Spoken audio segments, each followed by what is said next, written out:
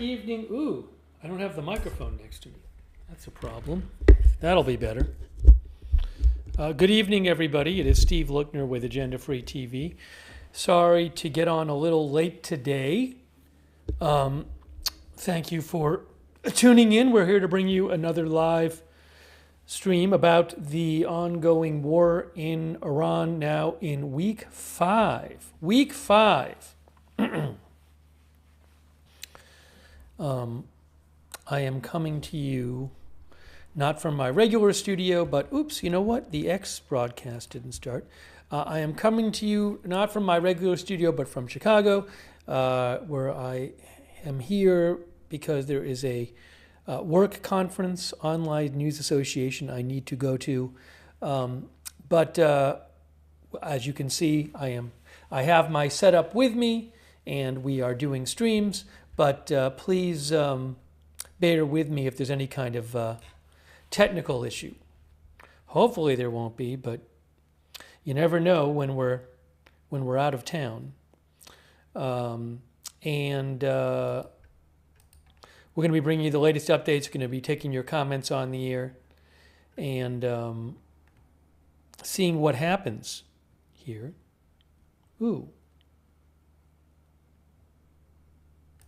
The Washington Post, Dan Lamothe reports. Dan Lamothe of the Washington Post reports that the Pentagon is preparing for weeks of ground operations in Iran as thousands of American soldiers and Marines arrive in the Middle East for what could become a dangerous new phase of the war should President Trump choose to escalate.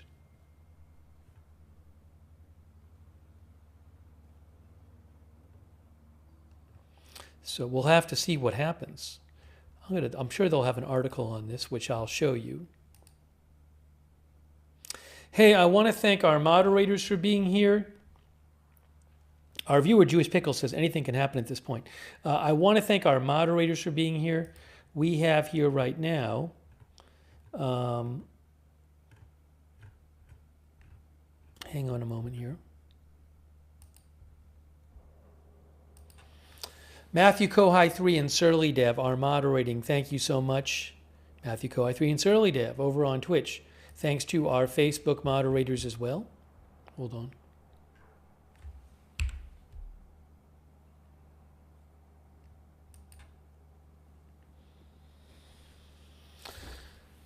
Facebook moderators like K. Larry Body and Andrea Holder. Thank you. Appreciate your modding. Also, thanks David Bragier. Thanks so much, David, for the Facebook stars. It's very nice of you. Thanks also Christy Claff for subscribing over there. Thanks Linda Belk, Larry, and Misha who moderate for us on X. Much appreciated. Also, hey, I want to shout out, also thanks to Leslie Ladyhawk moderating on YouTube. Thank you. And I want to thank a bunch of people gave memberships. Can I even see them all now, or did they all fly by? Hold on. I'm trying to thank people as it happens. I thanked people in the chat. There's an issue with YouTube, which they are fixing, which I have spoken to them about. But for this stream, there's no super chats available, but people are still allowed to buy memberships for other members. For other people in the chat, could give memberships. So a bunch of you have gifted memberships. So did I thank James Oakes? Thank you, James Oakes and Sobek and Kenneth Colton and Paul G. And then, I don't even know if I can see the rest right now because everything is so messed up on my end. But I thanked a bunch of people in the chat before. So hopefully I got everybody.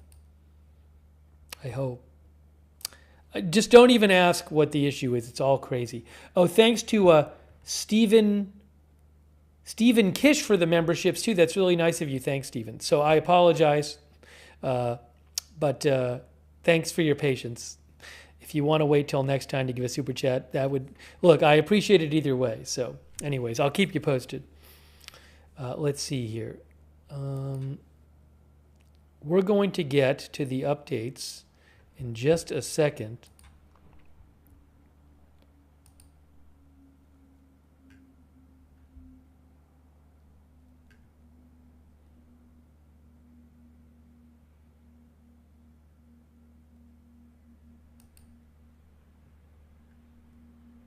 Okay. So thank you to all of our members and everybody who gave memberships. Let's see here. Now, what I need to do, I think we're hearing the cameraman's phone beep.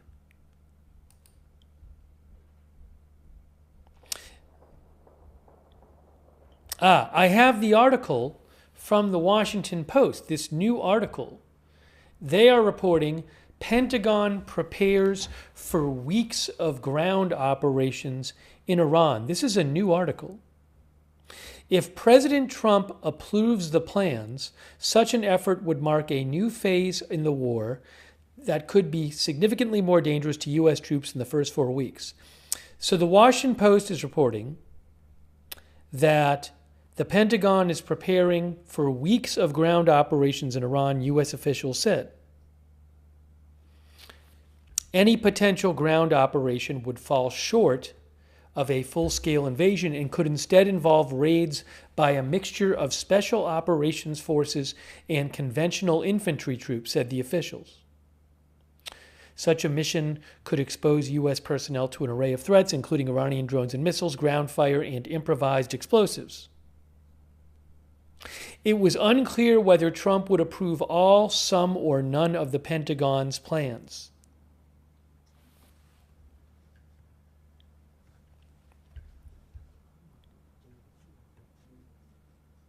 We don't know what's going to happen.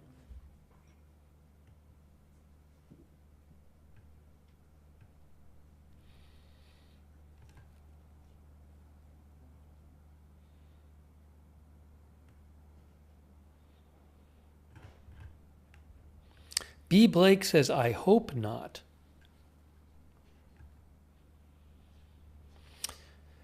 The Washington Post also reports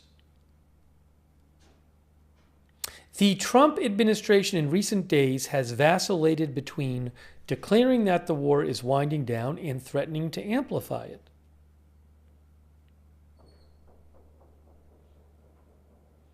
In a statement responding to questions for this report, the press secretary, Carolyn Leavitt, said, "It's the job of the Pentagon to make preparations in order to give the commander-in-chief maximum optionality. It does not mean the president has made a decision." Discussions within the administration over the past month have touched upon the possible seizure of Karg Island, a key Iranian export hub in the Persian Gulf, and raids into other coastal areas near the Strait of Hormuz to find and destroy weapons that can target commercial and military shipping, officials said. One person said the objectives under consideration would probably take weeks, not months, to complete. Another put the potential timeline at a couple of months.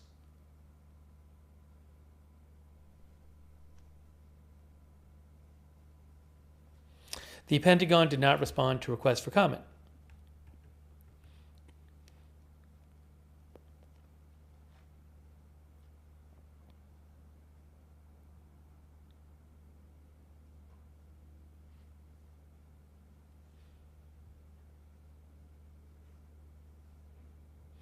While there has been significant public speculation about U.S. troops potentially seizing Karg Island, such a mission comes with significant peril, said Michael Eisenstadt, director of the Military and Security Studies program at the Washington Institute for Near East Policy.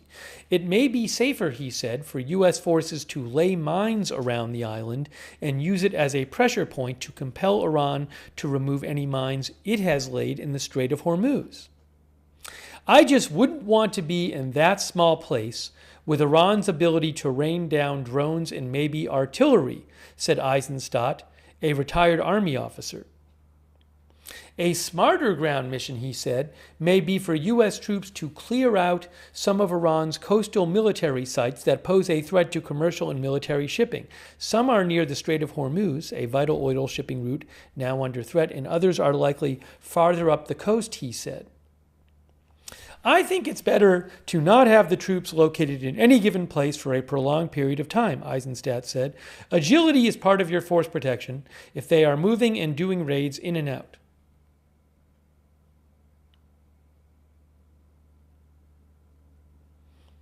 The Post also says the 31st Expeditionary Unit, made up of about 2,200 U.S. sailors and Marines, was ordered to the region in recent weeks. It has significant capability to conduct such missions, but faces logistical limitations in how long it can fight without additional supplies.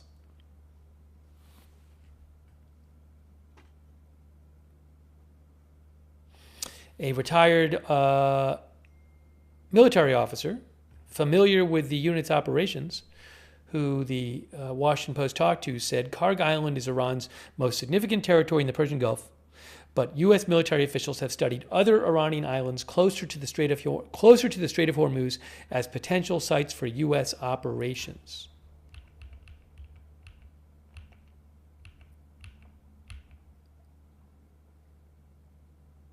Another former senior defense official with the familiar with the U.S. military's plans for a ground campaign in Iran said they are extensive plans. We've looked at this. It's been war game, the official said. This is not last-minute planning. Seizing Iranian territory will embarrass the regime and create valuable bargaining chips in future negotiations, the official said. The biggest challenge, the official added, will be protecting any U.S. forces holding territory.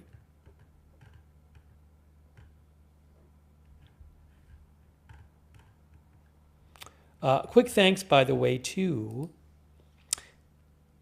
Stephen Kish for the memberships, J.S. Morley for the memberships, Chris Renfro for being a member. Thank you.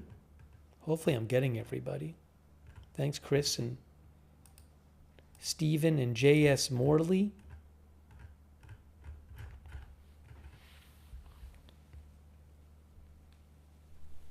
The official told the former, what was this, a former military official?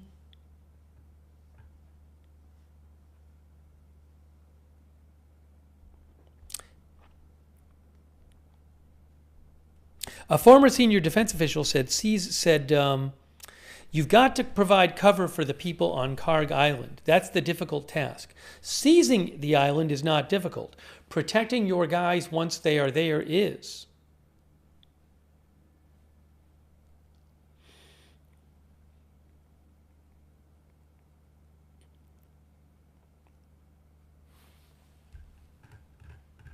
So again, the Washington Post is reporting that the Pentagon is preparing for weeks of ground operations in Iran, but it is not clear if the president will approve these plans. Oh, I saw somebody in the chat mention this, and AZ Intel posted about it. I saw this thing about a car accident in the UK, but I didn't see anything about it being terrorism when I looked.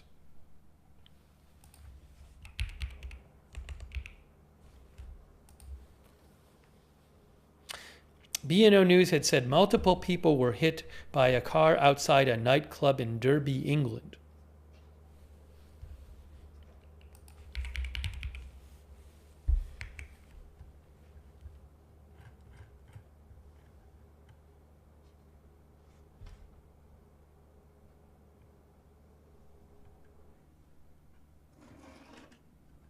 But I haven't heard any, I mean, it's terrible, but I haven't heard any reporting yet that it's considered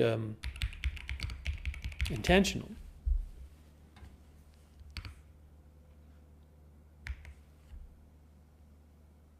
Am I pronouncing it wrong? I know it's spelled D-E-R, oh, hold on a second, D-E-R-B-Y.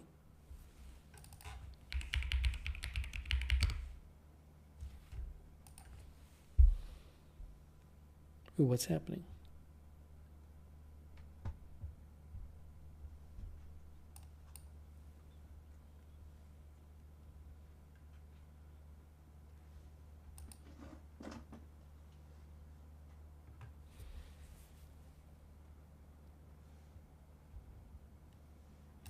Yeah, so I'll keep an eye on that.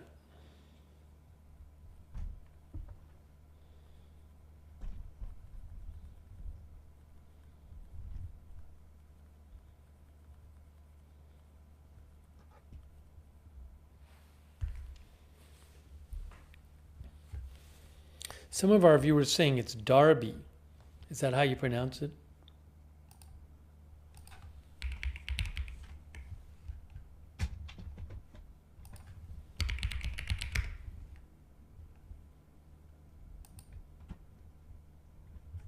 Wikipedia says it is Darby. Darby. Sorry. Well, I'll let you know what I hear.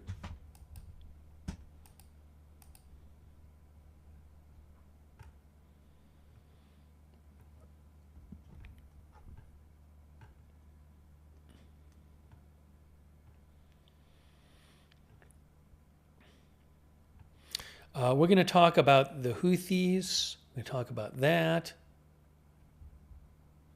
We're going to be taking your comments.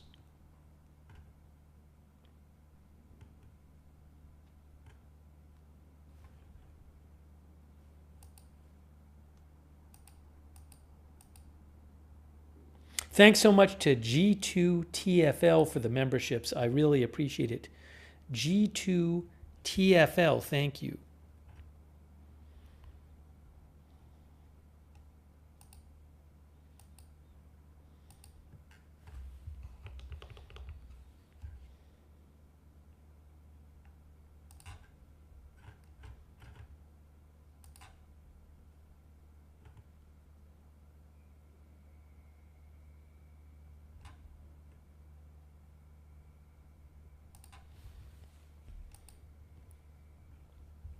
And also, sorry, Greg Pondell. Thanks, Greg. Make sure you thank somebody like Greg or G2TFL if you get a membership from them or a gift subscription. Let me just check here.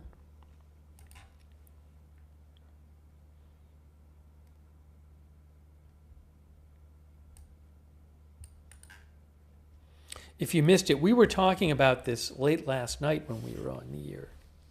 Right here. Iran-backed Houthis enter the month-old war and could further threaten global shipping.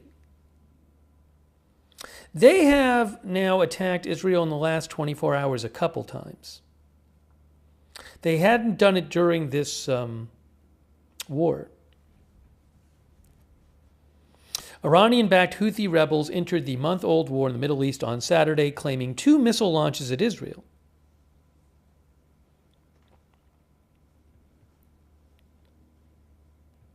The Houthis' entry, says AP, could further hit global shipping if they again target vessels in the Bab el-Mandeb Strait off of the Red Sea, through which about 12% of the world's trade typically passes.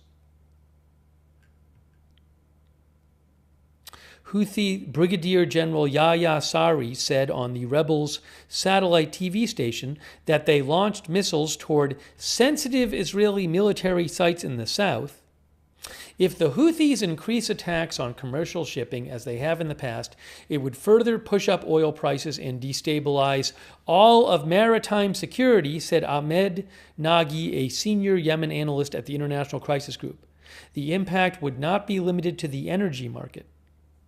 The Bab el-Mandeb Strait at the southern tip of the Arabian Peninsula is crucial for vessels heading to the Suez Canal through the Red Sea.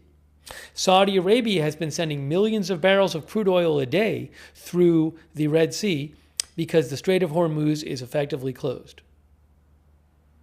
Between November 2023 and January 2025, the Houthi rebels attacked more than 100 merchant vessels with missiles and drones, sinking 2 vessels. Saying they were acting in solidarity with Palestinians in Gaza during the Israel-Hamas war.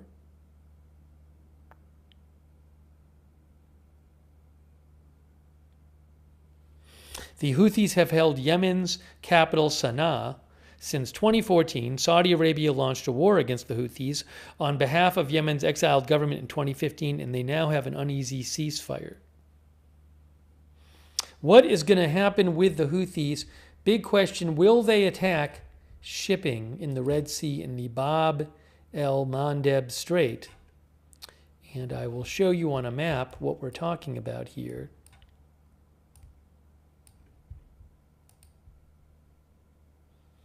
Wise Science says, let's hope not. So if I do this, you'll see a map from Google Maps. And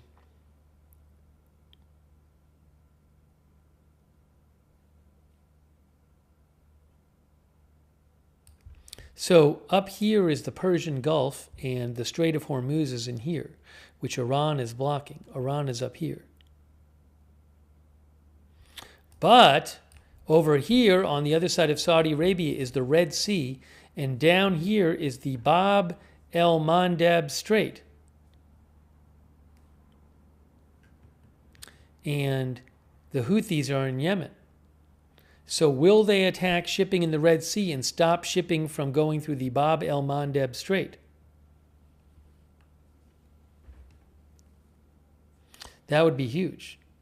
About 12% of world trade passes through that strait, said the article. Mort says another narrow sea channel. We might do we did a poll on that last night, and most of you thought that they were gonna attack shipping in the Red Sea. Our viewer Billy Marie says they will. Thanks to David Wilder for the memberships. Thank you, David. I appreciate that. Thanks for the memberships.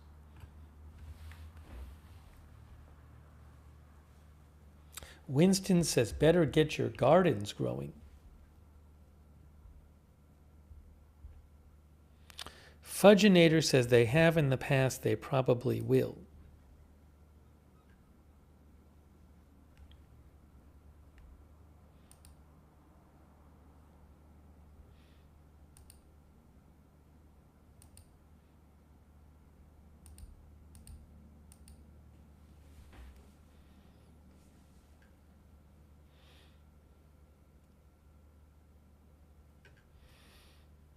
Let's see here.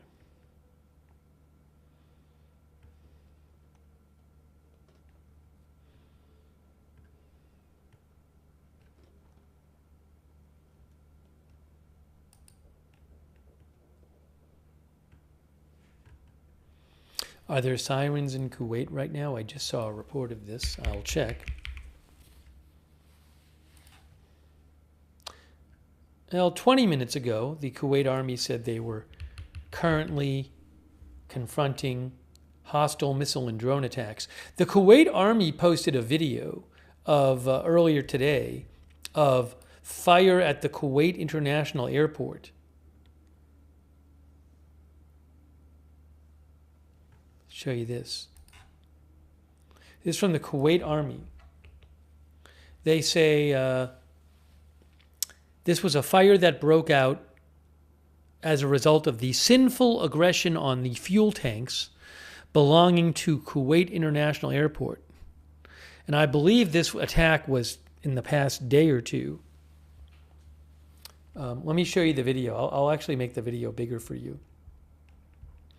But this is the fuel tanks at the Kuwait International Airport. Also, did they say that the radar was significantly damaged? Where was that at? I think that was Kuwait as well. Let me show you here. Hold on.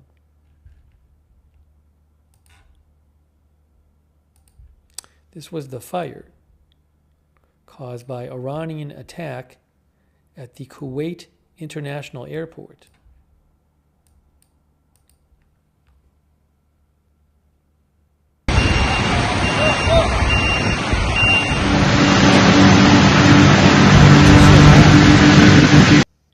Sorry it's so loud. Why is there's no volume? It's just offer. Why is the volume only off or on? There's no way for me to adjust the volume. Seems like a pretty big fire.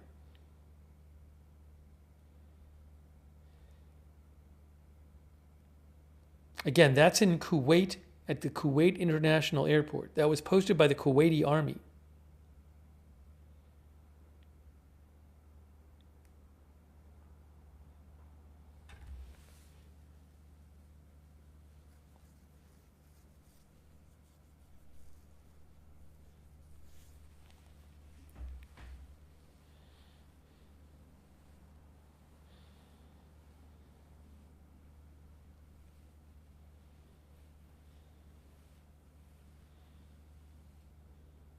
And then they also said, look at this.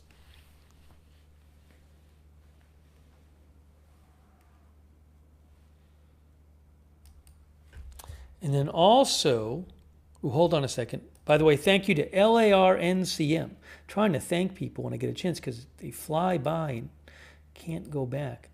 Thanks to LARNCM for the memberships, 20 memberships, so nice of you. And Gordos48, thank you so much. Stephen Kish, so much. David Wilder, thank you for the memberships.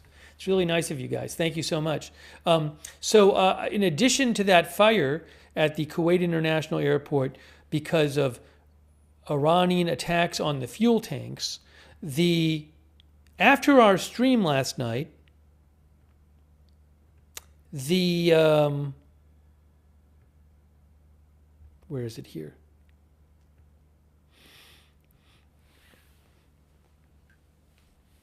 Where is the Kuwait report?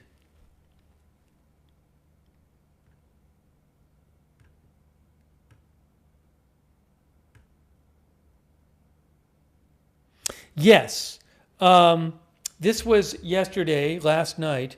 Kuwait International Airport was subjected to several drone attacks without recording any human casualties. The attack resulted in significant damage to the airport's radar system. So there's significant damage to Kuwait International Airport's radar system.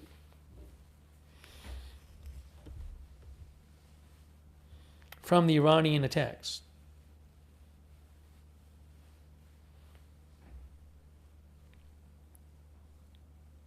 This airport has been attacked multiple times during the war by Iran.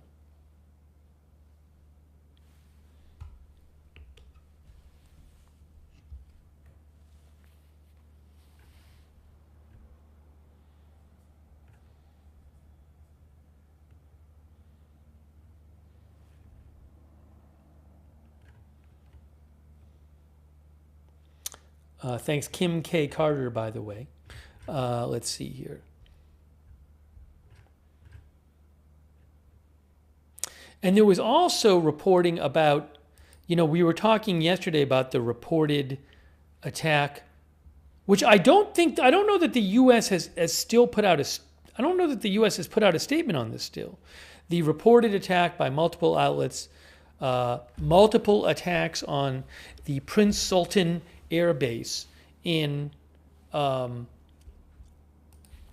Saudi Arabia.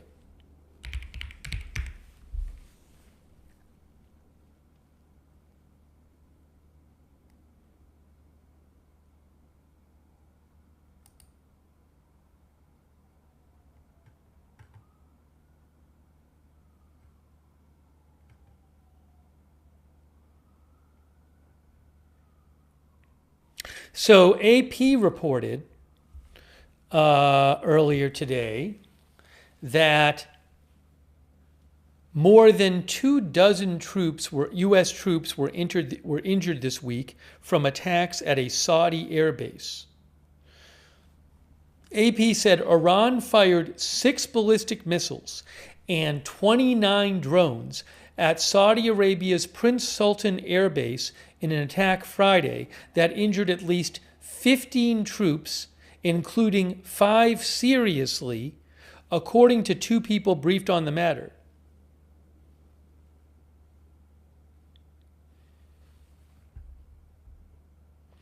That same Saudi base had come under attack twice earlier in the week, says AP, including an incident that injured 14 U.S. troops. In the other attack, no one was injured, but a U.S. aircraft was damaged. The base, which is about 60 miles from the Saudi capital of Riyadh, is run by the Royal Saudi Air Force, but also used by U.S. troops. The installation has been targeted almost since the beginning of the war. Remember that the day after the war started, an U.S. Army sergeant, was killed after he was wounded during an attack on that base.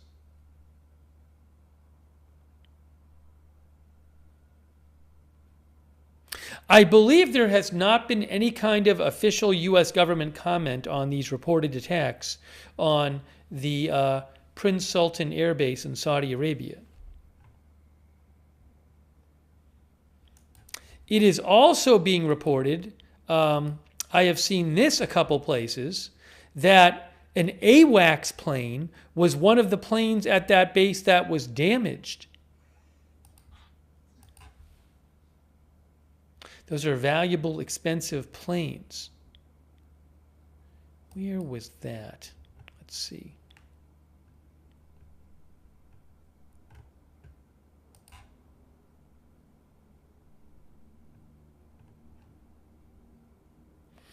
Yes, the Wall Street Journal said that this week an E-3 Sentry jet was damaged at in an Iranian attack, and I believe they said this was. Hold on.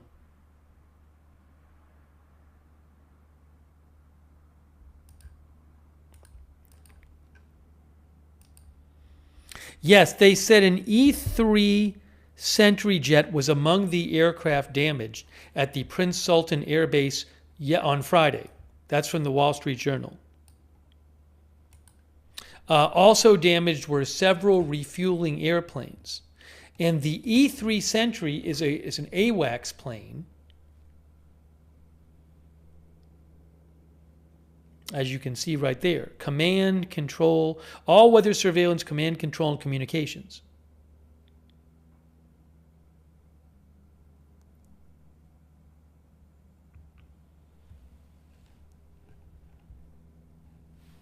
I'm going to talk about that more. I'm going to take some comments, though. Hold on. One of the viewers said expensive.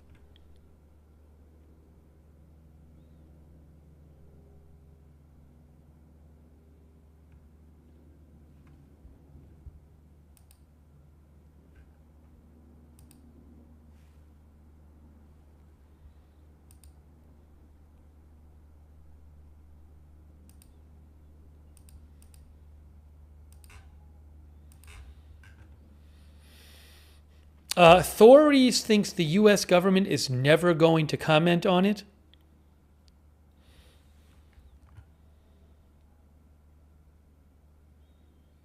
One of the viewers said, "Where are the interceptors?" I mean, that is certainly a reasonable question about the air defense at that base, or why it keeps getting attacked and it is allowed to keep getting attacked and causing damage and injuries. John Rocker thinks everyone is running low on air defense missiles. They're not in endless supply. Suave says, how does Iran keep attacking us with no military?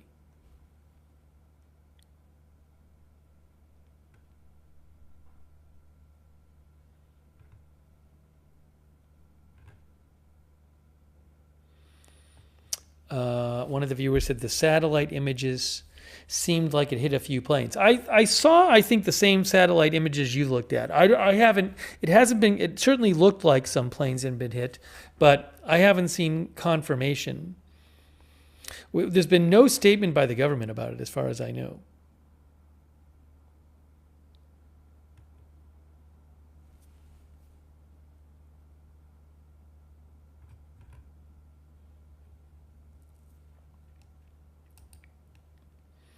Give me a moment here.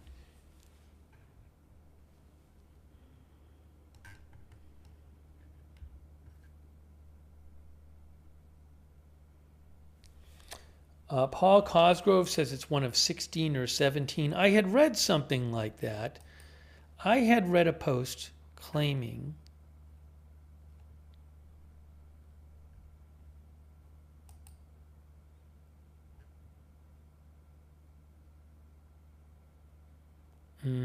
I have to find the original post.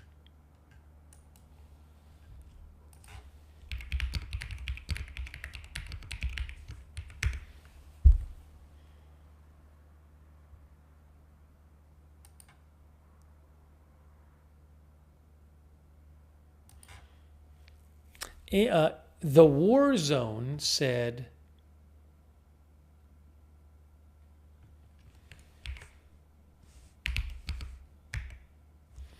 the U.S. Air Force currently has just 16 E-3 Sentries remaining in its inventory, roughly half the size of what it was just a few years ago. However, not all E-3 Sentries are available for operational tasking at any one time. But anyways, so this would be one of the E-3s. And hold on a second here. I believe these E-3 Sentries cost several $100 million.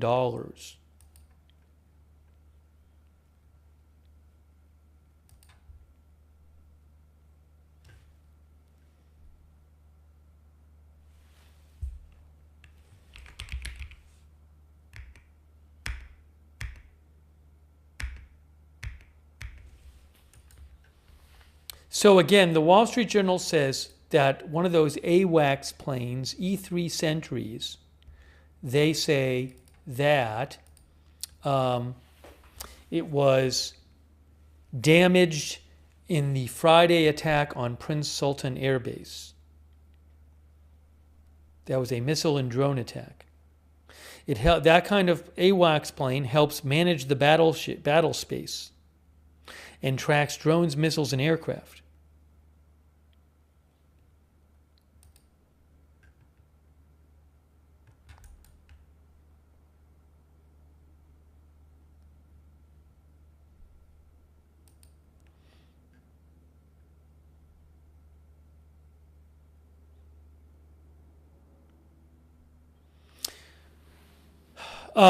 The closest alternative to the E-3 is the E-7 Wedgetail, says the Wall Street Journal, which was projected to cost more than $700 million apiece last year when the Pentagon tried to cancel the program only to revive it under congressional pressure.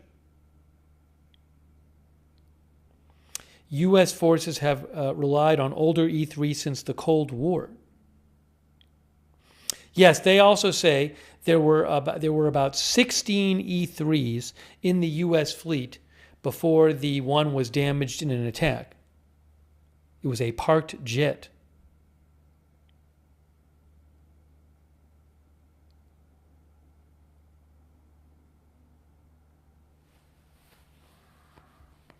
Oh, the Tel Aviv camera went off. Well, we'll have to wait for it to come back.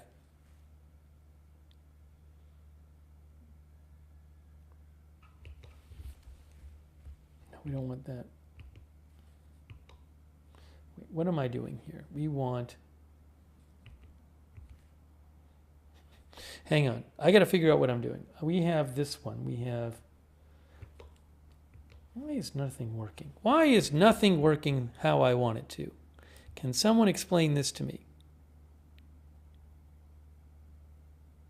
Why is this not working? Oh, that's working. Okay, good. Great.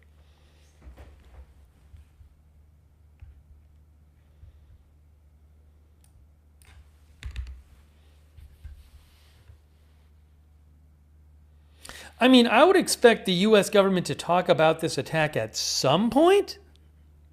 No? I don't see any kind of missile warnings right now or pre-alerts.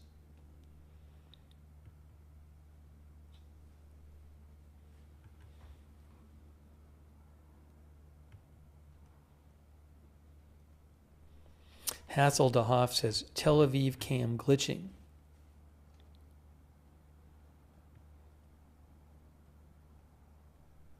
Haley Girl says, yes, I would think they would have to say something.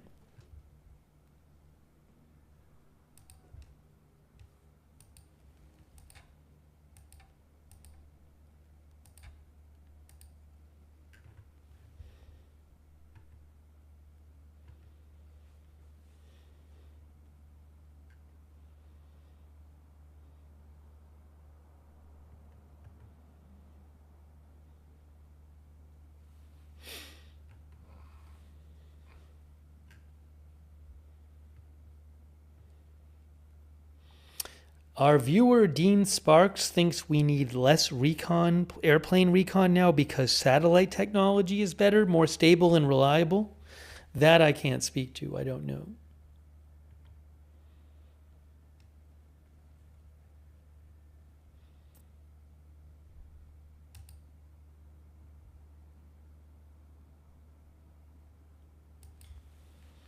But again, AP said the attack on Friday was 6 missiles and 29 drones fired at that airbase.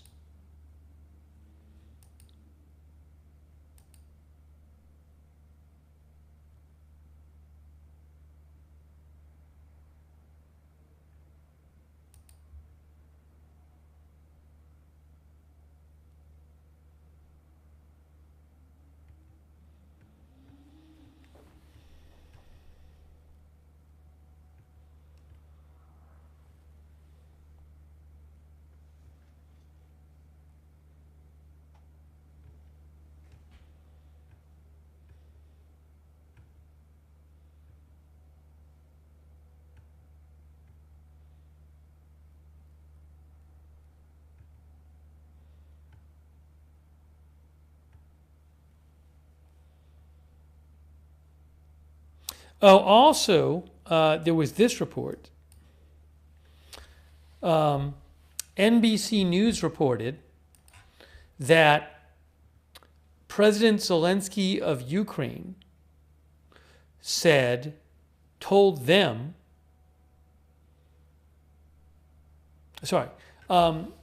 yes, President Zelensky of Ukraine shared Ukrainian intelligence with NBC News that said that Russia took satellite images of a U.S. airbase in Saudi Arabia 3 times in the days before Iran attacked the site and wounded American troops. In an interview today with NBC News, Zelensky said he was 100% confident Russia was sharing such intelligence with Iran to help target U.S. forces in the Middle East.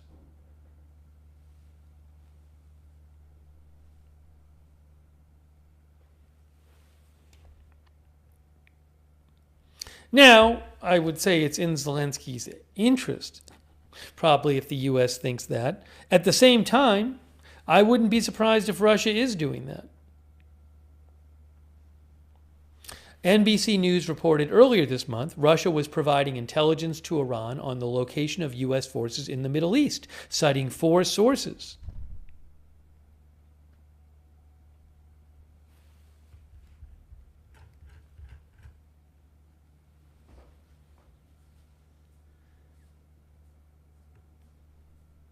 Camera moving. Thanks to Kane for becoming a member. Thanks, Kane. The camera is moving.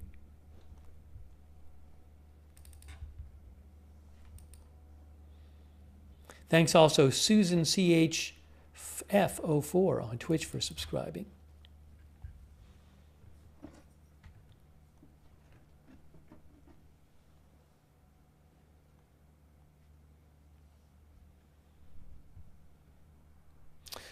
John Doe on X says, I think it's a bad idea to send in troops, but I hope I'm wrong.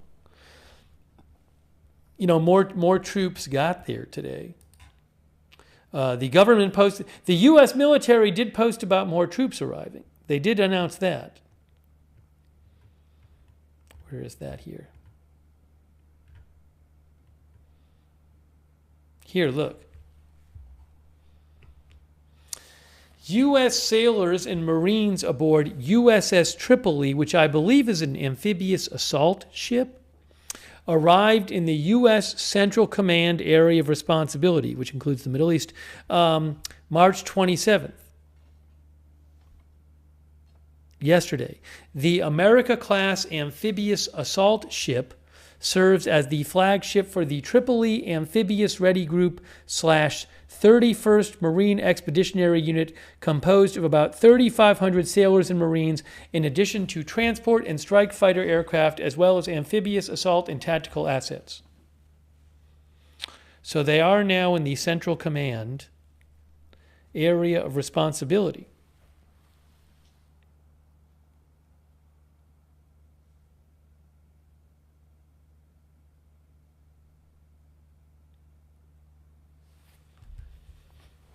No, this announcement was posted today. See? March 28th.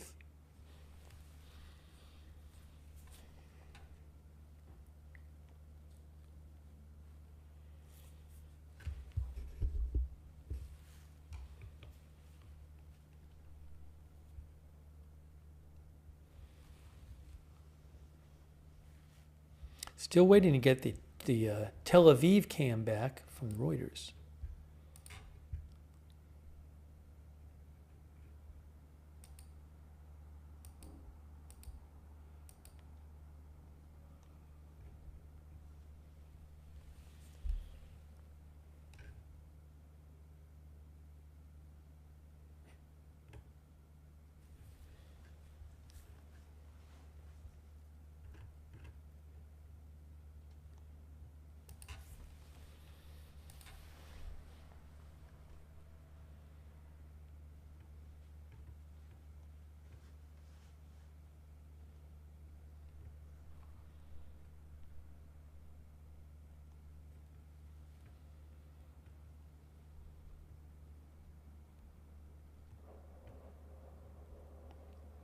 I saw another report of damage too. Was it a company? Oh, this was interesting also. I want to mention this. I had reposted this earlier. The foreign minister of Pakistan announced. The foreign minister of Pakistan, Ishaq Dar, announced, "I am pleased to share a great news that the government of Iran has agreed to allow 20 more ships under the Pakistani flag to pass through the Strait of Hormuz. 2 ships will cross the strait daily. This is a welcome and constructive gesture by Iran and deserves appreciation. It is a harbinger of peace and will help usher stability in the region. This positive announcement marks a meaningful step toward peace and will strengthen our collective efforts in that direction. Dialogue, diplomacy, and such confidence-building measures are the only way forward." He tagged, among others, J.D. Vance, Marco Rubio, and Steve Witkoff. One of our viewers thinks Pakistan paid them. I don't know what's going on here. I don't know if Iran is getting... Well, are they getting paid? Does Iran do this because... it's like a good PR move for them, and then it's like, hey, they're not really, see, the strait isn't actually closed. Are they doing it because they want to make Trump happy and help with the negotiations? I have no idea. SB says, yay for Pakistan? Remember, Pakistan is trying to help be a mediator. Hey, thanks to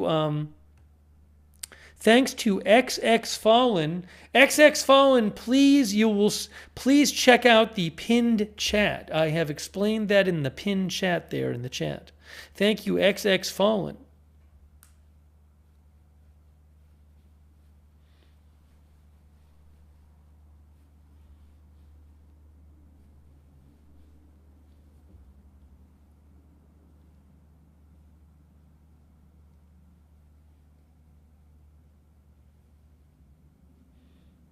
No, there's a pinned chat on YouTube, not on the other platforms, just on YouTube.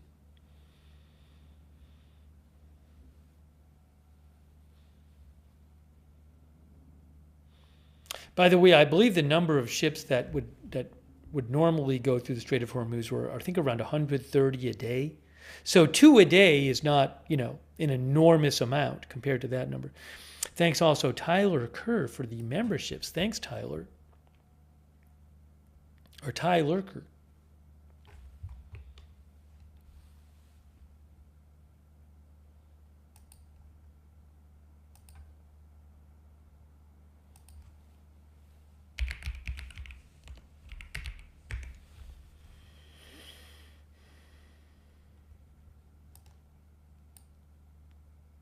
Oh, I have a video I can show you about the Houthis. Probably show you that.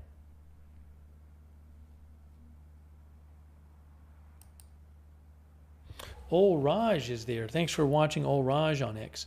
You can see this. Oops, what did I do here? Look.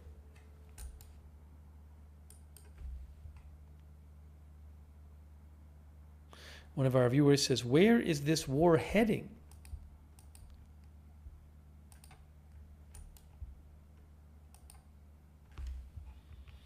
Yemen's Houthis enter Iran war with attacks on Israel while U.S. Marines arrive in region.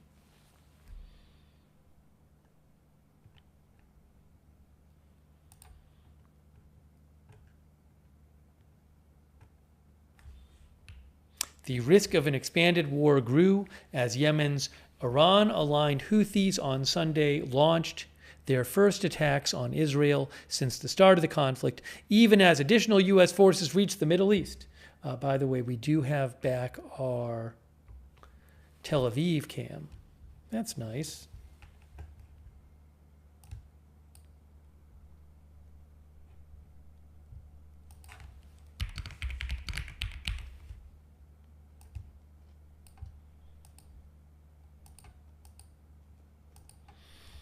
Reuters says Washington has dispatched thousands of Marines to the Middle East.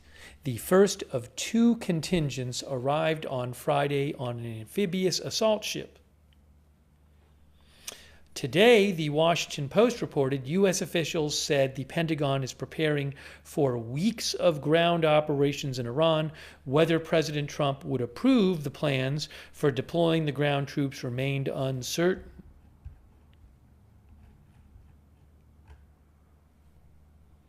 Thanks, Jesus UCSB, for being a member.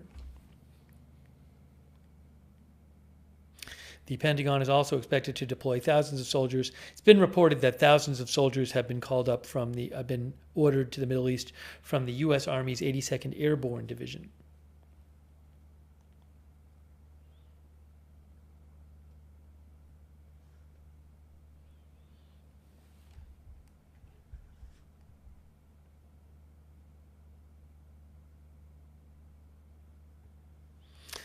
By the way, in Lebanon today,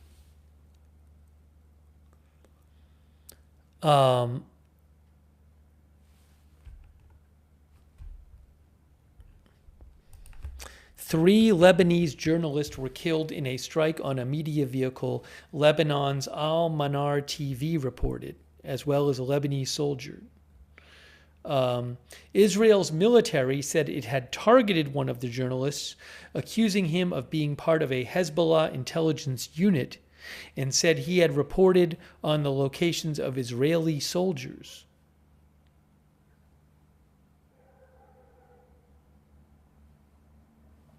In Iraq, air defenses shot down a drone near the residence of the leader of the Iraqi Kurdish ruling party, Masoud Barzani, in Erbil. Sources said on Saturday a separate drone attack targeted the home of the president of Iraq's Kurdistan region.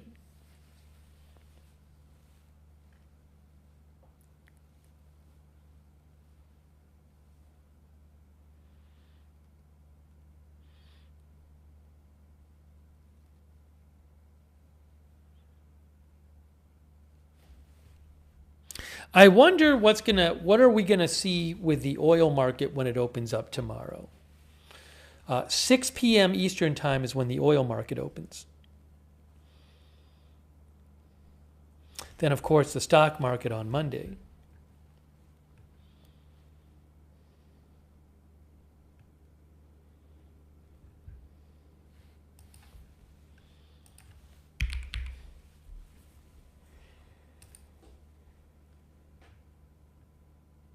Here, this is what Israel said about the journalist this is the journalist, I believe he was a well-known journalist in Lebanon. They said for years, Ali Hassan Shaib operated as a Hezbollah Radwan force terrorist under the guise of a journalist. It turns out the press vest was just a cover for terror.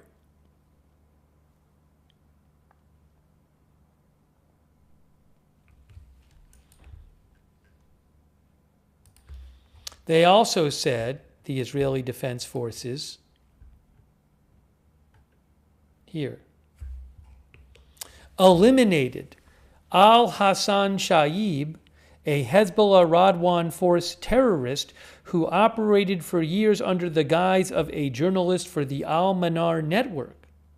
Shaib exposed IDF troop positions in southern Lebanon and maintained direct contact with Hezbollah operatives, they said.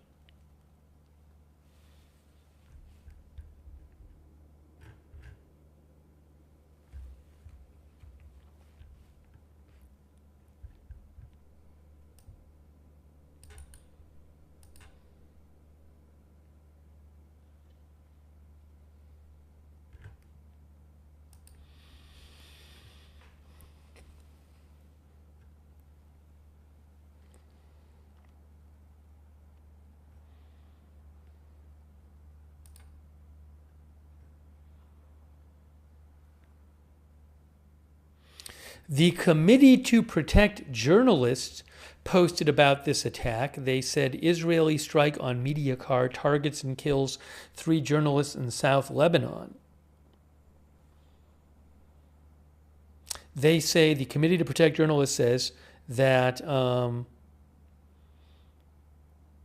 the military said that Ali Shoaib of Al-Manar TV, which is affiliated with Hezbollah, the Israeli military claimed he had been using his journalism as a cover while conducting intelligence gathering activities and maintaining contact with Hezbollah fighters, but it did not provide evidence to support these claims to Committee to Protect Journalists, they said.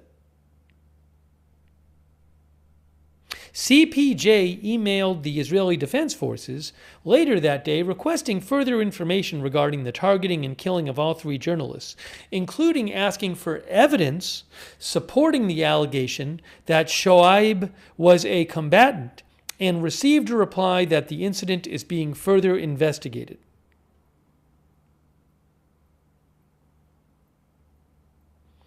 The Committee to Protect Journalists said, "We have seen a disturbing pattern in this war and in the decades prior of Israel accusing journalists of being active combatants and terrorists without providing credible evidence."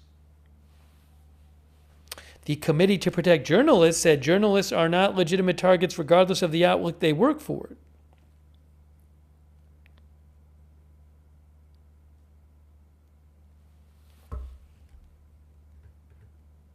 I personally cannot tell you what this person was doing all the time.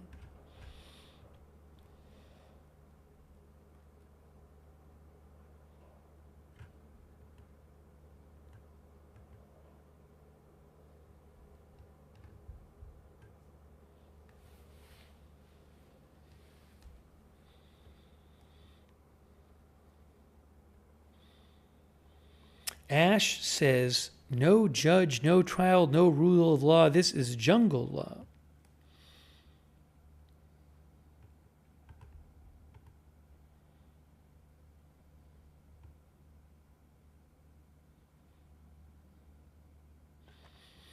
Kat says, with any war, escalation is easy. De-escalation is rare and hard to do. That is the tough part.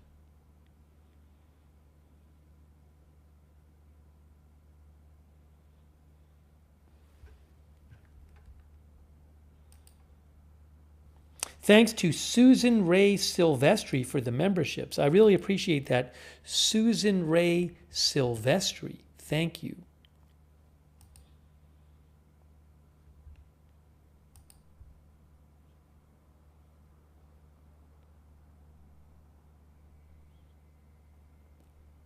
Oh, I wanted to show you that video about the Houthis. Hold on. Video about the Houthis coming up. Coming up. So I had mentioned the story, Yemen's Houthis interwar, Iran war with attacks on Israel while U.S. Marines arrive in region. So let's take a peek at this video from Reuters. If I can put it on the screen here, I have it. I can see it. Hang on. Coming up. Video coming up. Here we go.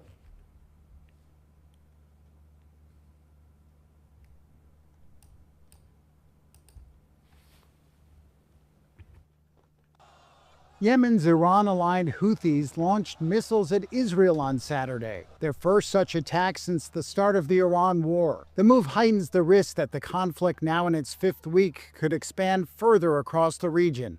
فإن القوات المسلحة اليمنية Houthi military spokesperson Yahya Sarah said, quote, "The operation involved a salvo of ballistic missiles targeting sensitive military objectives in Israel." He added that the operation achieved its objective. Israel confirmed a missile had been fired from Yemen, but said there were no reports of casualties or damage.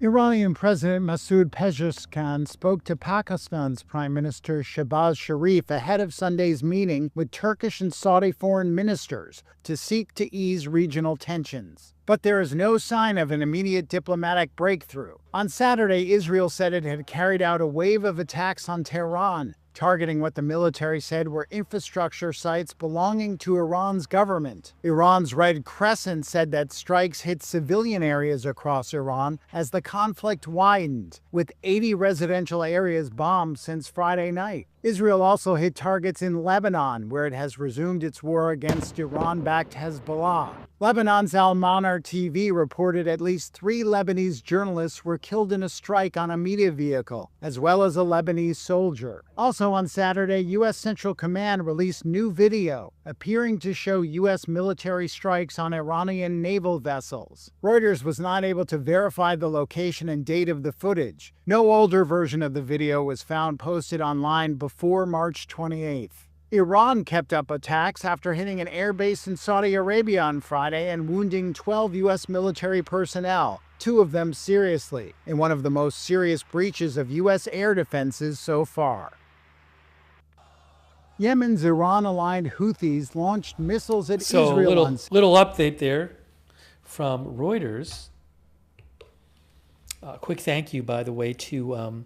hey, thank you so much to Short Shadow for the memberships. That's very nice of you, Short Shadow.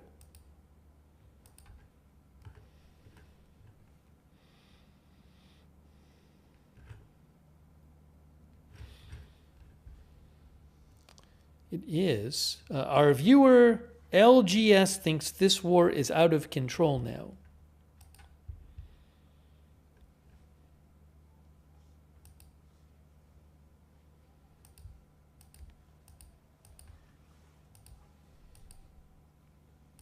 One moment here.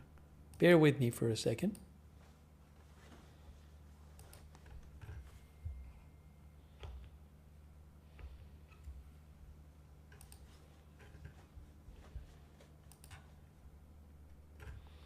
I'm reading that sirens are sounding again in Kuwait, and also about 20 minutes ago, explosions heard in Isfahan in central Iran, Shiraz in southern Iran, and Karaj west of Tehran. That was about 20 minutes ago from Al Jazeera. I'll have to check on Kuwait.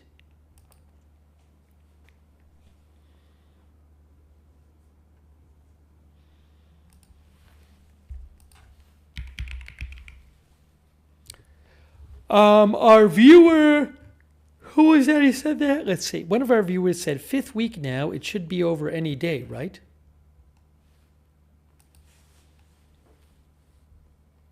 Yes, 4 minutes ago, Kuwait Army says Kuwaiti air defenses are currently confronting hostile missile and drone attacks.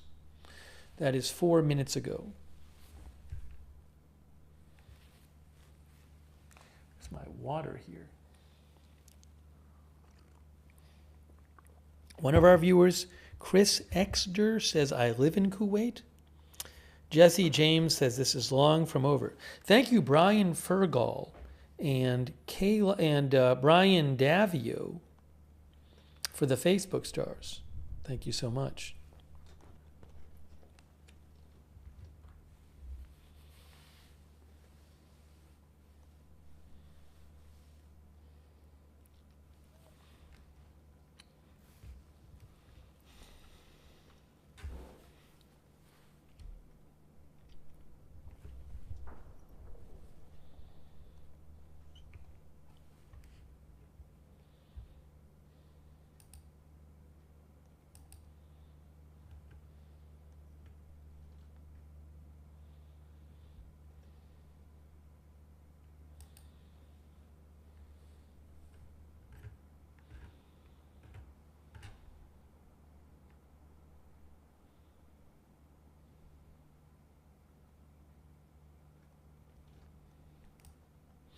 Jen mentioned, thanks Jen, that Faytux News mentioned this report in the Times UK. And Faytux News said that the Times UK is reporting that Britain is preparing to deploy a Royal Navy evacuation ship to the Strait of Hormuz, retrofitted with a fleet of autonomous mine-hunting drones.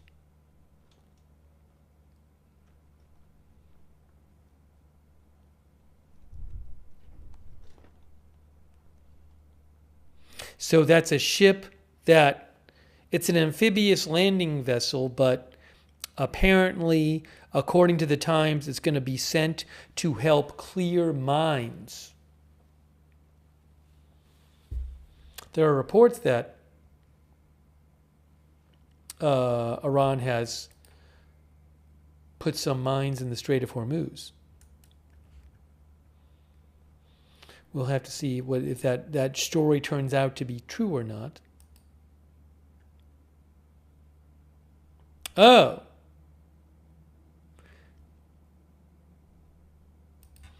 Now, it's also interesting. Where is this here? Hold on. Wow. By the way, Jen had also mentioned another post by Faytux News, which referred to a post by OSINT Technical.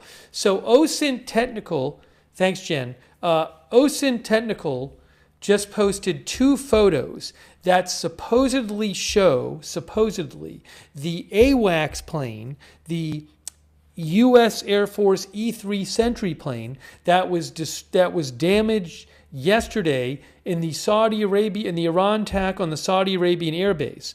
And I just posted both of those on my X account. My X account is @Lookner, and I will actually post links to both of those in the chat right now. But I cannot confirm the photos, although it's interesting, there are actually 2 different photos that seem to match each other for whatever it's worth. And the plane is destroyed in these photos. Now, I cannot verify these photos, but in these photos, basically there's a giant hole in the plane separating the front part and the tail part. So, again, I cannot confirm this, but if these pictures are legit, that plane is just destroyed. Oh, also, OSINT Technical does say that the number on the plane, the number on the plane matches another plane seen deployed to the base in recent weeks.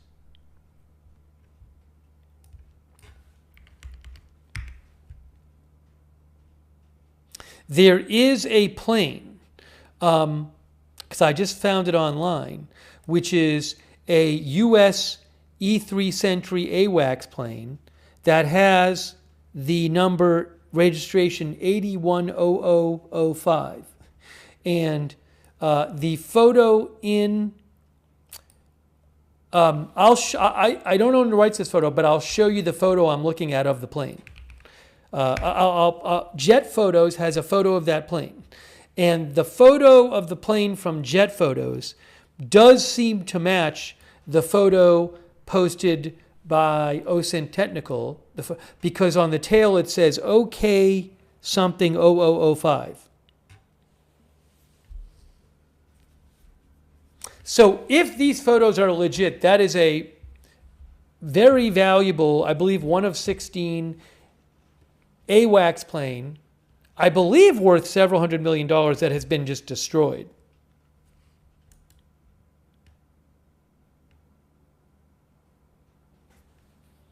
And destroyed in an attack on an airbase in Saudi Arabia that reportedly has been attacked multiple times previously during the war.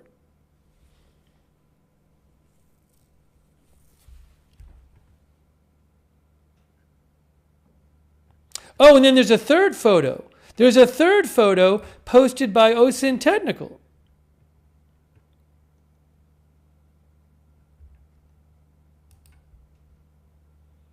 I guess the original account that posted it, he said, was this account called is it Facebook Air Force AMN NCO SNCO? I'm not familiar with the account. Anyways, one account posted these 3 different photos.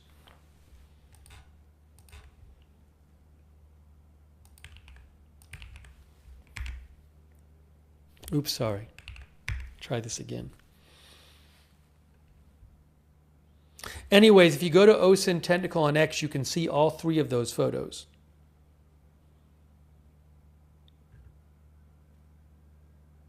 But if you can't see them, basically there's a giant chunk of the fuselage that looks like it's just been blown up, and the tail is separated from the rest of the plane.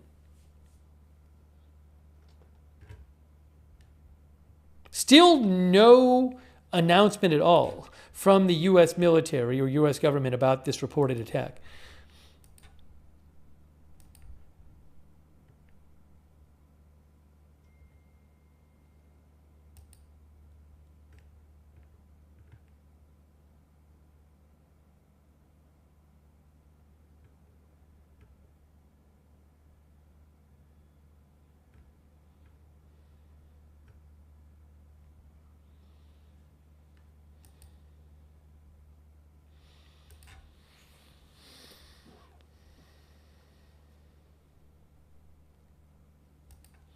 Hang on.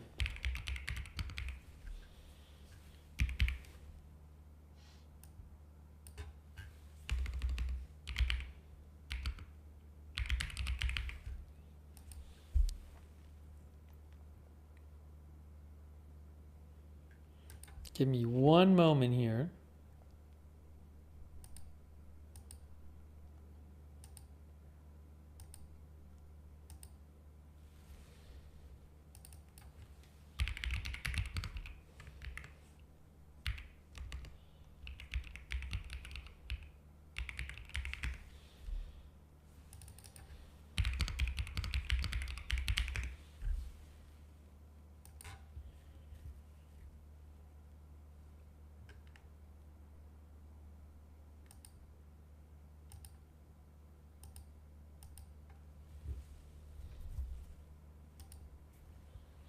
So I do wonder if those photos are legit.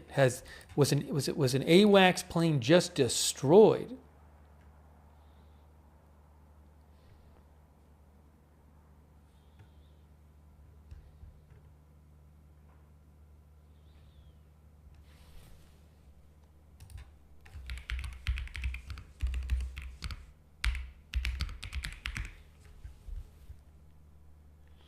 The Air Force says that the E-3 Sentry cost $270 million. So this is what this type of plane looks like when it is not destroyed normally. That's the E-3 Sentry AWACS plane page from the Air Force, Airborne Warning and Control System.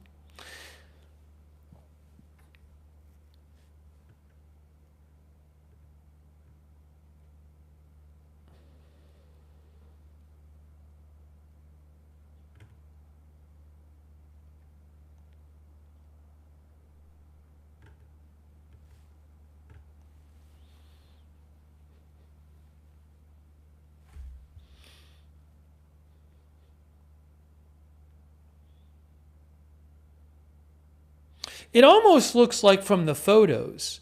From the photos, it looks like maybe if it was a drone or missile attack, it literally hit that dome thing, because that's the part of the plane that's missing. When you see those photos from that OSINT Technical posted, this whole part is just seems to be destroyed.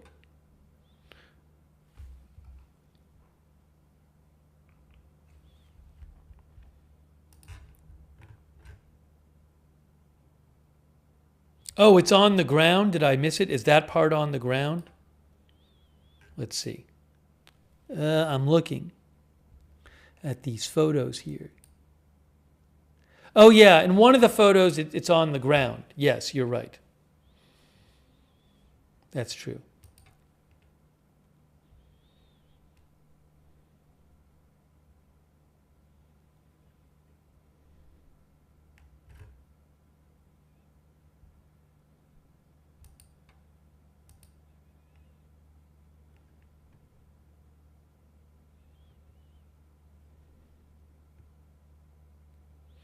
Well, no confirmation on that, so we'll have to see.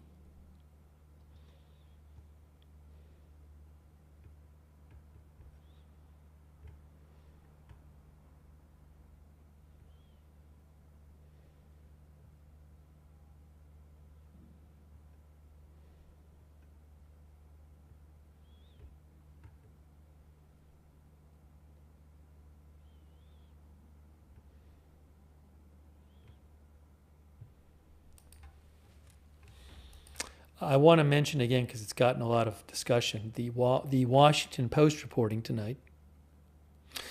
Ranger Deploy replied to me on X, replied to my repost saying that he thinks there are tons more photos like these we are not being shown by the Pentagon of all the destroyed aircraft in the region.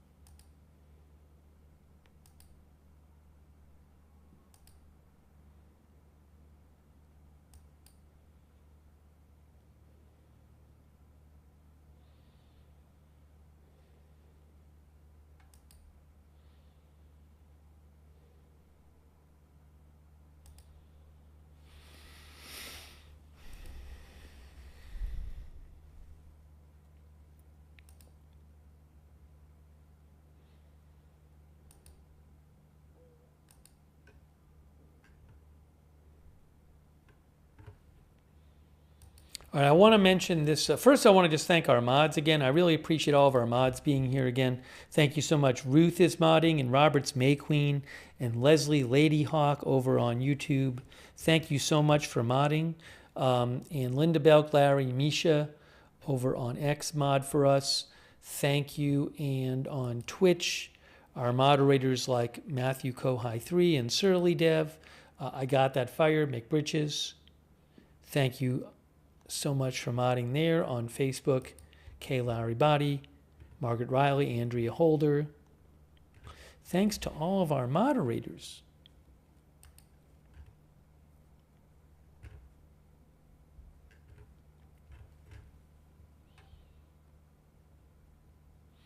So if you hadn't heard, I want to mention this report again.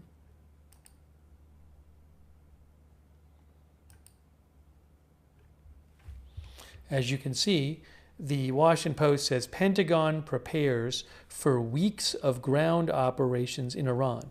Now, they're not reporting it's definitely going to happen. They're saying preparations are being made for it.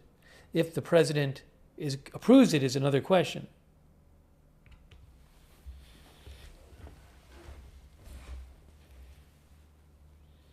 So again, the Washington Post says the Pentagon is preparing for weeks of ground operations in Iran as thousands of American soldiers and Marines arrive in the Middle East for what could become a dangerous new phase of the war should President Trump choose to escalate. Any potential ground invasion, they say, would fall short of a full-scale invasion and could instead involve raids by a mixture of special operations forces and conventional infantry troops, said the officials they talked to. Such a mission could expose U.S. personnel to an array of threats, including Iranian drones and missiles, ground fire, and improvised explosives. It was unclear whether Trump would approve all, some, or none of the Pentagon's plans. Our viewer DJN says that is how it starts. Shockingly thinks they are doing it. It's now a matter of whether Trump decides to cancel the operation.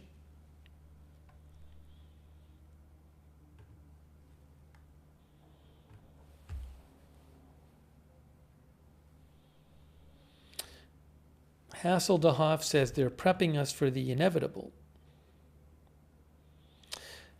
Spooks says it will happen.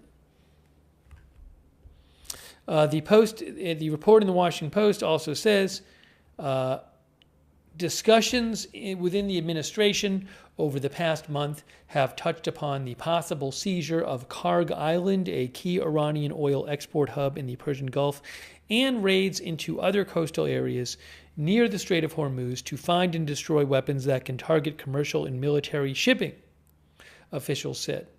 One person said the objectives under consideration would probably take weeks, not months, to complete. Another person put the potential timeline at a couple of months.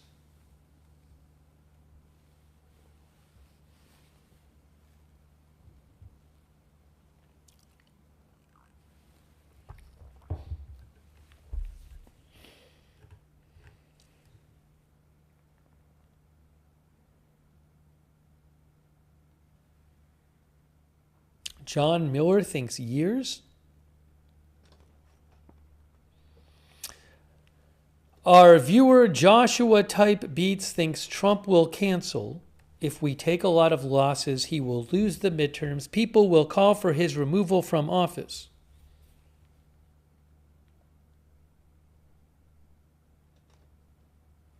Eddie Sengo says they have to draw out the enemies. Once the Iranians respond, the targets can be taken out. Sydney says it's a war, don't expect to get out without a scratch.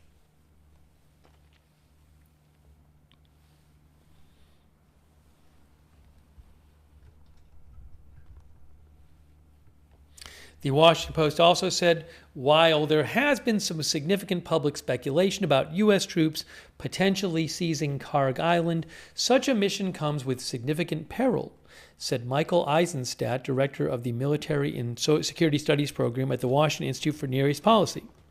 It may be safer, he said, for U.S. forces to lay mines around Karg Island and use it as a pressure point to compel Iran to remove any mines it has laid in the Strait of Hormuz.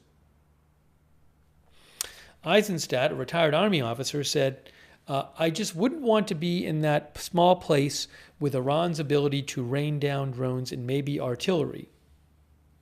A smarter ground mission, he said, may be for U.S. troops to clear out some of Iran's coastal military sites that pose a threat to commercial and military shipping. Some are near the Strait of Hormuz, a vital oil shipping route now under threat, and others are likely further up the coast, he said. I think it's better to not have the troops located in any given place for a prolonged period of time, he said. Agility is part of your force protection if they are moving and doing raids in and out.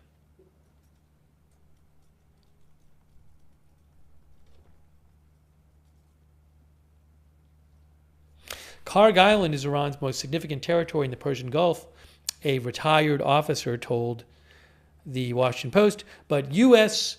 military officials have studied other Iranian islands closer to the Strait of Hormuz as potential sites for U.S. operations.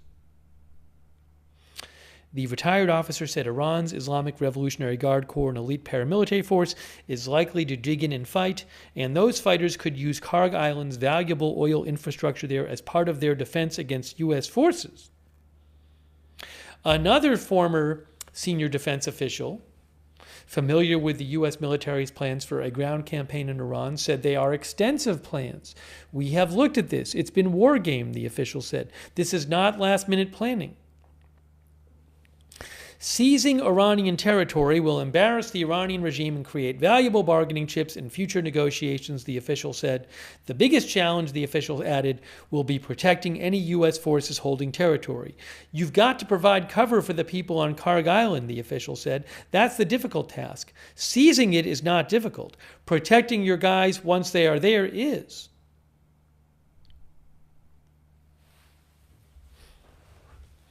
What is going to happen?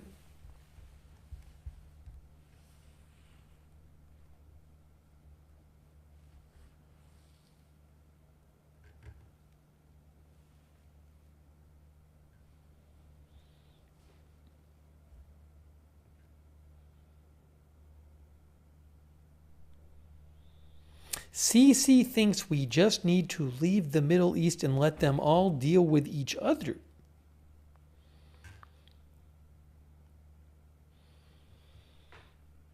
Woodard Linda thinks this is going to come to us in the States.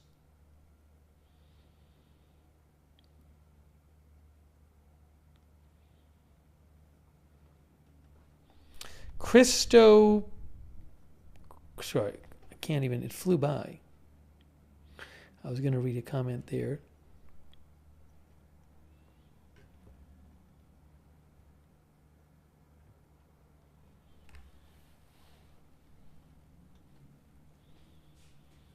Our viewer, Bluesy Girl, says, protecting our country.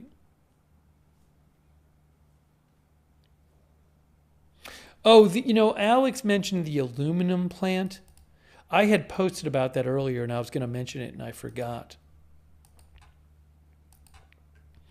So, this was reported earlier today that, yes. So, Bloomberg said that the largest Middle East aluminum producer said that it sustained significant damage today during an Iranian missile and drone attack. The UAE is a major supplier to global markets, and Emirates Global Aluminum operates its biggest metals plant.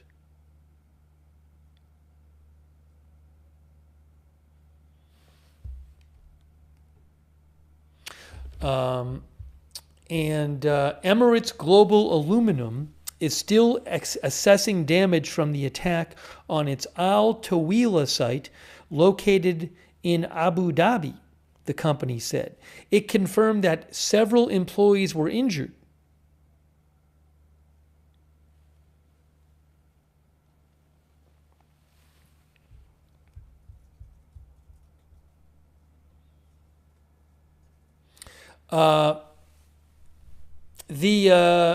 Bloomberg also points out that aluminum prices, which had already been rising before the war, have risen more.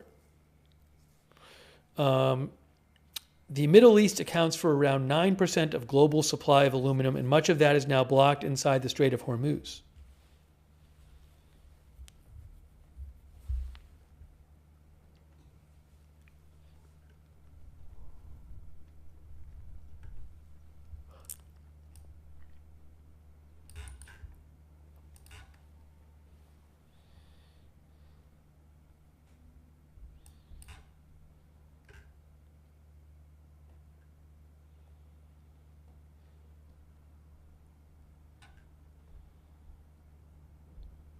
And the UAE is the 5th biggest producer of aluminum in the world, says Wall Street Journal.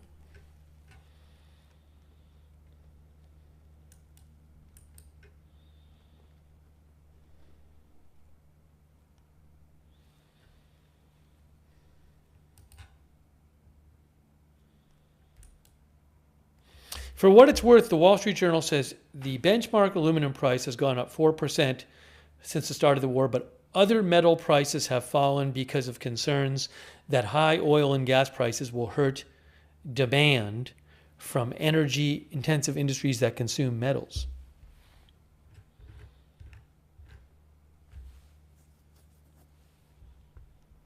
Gary Barton thinks Iran is definitely losing but causing havoc.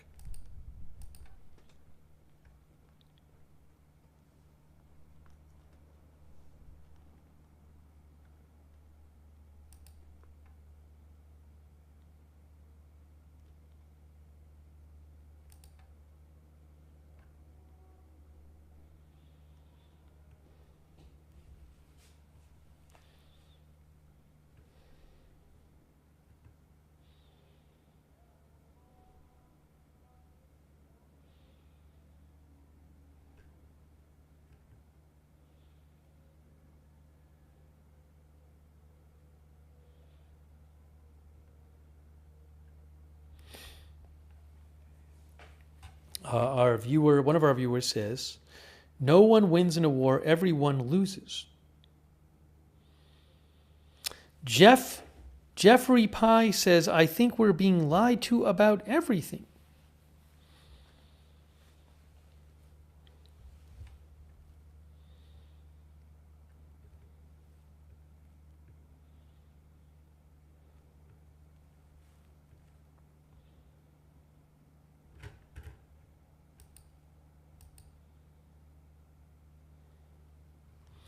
A neck thinks if troops go there, it will be Trump's Vietnam.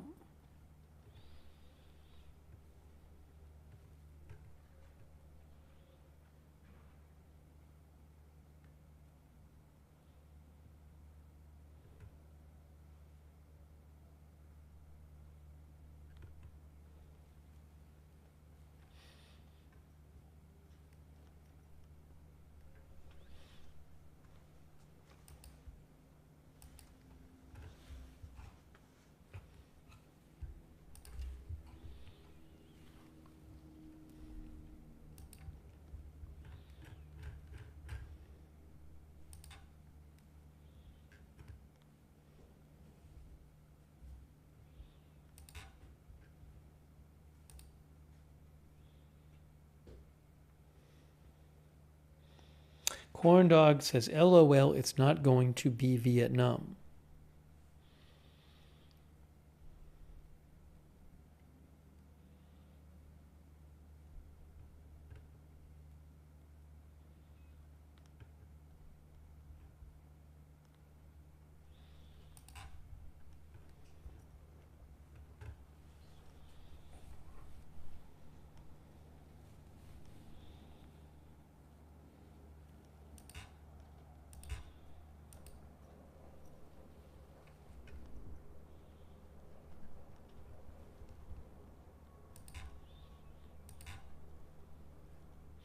It's been like weeks of buildup before potential ground action at this point, before potential ground operations.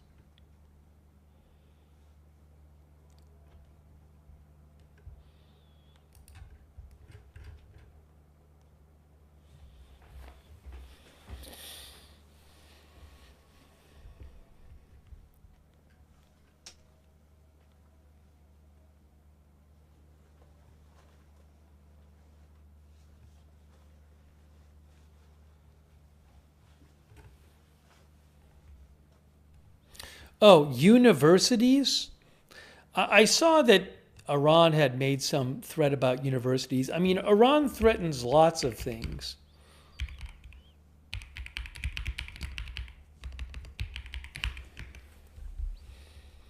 Yeah, Iran threatened to hit universities in retaliation for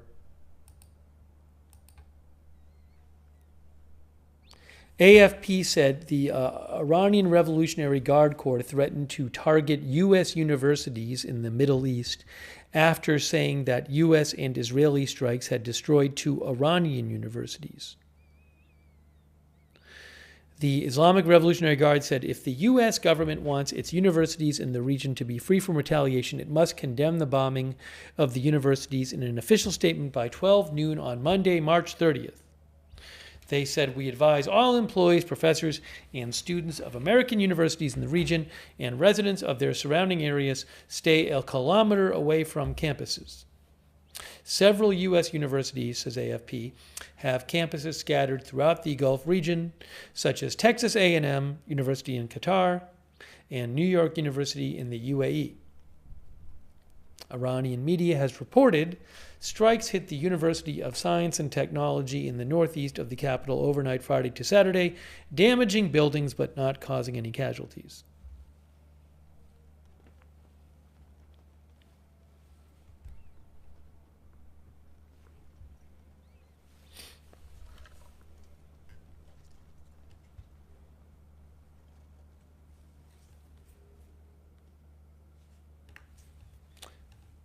Hold on a moment here.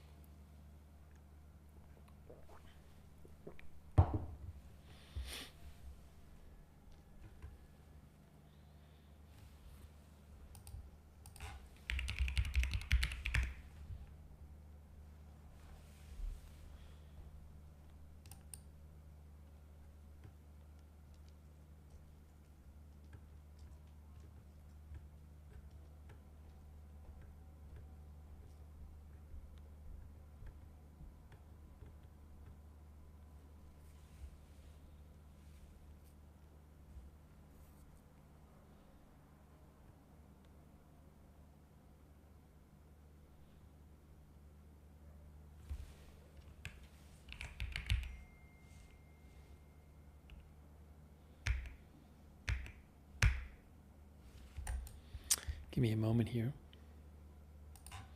The Economist has a report today about the Houthis entering the war overnight with an attack on Israel. They say if the Houthis target shipping in the Red Sea while the Strait of Hormuz remains closed, oil prices could surge further. The economic cost of the war may become high enough for America to abandon it, they say. For now, The Economist says, the Houthis have stopped short of using their most potent lever, their ability to disrupt shipping in the Red Sea.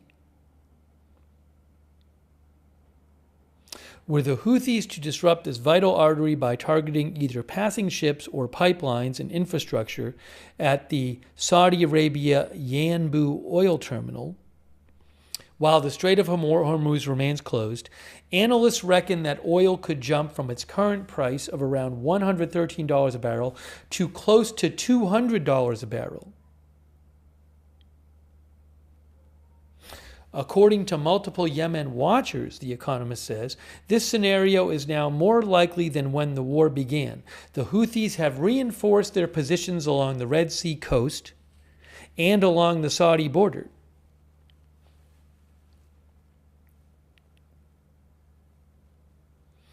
One Saudi analyst from King's College London says the Houthi command architecture is no longer in a deterrence posture. It is moving into a strike-ready configuration.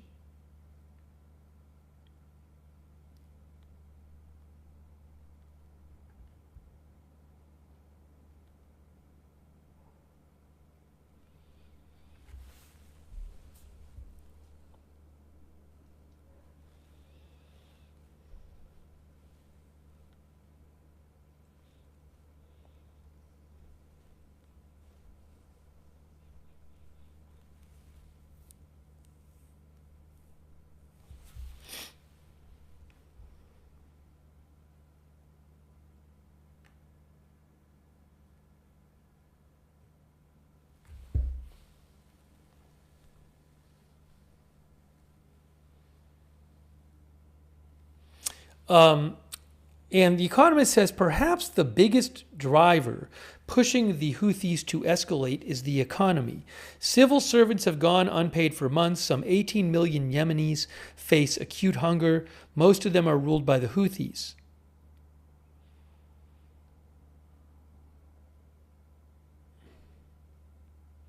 The Houthis, they give some other reason why the economy is not going well in Yemen, doing well. The Houthis are undoubtedly weakened following America's assault on its arsenal and the killing of much of its leadership by Israel last year.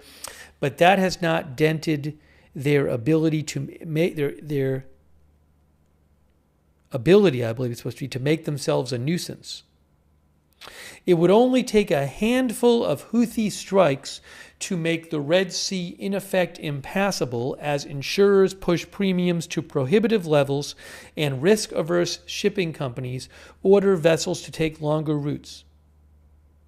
With dwindling resources and fresh leverage, the Houthis may yet decide to resume attacks on shipping. If they do, the consequences will ripple far beyond Yemen.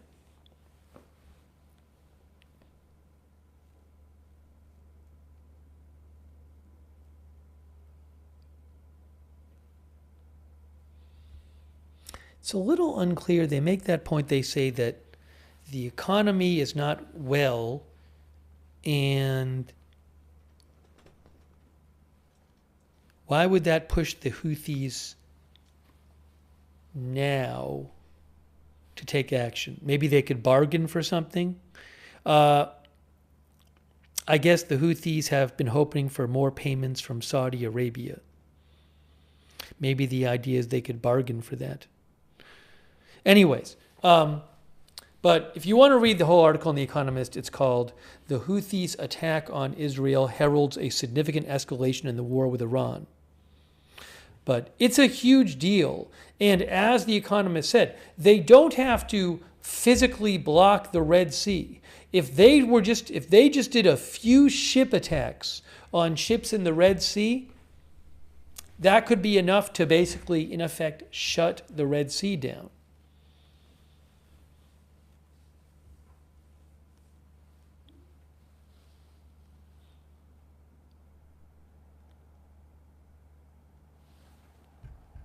It would also, as the article says, probably really increase oil prices.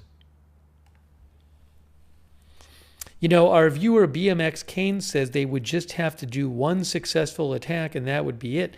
I mean, maybe so. I wonder if they even did a few unsuccessful attacks. Would that be enough?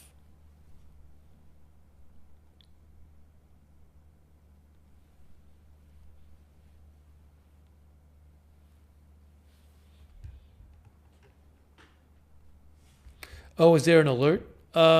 There was a rocket alert, I believe. This is northern Israel. There hasn't been a missile alert since we came on the air.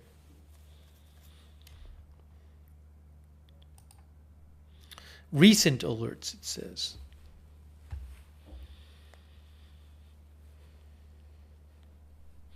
Oh, there was this wasn't there an incident where a number of Israeli soldiers got hurt in southern Lebanon, I think? I thought I posted about it overnight or something.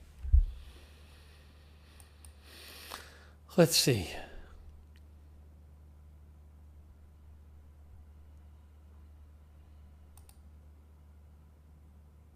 Oh, you know, before I mentioned that this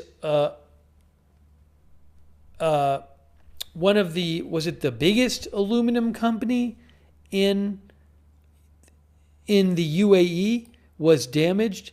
Yeah, the biggest aluminum, the company that operates the biggest metals plant in the UAE, Emirates Global Aluminum, it sustained significant damage during an Iranian missile and drone attack on Saturday, they said.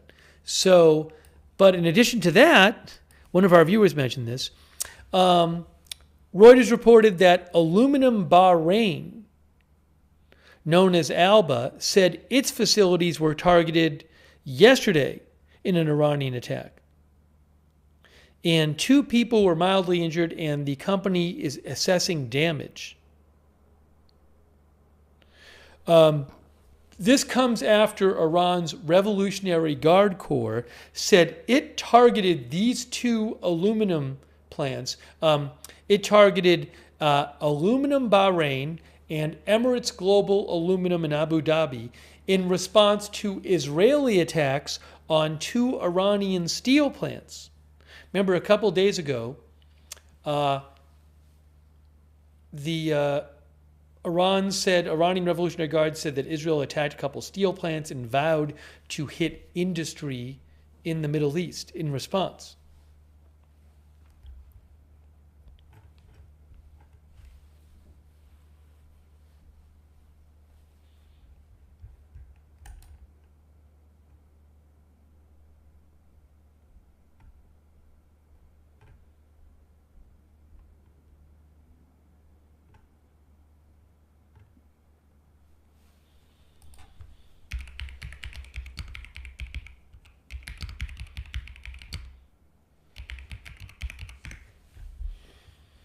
Thank you, by the way, to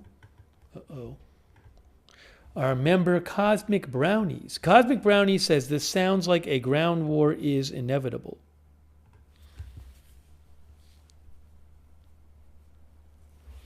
Thanks to our viewer Cito for watching.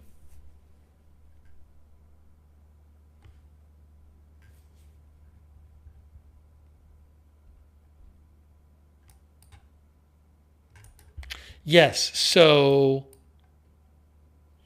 yesterday, the IDF announced this, I guess. The IDF announced that in southern Lebanon, in 2 separate incidents, 2 Israeli officers were seriously wounded and 7 injured. Can I find that announcement? Let's see here. I think that came out yesterday.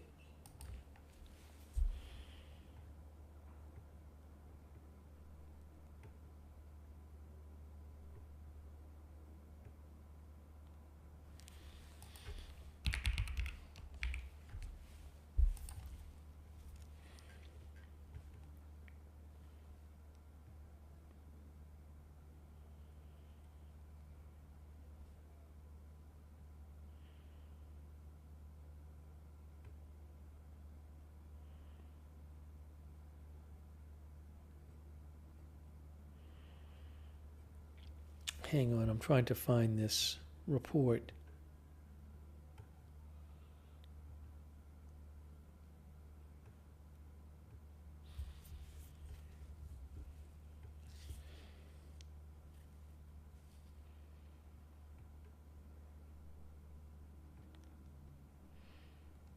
This is it. This is that report I was talking about. This is a report from Manny Fabian, Times of Israel. He says 2 soldiers were serious. He posted this early this morning. And he said 2 soldiers were seriously wounded, Israeli soldiers, and 7 others were moderately hurt during clashes with Hezbollah in southern Lebanon yesterday and overnight.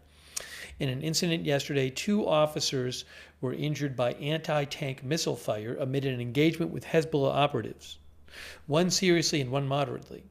The IDF says in a separate incident overnight, an officer was seriously wounded and 6 troops were moderately hurt by rocket fire in southern Lebanon.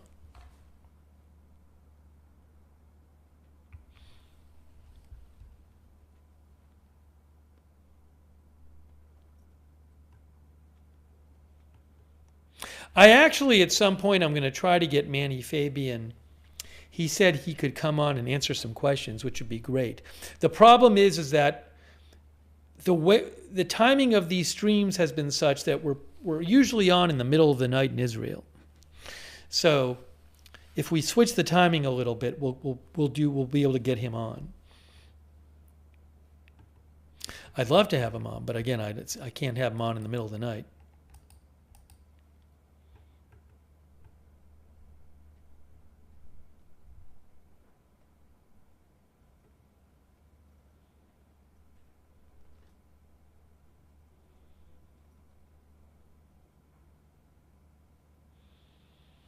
But he could answer some questions.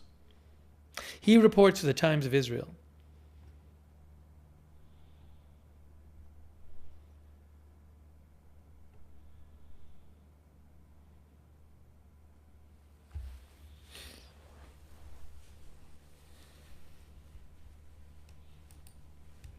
Oh wow! By the way, Louis R. gave 50 people memberships. Wow. Hey, Louis R., that's really generous of you. Please make sure you thank Louis R. if you got a membership from Louis R. or from anybody else. Thank them. But that was really nice of Louis R. Wow. 50 memberships.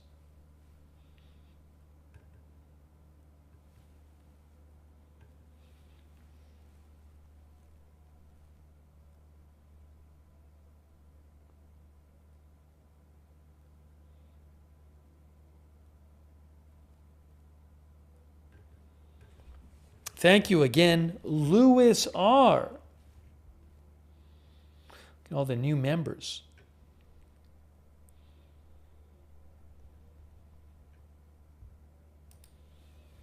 Thanks also to Crankin, who gave 5 gift subs out on Twitch. Thank you so much, Crankin. That's really nice of you.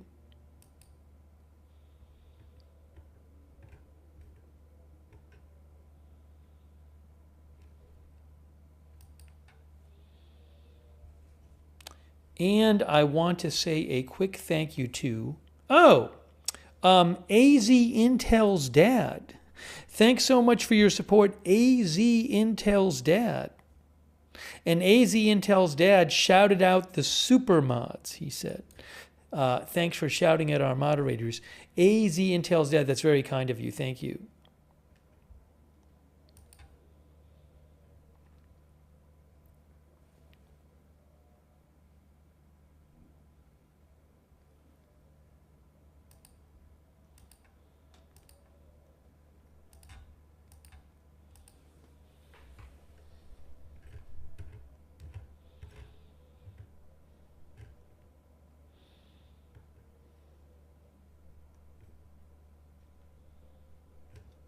What is this?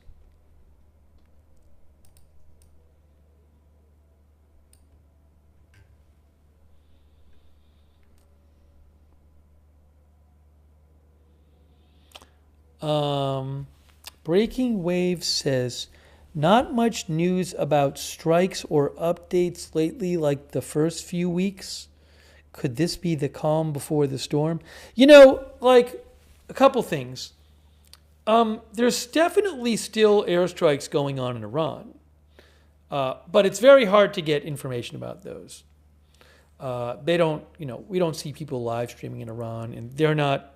The media is tightly controlled there. The internet hasn't been working for a month, so we don't get a lot of. I mean, once in a while you see some things, but you don't get a lot of reporting on those strikes. And then also, something else that's happened is countries like Bahrain and the UAE and Kuwait, they really seem to be, keeping a tight rein on what kind of reporting there is. We definitely eventually find out about, like, this steel plant was hit, this airport was hit, this drone attack killed some people or injured some people, but most of the time you don't even see any photo or videos of these.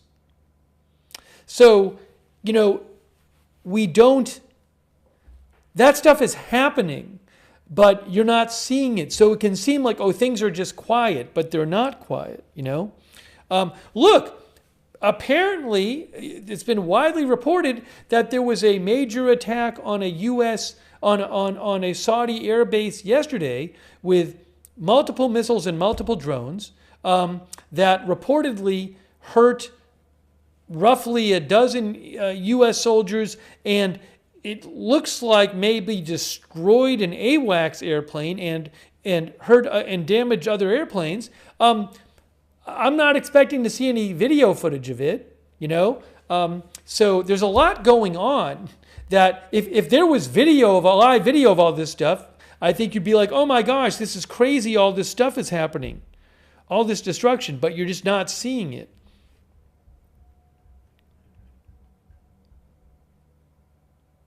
And, we don't have the cameras now from Israel, for the most part, because they make the news agencies not show the missiles coming in from Iran. So there's that.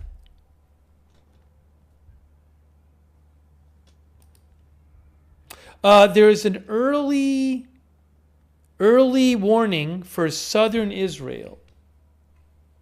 Early warning for southern Israel. You can see it on the screen there. Early missile warning. Now, are these missiles from Iran?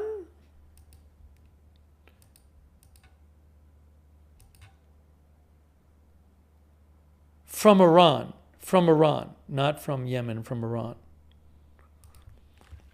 We have missile alerts.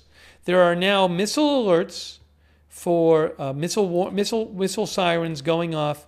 Look at that, near the Nuclear Research Center, this one. There's Dimona. See, it says Negev Nuclear Research Center. Right there. That's a nuclear facility, a key nuclear facility in Israel. But I mean, Dimona and Arad have had fatal missile attacks there during this war. Arad is up here.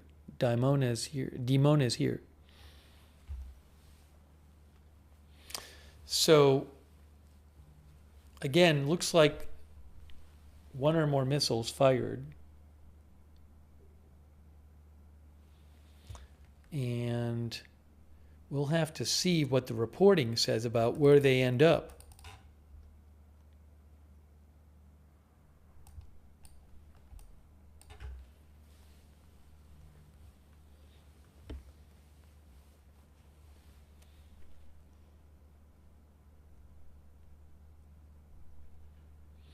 Mikey says research center is buried underground. I want to do a little reading on that, maybe after this missile warning. Does Intel Cams have a southern Israel camera or not?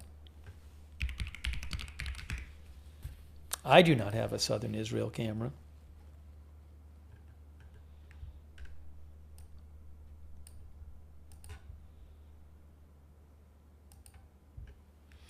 I'm looking over there. I don't see one.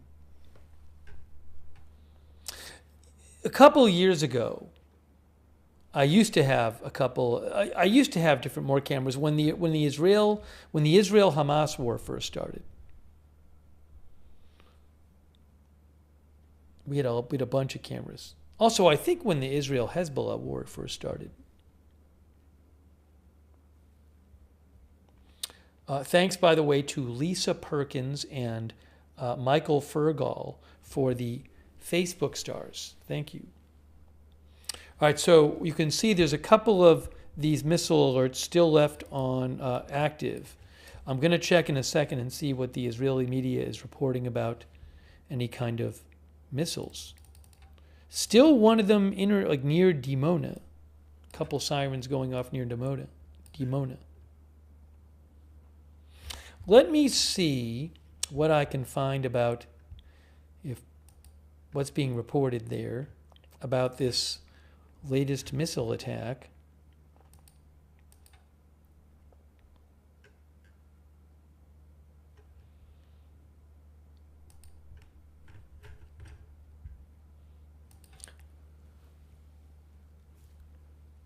I don't see any updates yet.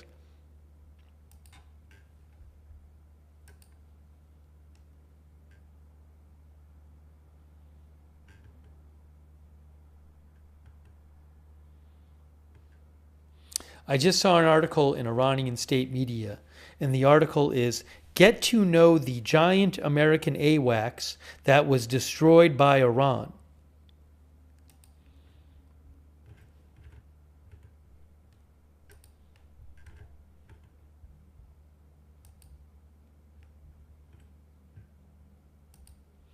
Have not seen reporting yet about this latest missile attack.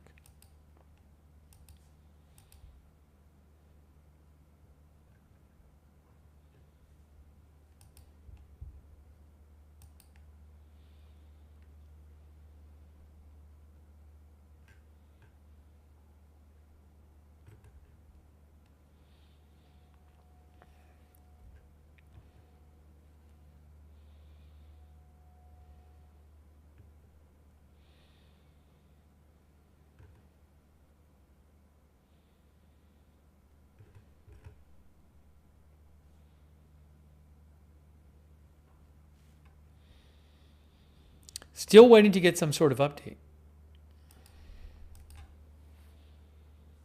Have seen nothing.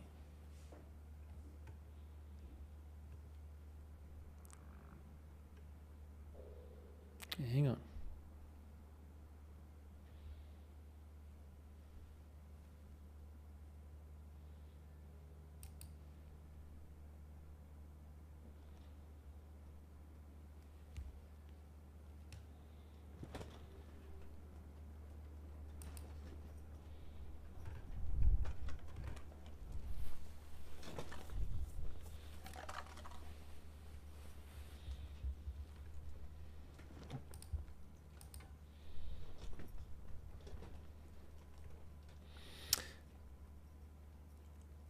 The Wall Street Journal had a report about Israel rationing interceptors, I believe it was.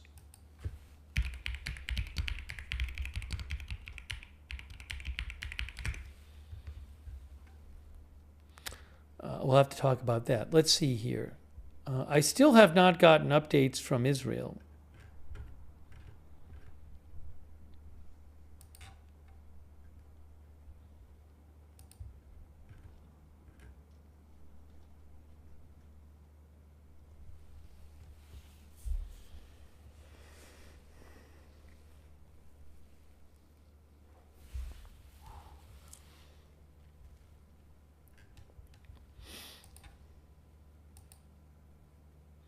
As soon as I see it, I'll let you know.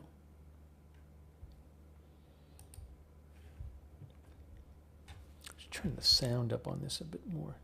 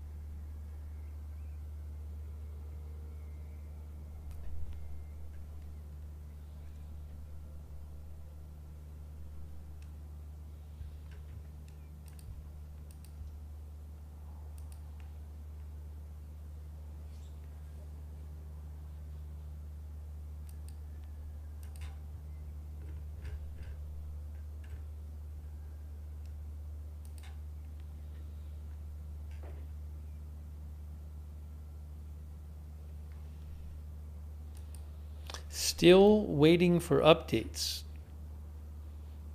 I saw an unconfirmed report online of a missile intercept. I don't know if that's true.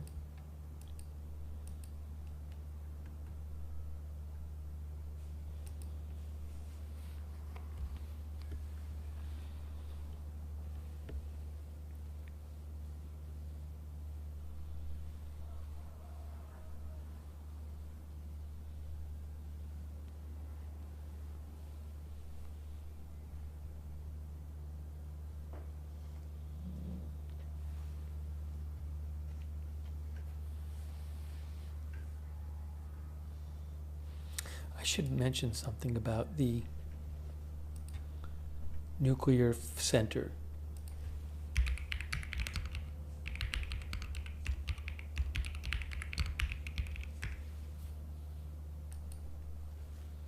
The Shimon Peres Negev Nuclear Research Center, says Wikipedia. Hang on.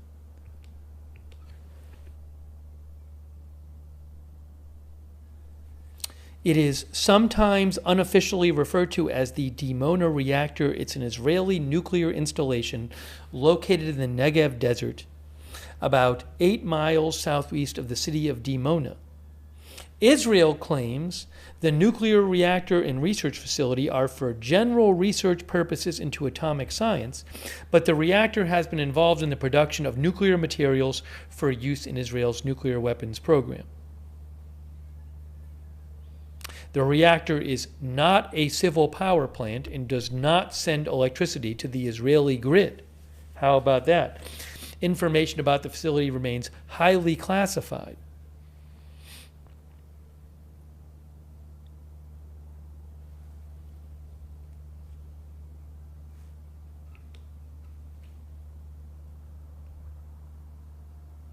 Taze Vim says they don't allow inspections.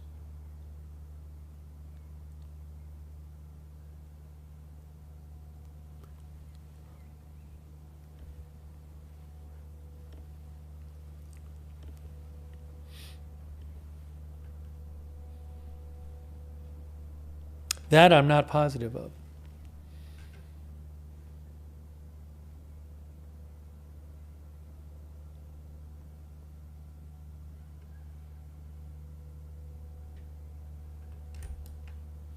Oh, did Manny Fabian mention this about injuries? Hold on. I am seeing now that the event is over. The missile alert event. N12 News says the missile from Iran was intercepted. The missile was intercepted.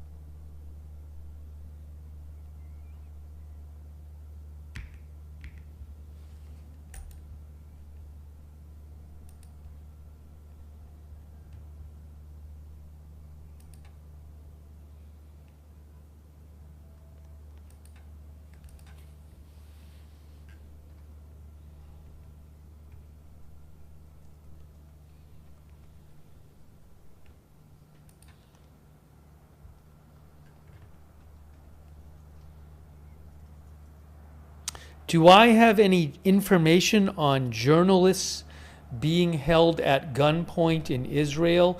I will refer you to a post I posted on my X account today, where basically CNN has a crew covering.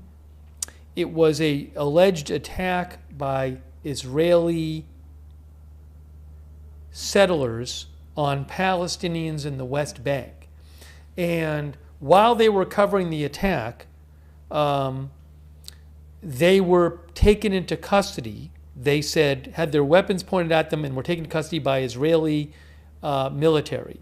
And they did a whole story on it.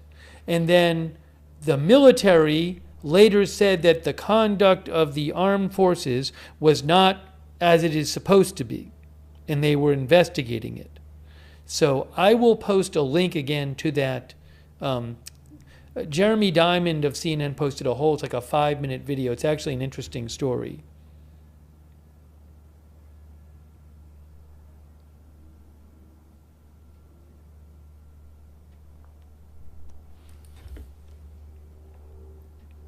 Trey Yingst mentioned it too. So I'll post a couple links in the chat and you can actually watch the whole thing if you want to.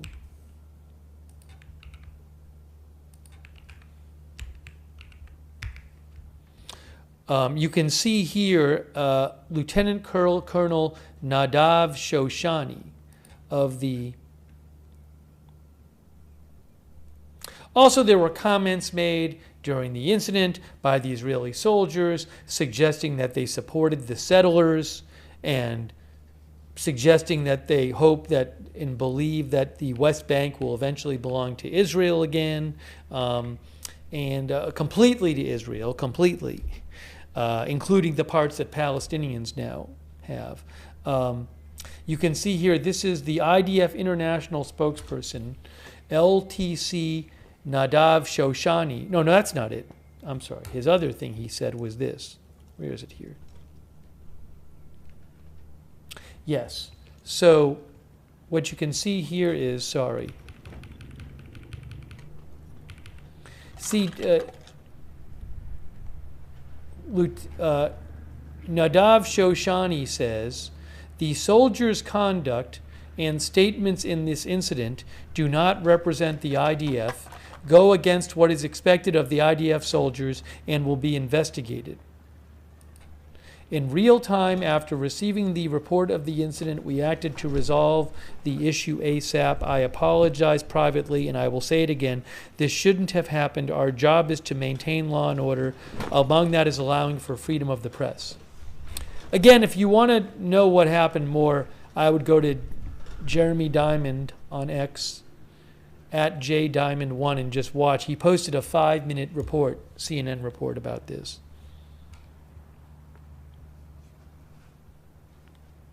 Oopsie, what happened here? Okay.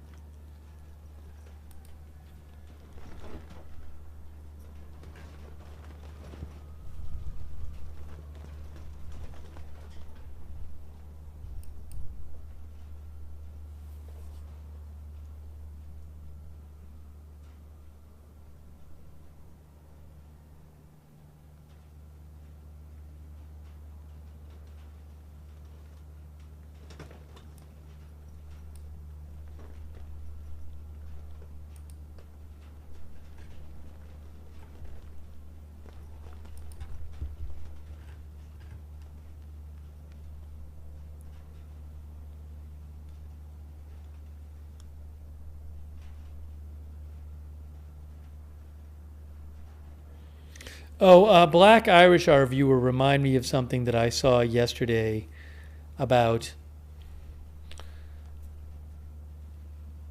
President Zelensky saying that Ukraine had made one or more deals with Gulf states. Thanks, Black Irish, for mentioning that. I think it's worth mentioning.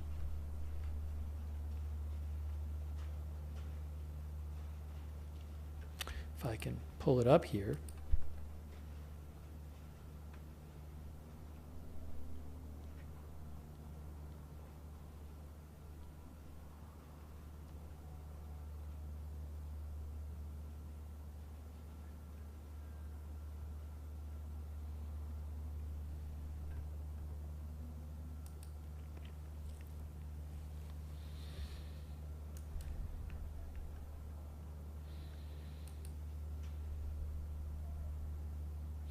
Yeah, so this was this post from Zelensky earlier today.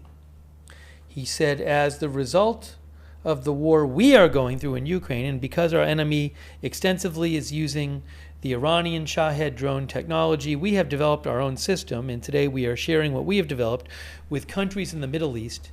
Ukraine is highly regarded for this. We have shifted the geopolitical landscape. Everyone understands that Russia is sharing intelligence with Iran, and everyone understands that in terms of expertise, no one today can help the way Ukraine can. We are discussing several areas to ensure mutually beneficial cooperation. The first area is weapons, production, exchange of experience, and the exchange of resources that may not be available in one country or another. The second track concerns long-term energy cooperation. We're talking about 10-year partnerships. We have already signed a relevant agreement with Saudi Arabia, and we have also signed a 10-year agreement with Qatar. Over these 10 years, we will focus on co-production, building manufacturing facilities, production lines in Ukraine and in these countries. We will also address, for example, how to supply a country with diesel in the event of shortages and major global challenges. Yesterday, I reached an agreement on diesel supplies for at least 1 year. From there, it becomes a matter for our companies and the local companies.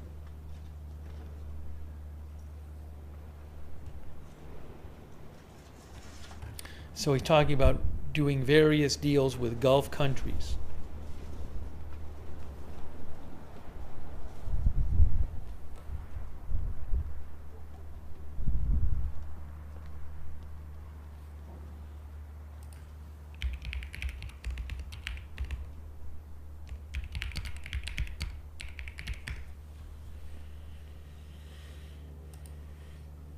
Reuters said Ukraine and Saudi Arabia signed an agreement on defense cooperation.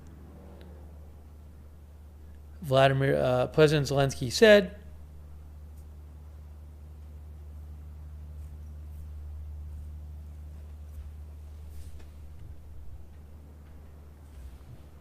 Reuters says this month Ukraine sent more than 220 experts to advise several Middle East countries on how to intercept drone attacks.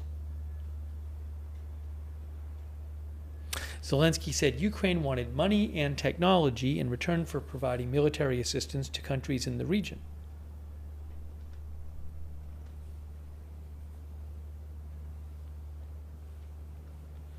Zelensky told Reuters in an interview this week that provided enough financing, Ukraine was able to produce about 2,000 drone interceptors a day. So it seems like Ukraine is talking about selling some of those interceptors to these Gulf countries.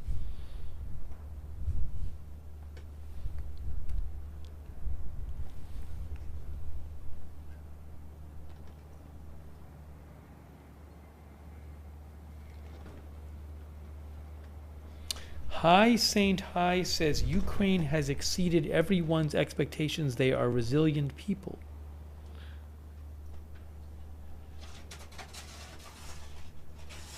Coolit says, I guess now that Ukraine has other allies, the U.S. can withdraw all aid and intel.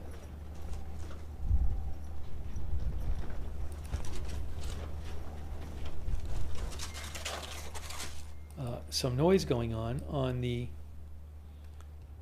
Beirut cam. Oops, I accidentally turned it all the way down. Didn't want to do that.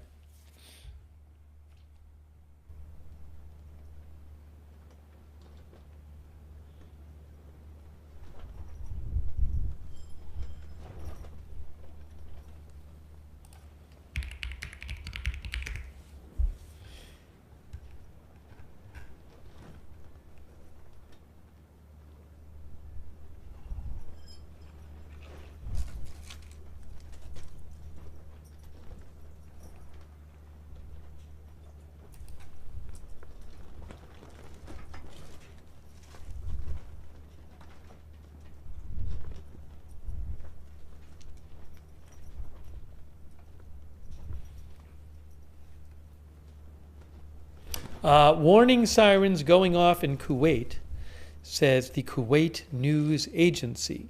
Again.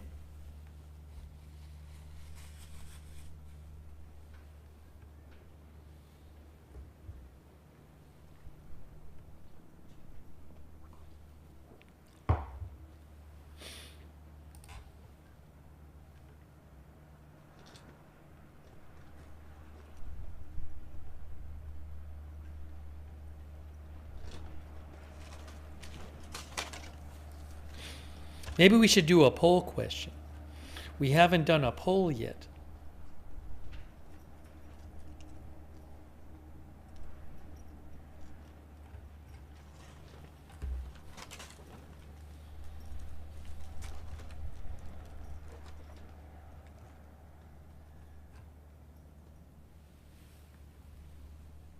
How about how much longer will war go on?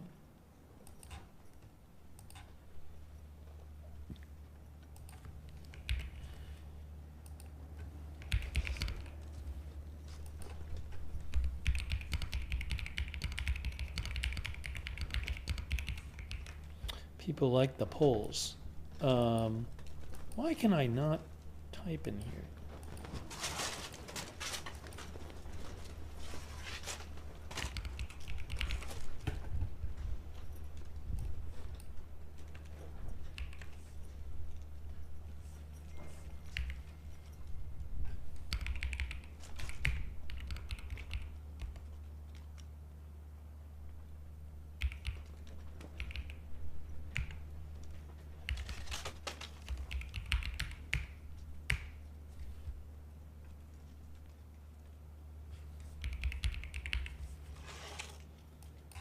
All right, I started the poll. It's how much longer will the war go on for? Now I need to post it on Twitch.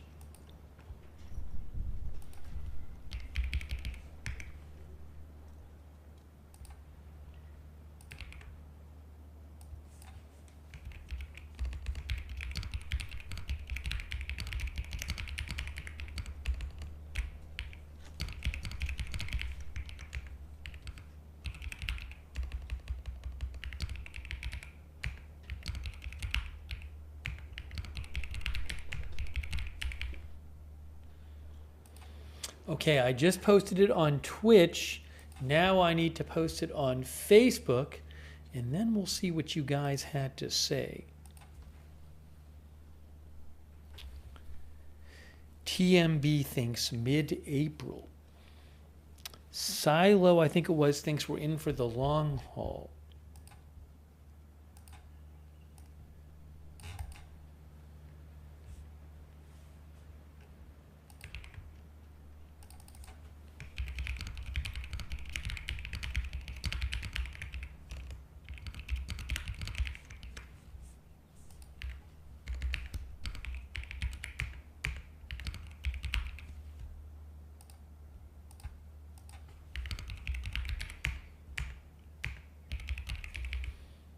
Okay, now let's see what you guys said.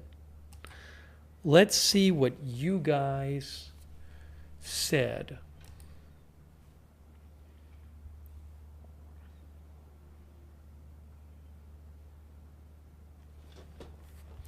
Over on YouTube, I am putting it on the screen right now. Oh, we never did the graphic. We need to do the graphic. That's right. Thanks for reminding me. Here's the graphic. Oh my gosh, you're thinking. You are thinking. You are thinking. And then you are answering.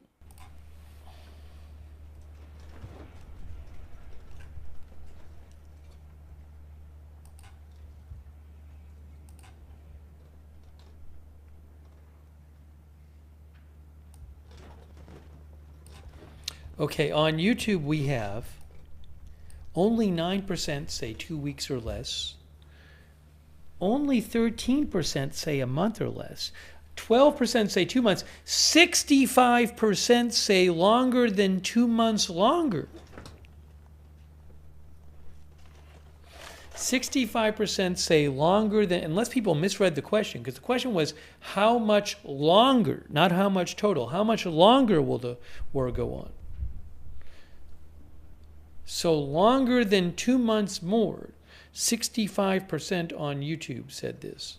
Oh, wait, you can't see the longer. Sorry. Here it is. I'm sorry. Let's move it up there. There you go. Now you can see it. Wow. On Facebook, 81% said longer. That means more than 2 months longer. One of our viewers said they're not thinking. One of them said, Red Girl says we're realistic.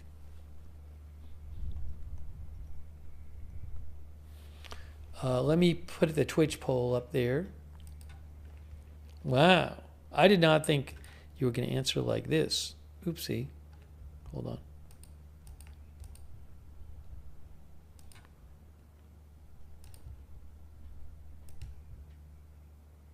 And on Twitch, it's 78% on Twitch say over 2 months longer. Wow. Uh-oh. Why did it do this? Hold on a second here. Twitch does... Oh, there it is. There you can see on Twitch. So 78% on Twitch, 66% on YouTube say longer.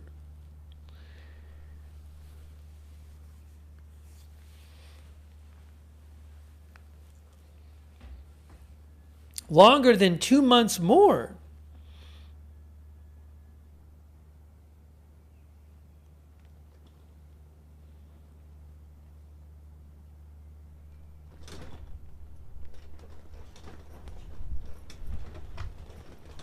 That's a long time. Remember, we're just about a month so far. I am surprised so many people said longer than 2 months more. Oh, by the way, thank you to Love Francis for subscribing, who's been subscribed for a year on Twitch. Thank you. Also, Outlaw87, thanks for subscribing. Thanks, Anonymous Gifter, for gifting us subscription on Twitch. Thank you.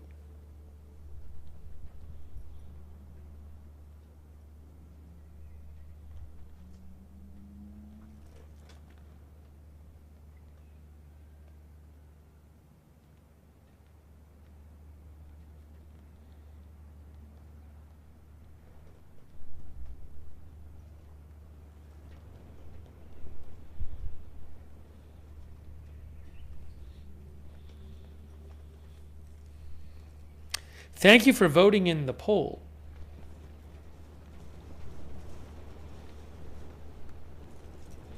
Oh, also, thanks to a couple people gave memberships. Hold on a minute. I'm going to wrap up the poll. Thank you for voting in our poll. Thanks also to... for the memberships. Fox250R gave 5 memberships. And also thanks Christian Strombla for giving a membership. Thank you.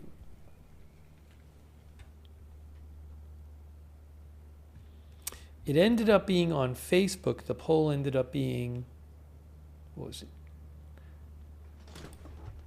70% on Facebook said longer than 2 months longer.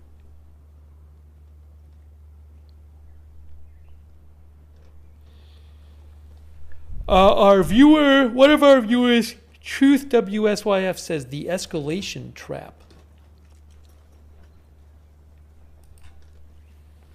Should start getting light soon, no? It's almost 6 a.m. Israel time.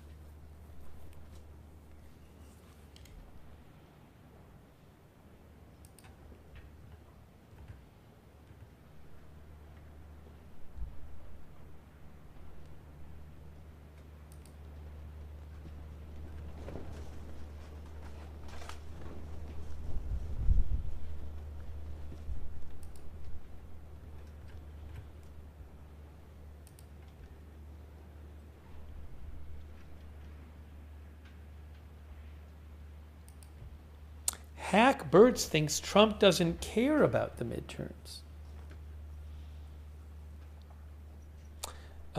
Yasmin says we're usually hearing birds by now. Well, what happened is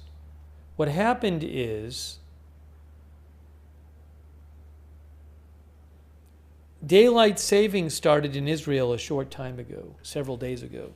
So normally it would be, well, instead of 4:56, it's 5:56.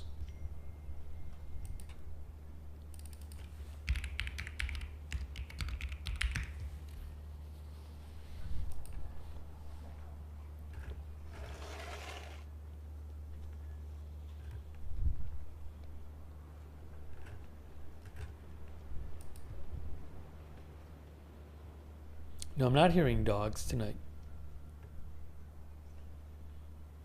RT just posted those photos of, again, if you missed it, there's several photos floating around which claim to show an E-3 Sentry AWACS plane just destroyed in the reported attack on a Saudi airbase yesterday, which reportedly damaged a number of U.S. planes and injured a number of U.S. soldiers.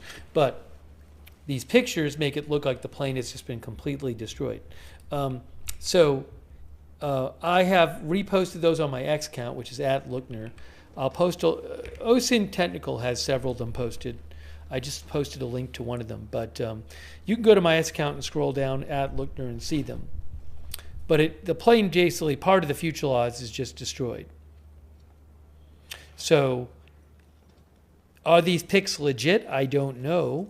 There's 3 different ones, for what it's worth. And there are only, I believe, 16 that the U.S. has.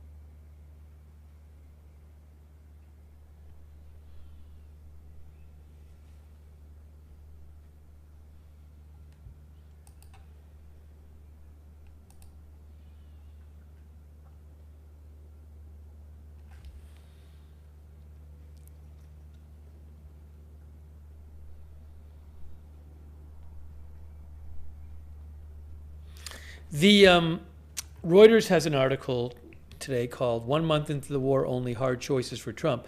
But one thing they say is, I've heard this suggestion, and who knows what's going to happen.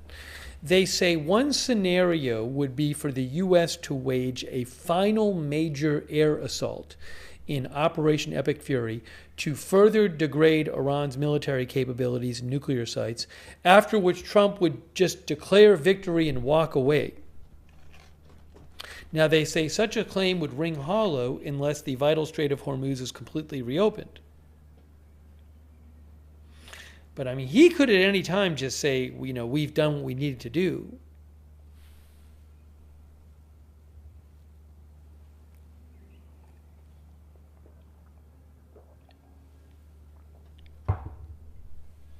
One expert Reuters talked to, John Alterman, said, the Iranian government's bet is that they can take more pain for longer than their adversaries, and they may be right.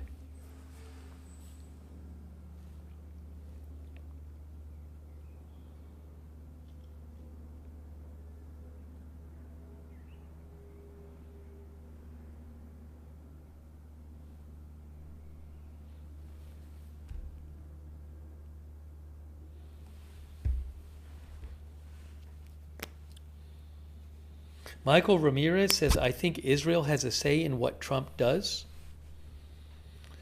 Zane Isaiah says, just walk away, Trump. Set to Chill says, how do you walk away with the strait still closed?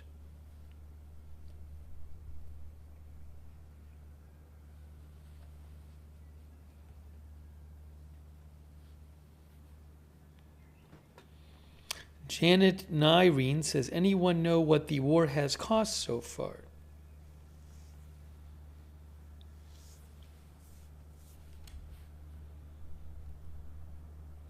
Messi says, winners don't quit.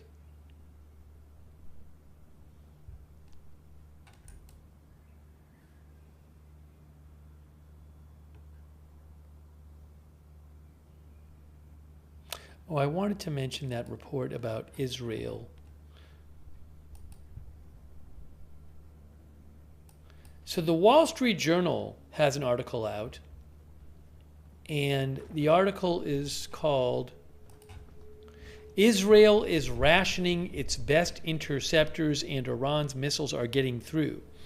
So that article, you can read it at the Wall Street Journal, it says that Israel has begun rationing its use of high-end missile interceptors, hoping to preserve stocks of them.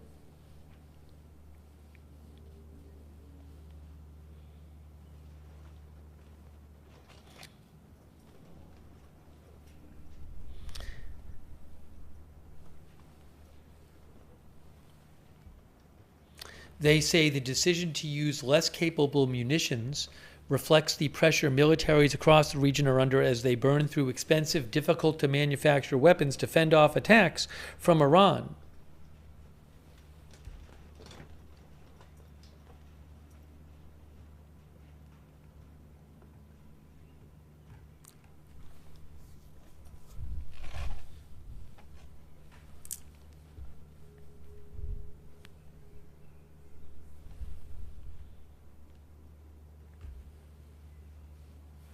They say Israel uses different types of interceptors for different types of threats. The upper tier is the Arrow 3.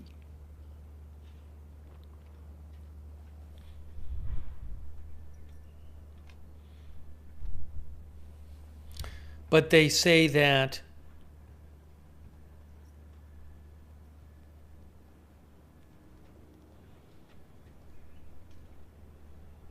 it has been recently using its upgraded versions of its David's Sling system to intercept bigger and longer range varieties with mixed results.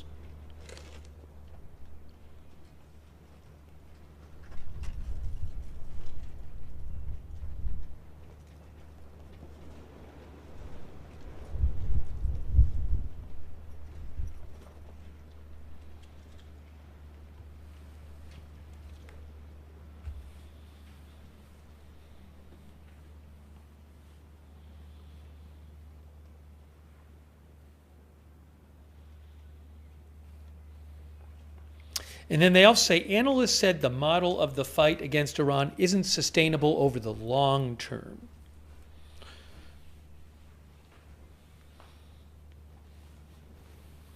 I think they're referring to the interceptors.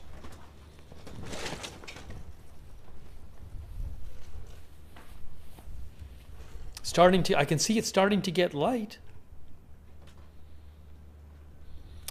Chris says, I'm afraid we, USA and Israel, have wandered into a mire. IR Rui Melli says, are we in a phase of wrapping up or are our key objectives still unfinished? Well, the most important objective for the U.S. is probably opening up the Strait of Hormuz. That has not happened. Yasmin Hooling says, the quiet before the storm, something is brewing for sure.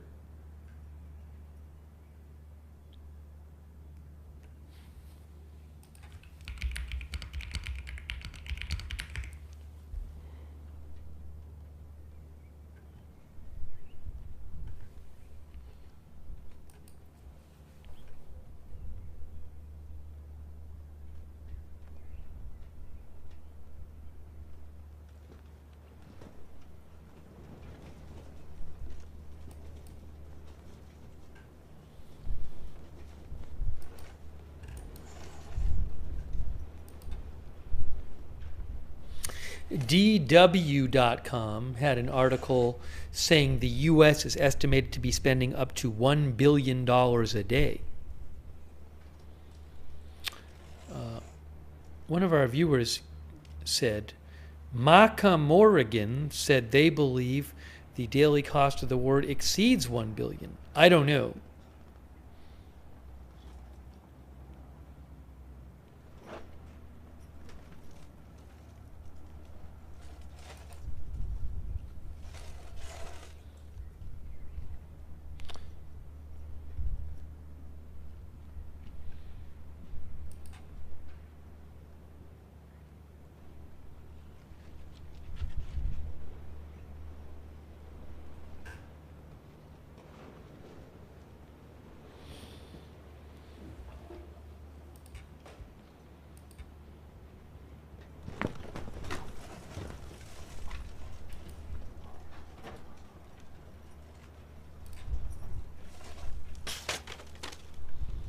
What is he doing on that camera? I got to turn down the volume again.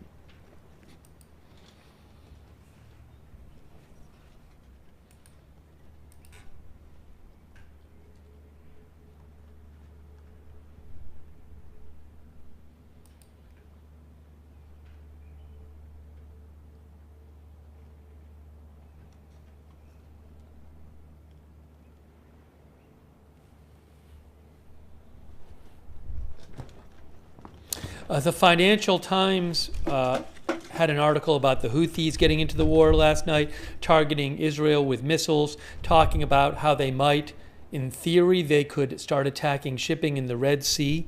And they said Faria al-Muslimi, a Yemen analyst at Chatham House, said that the potential impact of the Houthis on crucial commercial maritime routes, especially in the Red Sea and the Bab el-Mandeb Strait, cannot be overstated.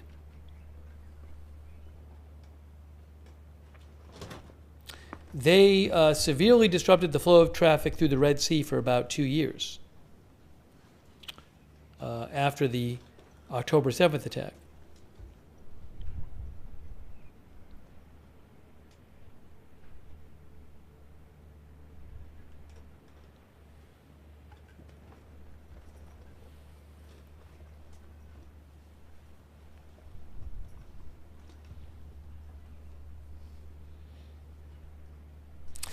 They also point out, they say in 2023, Saudi Arabia was getting closer to an agreement where they would have paid salaries of public sector workers in Houthi-controlled territory.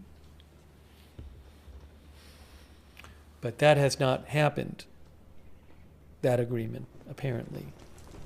Maybe it's something the Houthis would want to bargain for.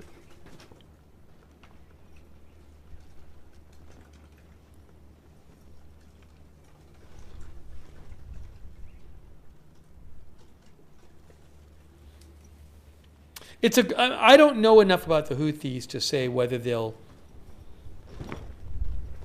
end up attacking shipping in the Red Sea. It's a huge question.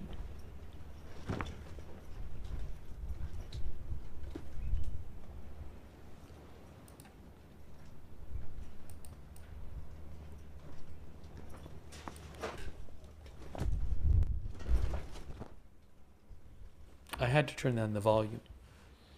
There's too much going on that camera with the camera person.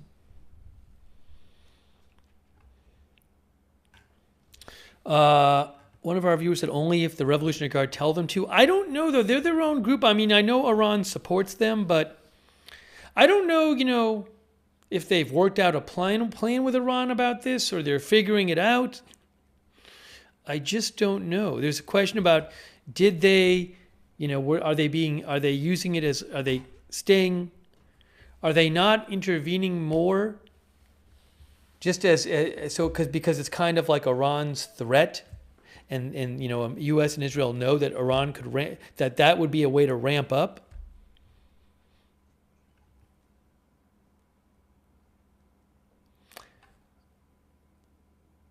So, for example, the Financial Times said some analysts believed that it was a calculated move by Iran to keep the Houthis in reserve. Others thought that the Houthis were wounded from the U.S. and Israeli bombing campaigns, and also that the Houthis were holding out for a deal with Saudi Arabia that could help with the terrible economy in Yemen. So I don't know what to tell you about what their thinking is on this, the Houthis.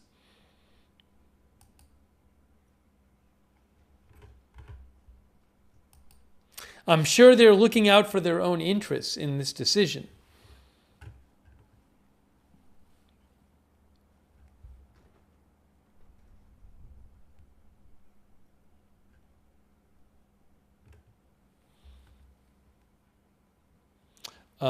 Paul thinks they want to get paid.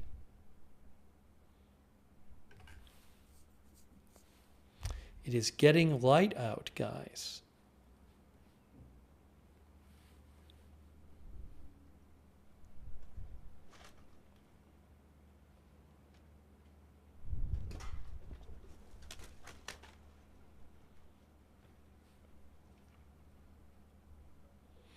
Barry says, I think if the U.S. and Israel attack the Houthis, they will close the Red Sea. Well, I don't know that they'd attack them before they've attacked the Red Sea for that reason. But at the same time, I wonder how much of a consideration it is for the Houthis thinking, well, if we attack the Red Sea shipping, then the U.S. and Israel are going to start striking us.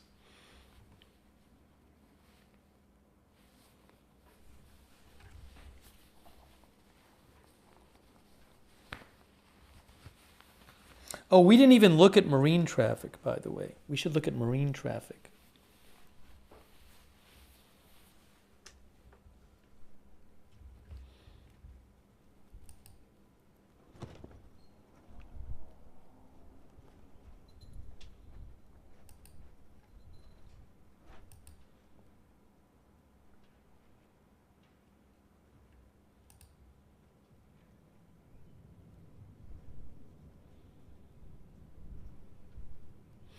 It's not particularly exciting, but there is a live shot of Islamabad, Pakistan, where there are talks going on with Saudi Arabia, Turkey, and Egypt and Pakistan about regional de-escalation. But just for the fun of it, let me quickly put on the screen Islamabad, Pakistan, because we never see live streams from there usually. Hey, look, it's Islamabad. Oh, you'll see it in a second. What happened to this? Hold on, what happened here? It's Islamabad, Pakistan. That's Islamabad.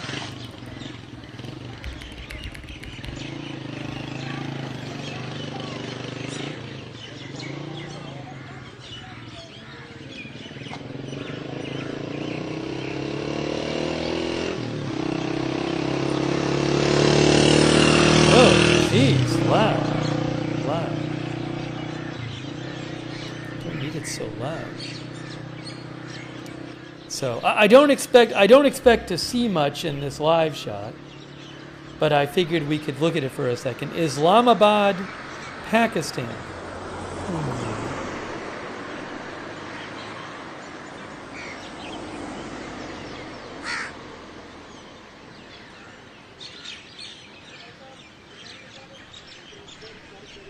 Yeah, I mean, we're seeing that building.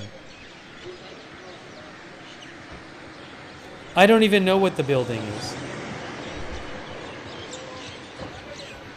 I'm going to look it up and see if I can figure it out.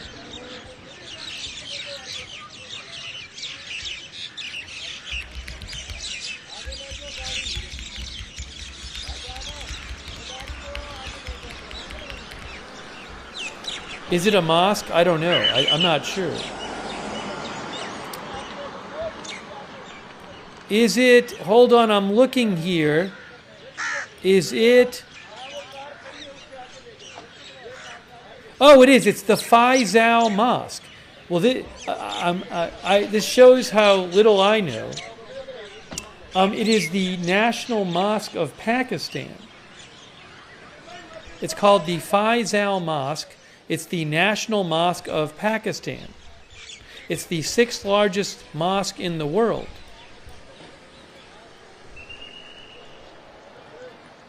It is named after the late King Faisal of Saudi Arabia. It has a contemporary design. It's a major tourist attraction in Pakistan.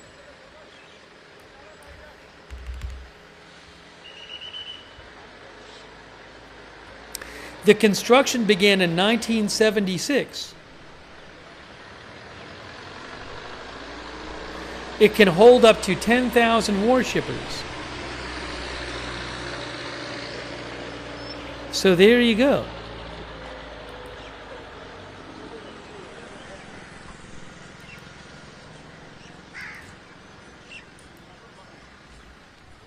Okay, so I'm not going to keep this on because nothing really. There are some talks among Pakistan and Gulf countries there going on. But I'm going to go back to the. I'll go back to the Beirut and Tel Aviv cams because you're more likely to see things happen there. But hey, we got to look at Islamabad.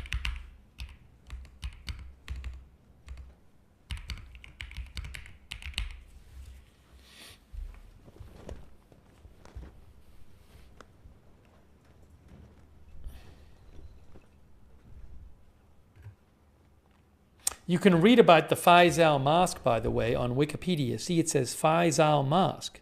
That's what we were just looking at. See? Well, I don't know if you can see the whole, how much you can see this picture here. That's from Ali Mujtaba on Wikipedia. Anyways, if you look right here, you can see that's on Wikipedia, that's where it was. See? It's what we were looking at. They have all these pictures of it on Wikipedia you can look at.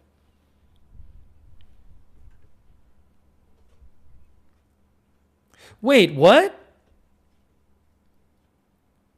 Hold on. This said, I'm sorry, the design features 8-sided shell-shaped sloping roofs forming a triangular warship hall that can hold 10,000 warshippers. That's what I said. That's why I said, but then it says capacity 300,000 warshippers. So why does it say capacity 300,000, but here it says 10,000? Now I'm confused. The mosque can accommodate about 300,000 warshippers? Wait, what? Oh, they're talking about like the main areas, the inner hall, the courtyards. The grounds around the mosque can contain up to 200,000 people. So they're saying that there's a warship hall which can hold 10,000, but there's other areas that people can be, I guess, in there. And if you add it all up, it's 300,000. That's what I believe it is.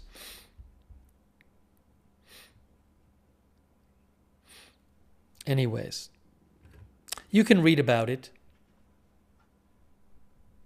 Yeah, combined, the structure covers 33 acres. So it's a whole, there's grounds there. What I can do, I can actually look it up on Google Maps.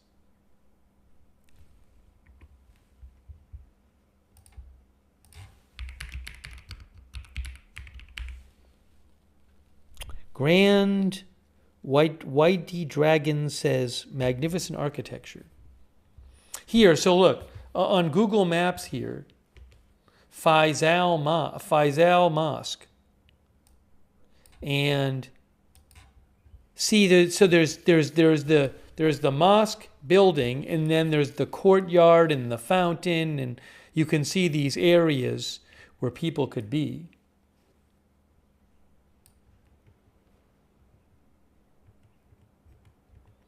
This is in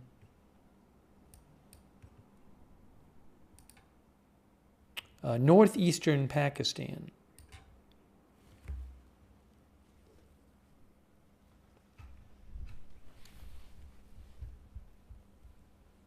Simon says, a very impressive architecture. I did not know that that was the National Mosque of Pakistan. Now I know.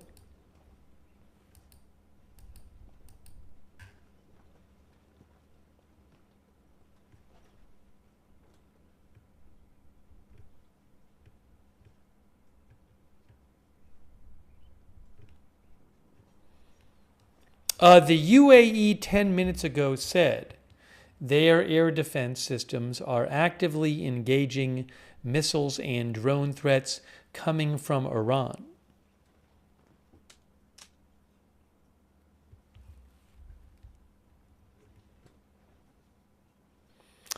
Stuart Moore says this looks like a very bad escalation spiral.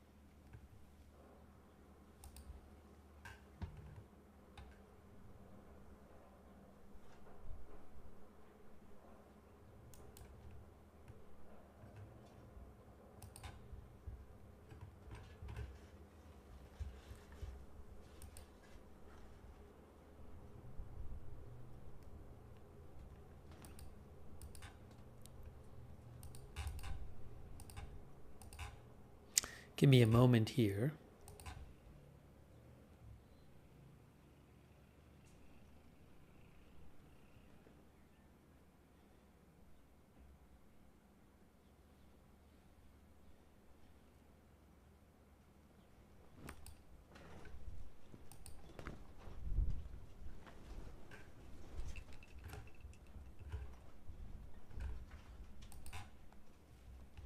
Oh, thanks, by the way, too.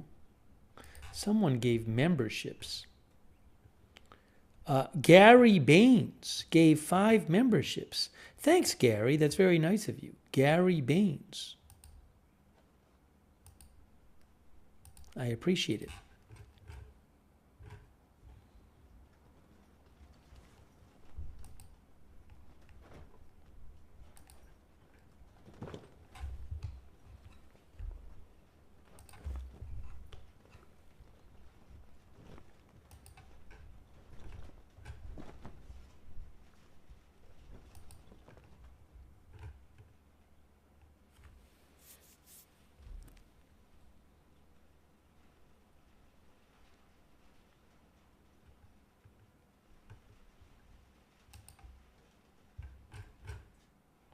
Hearing about possible airstrikes in Mosul, explosions or airstrikes, I'll have to look that up and see.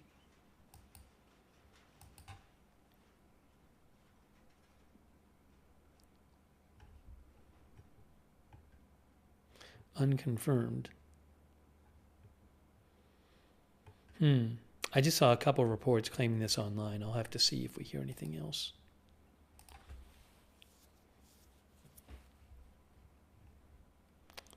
Yes. Hold on.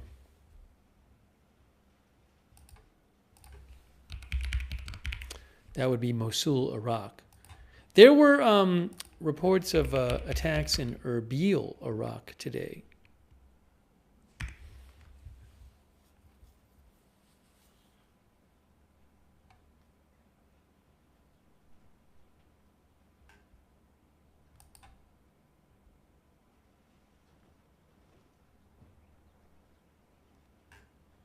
Hang on.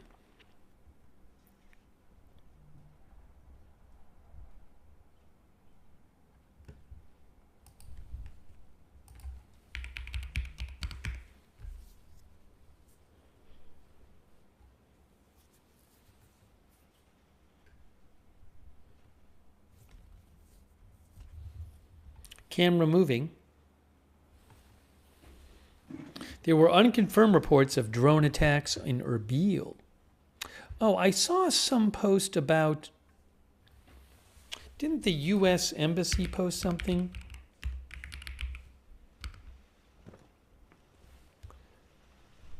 about Iraq? Let's see.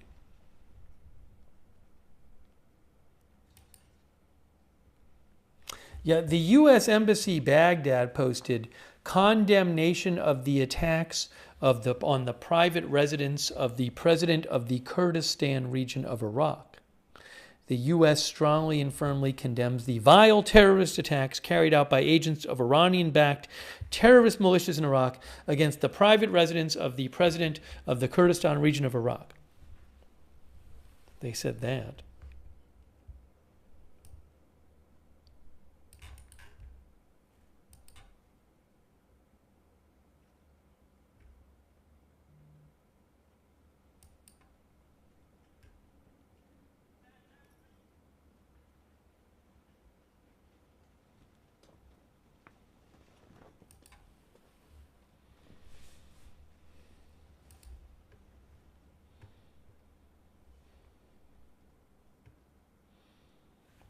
I had the camera turned down a bit because he was like moving stuff around and stuff. Heard all these rumbling papers and things.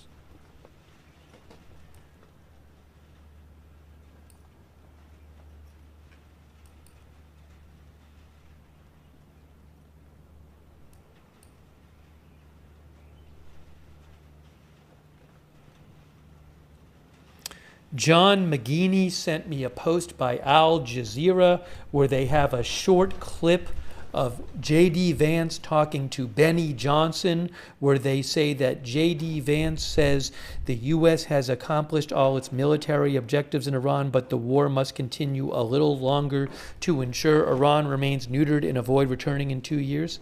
Now, I didn't see this interview, so I can't speak on the context of this clip and everything. I guess you can probably find the interview on Benny Johnson's social media, I would think. I'm assuming it's a recent interview. Al Jazeera posted about it 12 minutes ago. Thank you, John, for messaging in. I'm not reading into any kind of comments about government from U.S. government officials about timing, because there are all these comments that are made. We're going to get out soon, but we're going to finish the job, and it's 2 to 4 weeks, and it's 2 weeks, and weeks rather than months. And to me, it's not really productive to start getting super analytical on these comments because there's so many of them. So, and I don't even know if at a certain point it's just something to say. Aft alien says a lot of noise. So, yeah, I just, when the press secretary a few days ago kept saying, well, it's 4 to 6 weeks and we're ahead of schedule. I don't know. I don't even know if they have in mind a specific number. They're just saying something to say it.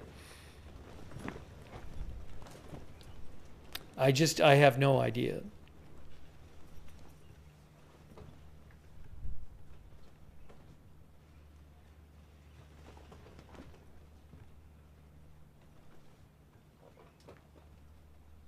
Danny G says anything can happen. Noel says it is unpredictable.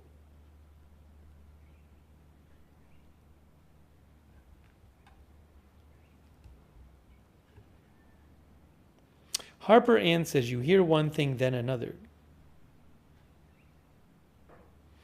Derailed Freight Train says it's all anyone's guess now.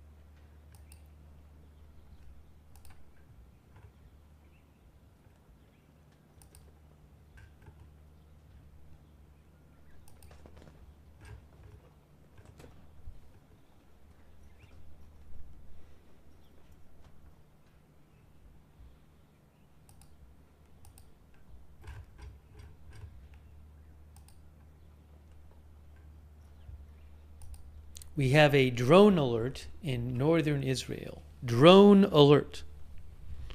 Northern Israel.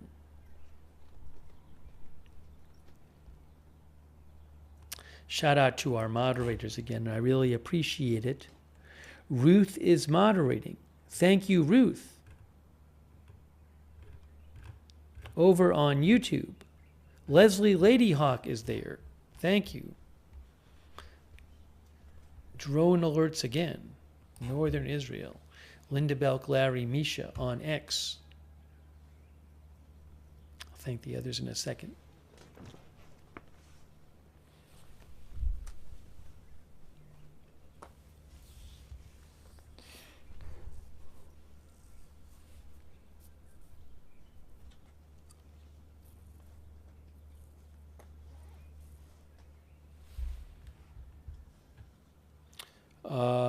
Our viewer, Derek K, says, I hope things go back to normal soon.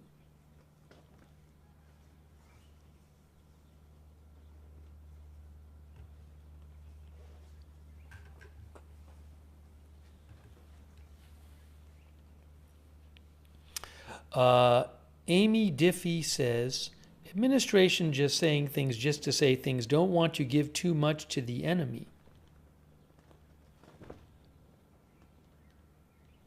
Oh, hold on a second here.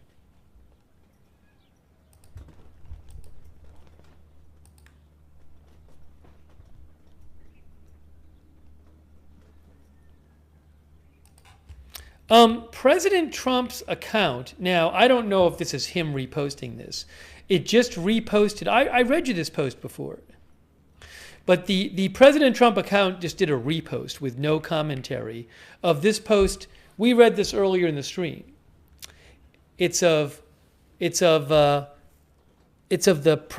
foreign minister of Pakistan announcing, I am pleased to share a great news that the government of Iran has agreed to allow 20 more ships under the Pakistani flag to pass through the Strait of Hormuz. 2 ships will cross the strait daily. 2 ships a day. This is a welcome and constructive gesture by Iran and deserves appreciation. It is a harbinger of peace and will help usher stability in the region. This positive announcement marks a meaningful step toward peace and will strengthen our collective efforts in that direction. Dialogue, diplomacy, and such confidence-building measures are the only way forward. J.D. Vance, Secretary Rubio, and he tagged Vance, Rubio, and Witkoff. And I thought Aragchi was the foreign, isn't there? Is there? They have 2 foreign ministers. Hold on a second here.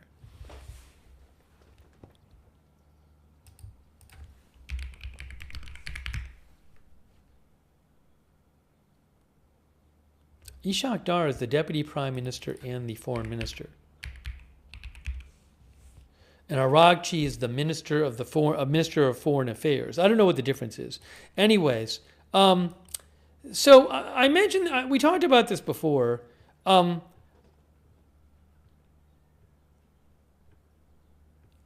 First of all, I had said before, like, I'm not sure what's going on there with that whole thing. Is Iran getting paid to do it? Do they do it for PR? Do they hope it'll improve the negotiations? I don't know. I'll also say this, though. I will confess, I don't really understand the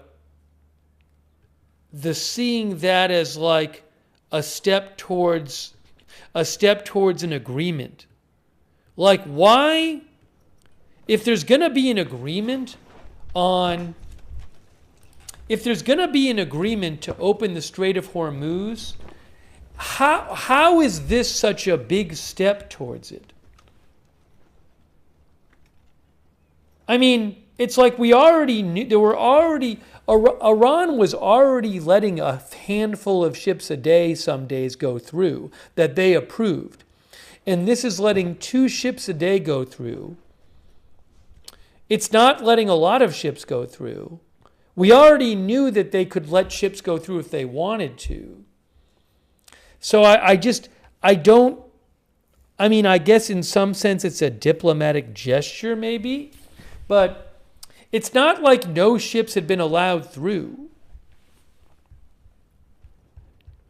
I mean, Thailand a couple days ago said they had reached an agreement to let their ships go through.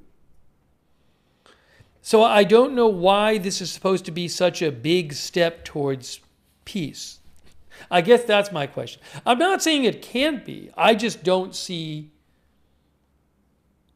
why this is considered such a big step towards peace.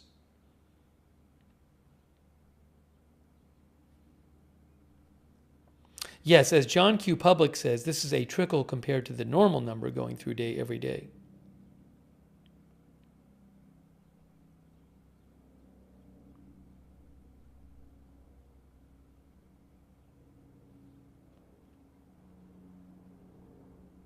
Anyways, so I just don't get it. Also, and we don't know why Iran has agreed to this.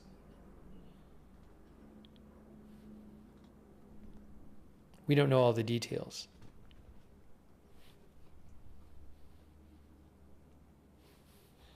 Anyways, but the President Trump account reposted that without comment.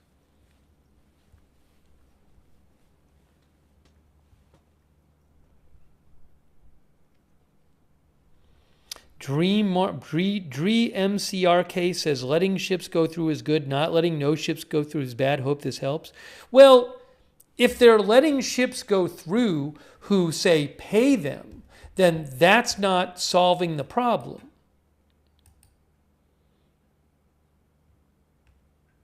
The problem is that it's not open like it was before.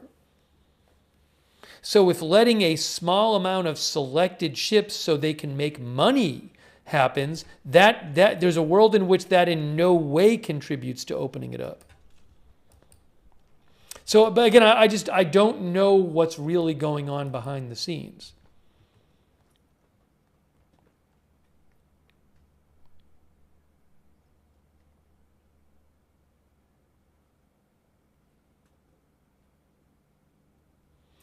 Zeus Lee says it's mind games and strategy, who knows?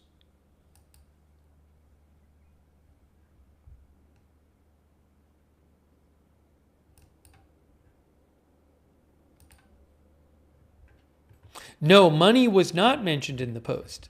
But, you know, if there was money, I don't know that I'd expect them to mention it in the post.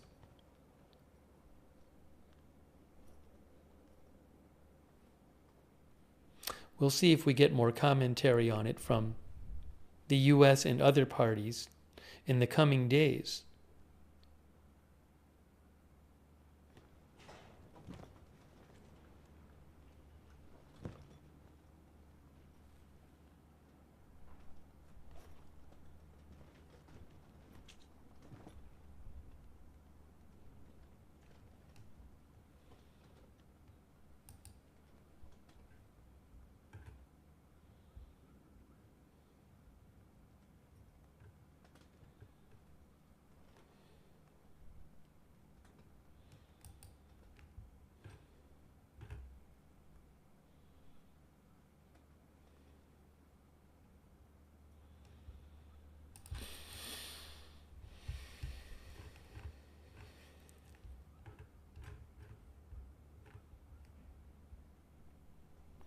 Yeah, so Elsa Jean says, why would Trump share that post? Well, remember, Trump said a couple days ago that he got a gift from Iran, and the gift was allowing some Pakistani ships to go through the strait. And he said something like that made it clear that we were dealing with the right people or something. Well, I played it yesterday. I didn't really understand fully the reasoning behind it, why it was a gift. I mean, there's different ways you could interpret it.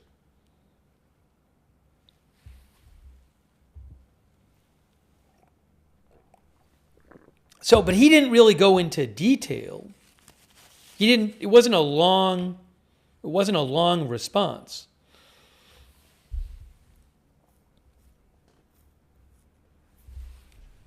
I can probably read you the quote.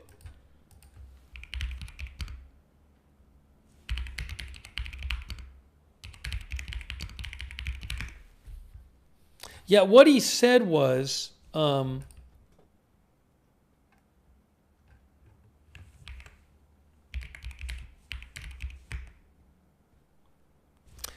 he said,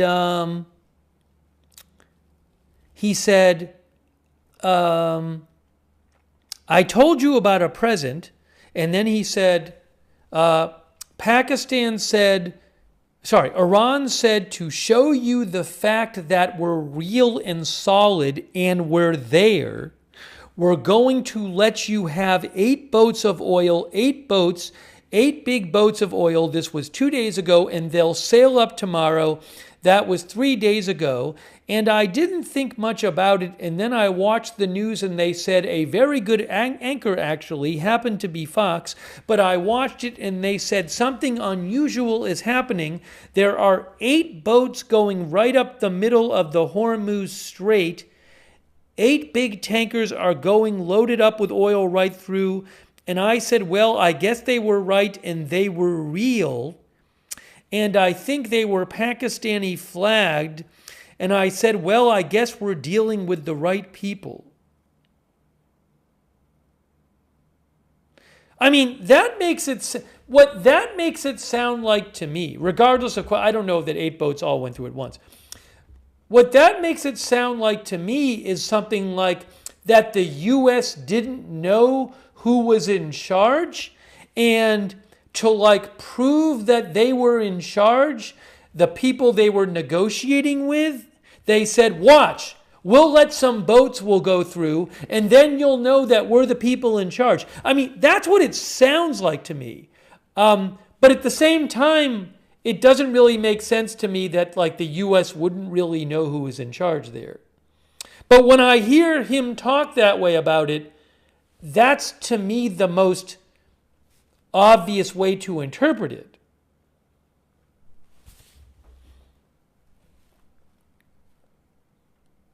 I mean, that's just based on the way Trump said it. So again, I don't really know what to make of it. You know, there might be a lot more behind the scenes we don't know. I'm just, you know, we don't have much to go off of. We just have he has briefly described what happened.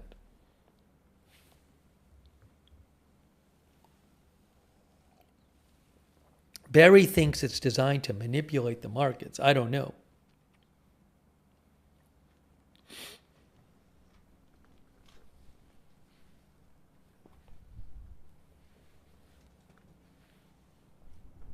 Anyways, so when Pakistan comes out today and says we've reached this deal with Iran that they're going to let 20 Pakistani ships through, 2 each day for 10 days, I similarly think, well, how is that a big deal in terms of getting to a point where the strait is opened up? That's, you know. And again, maybe there's a lot behind the scenes we don't know. But it's not obvious to me what the big deal is.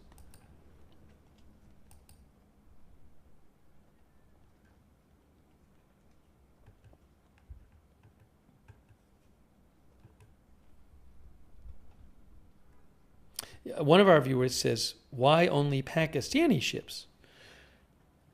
Sulan says, yeah, I mean, it could have been 20 ships from various countries.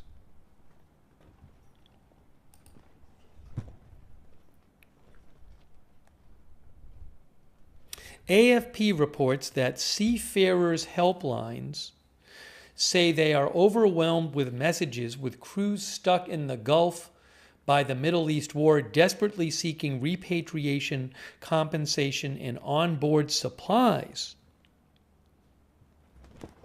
One email they were sent on March 24th said, we're writing to urgently inform you that our vessel is currently facing a critical situation regarding provisions and one crew health condition. Immediate supply of food, drinking water, basic necessities is required to sustain the crew.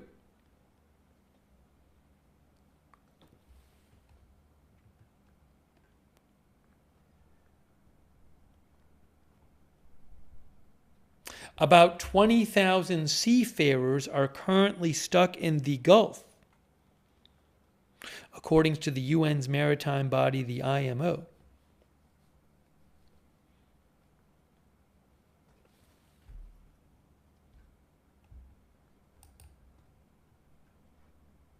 Very difficult.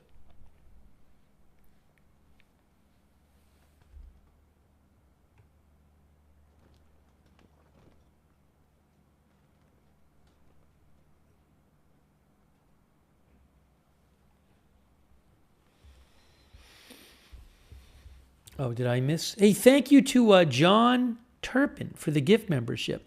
Oh, also, Josh Barnes gave a bunch of memberships. Thank you, Josh. That's really nice of you. Josh Barnes gave 10 memberships. Thank you to Josh Barnes. I appreciate that. Echo Pass Outpost thinks Iran and Pakistan have been on good terms, so it's no surprise. I don't know what kind. I really don't know anything about recent relations between Pakistan and Iran.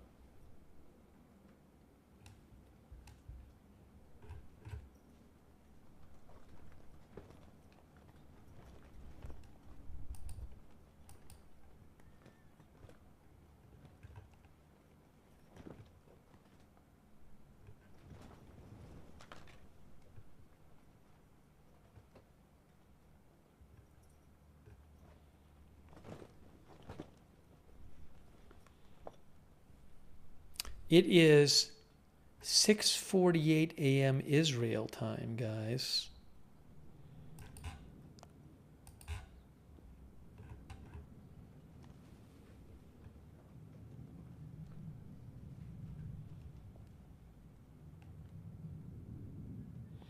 Wild Willie says, I wonder when this war is going to end. We did a poll before, and most of you thought there's more than 2 months left.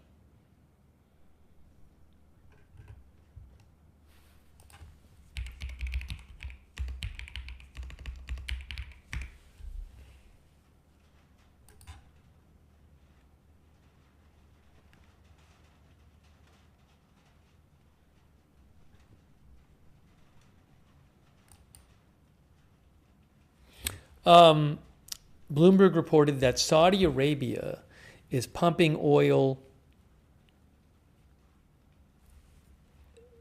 They have this pipeline that runs across the country, and they're pumping 7 million barrels a day so they can ship it out through the Red Sea.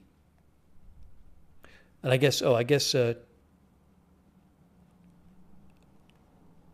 about 5 million barrels a day go through the Red Sea.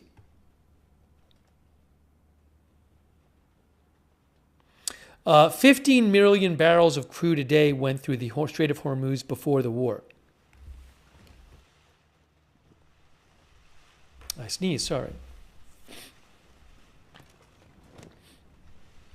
But there's this pipeline, the east-west pipeline that goes across Saudi Arabia, so they can send their oil across the country and ship some of it out through the Red Sea, which they won't be able to if the Houthis start attacking shipping in the Red Sea.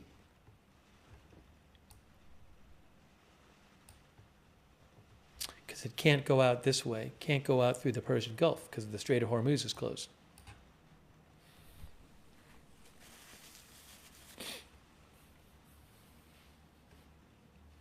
They can still take it through the Suez. It's an interesting question. But I think the idea would be is that I know what you're saying is that Yemen could close this strait down here, but I believe it's possible that not Yemen, the Houthis in Yemen, but I believe it's possible they could also start attacking shipping just in the Red Sea. Iran has attacked the port which Saudi Arabia uses. Yanbu, I think it is. Yanbu port.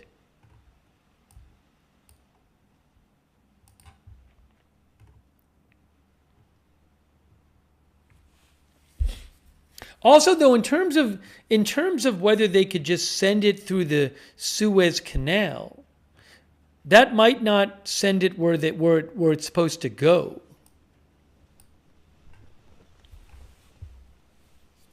It's an interesting question, though. Could Saudi Arabia send the oil north instead of south if the Houthis were attacking shipping?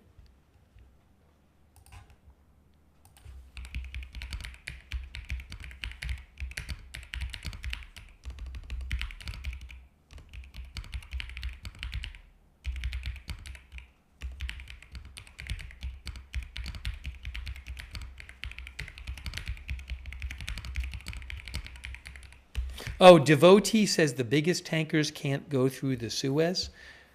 I asked Gemini AI. They said right,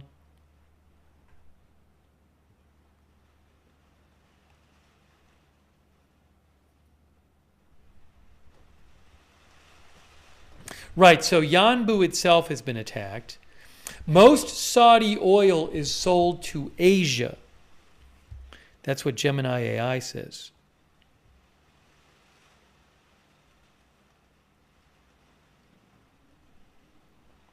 It would be a massive, expensive detour to send that oil north through the Suez Canal.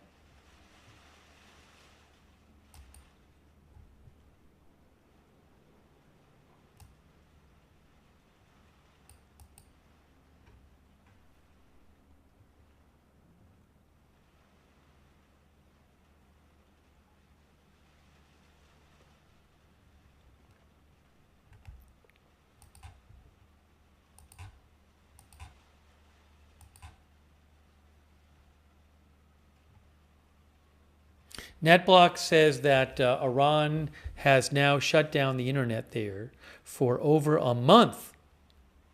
For over a month since this war started.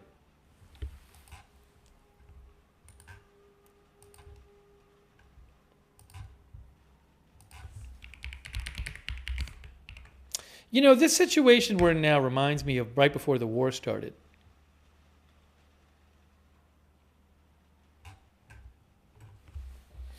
Because right before the war started, I remember we would do these streams once in a while, and people were just wondering for weeks, waiting for weeks it was actually over a month, because in January there was talk about, the U.S. is going to attack soon. President Trump is saying that, if they kill any protesters, we're going to attack them, and so it was this real intense feeling in January initially there was going to be attacks, like in early January. Then it didn't happen, and there was this huge military buildup.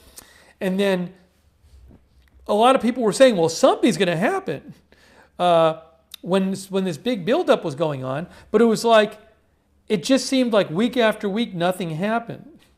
And I do feel it's kind of similar now, where there's just this feeling, well, something more is going to happen, especially because the strait is still closed. There's this new troops and ships and, expeditionary marine forces and paratroopers going to the region.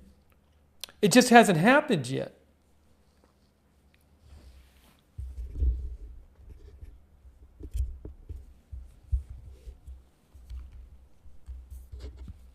But it feels like things are going to happen.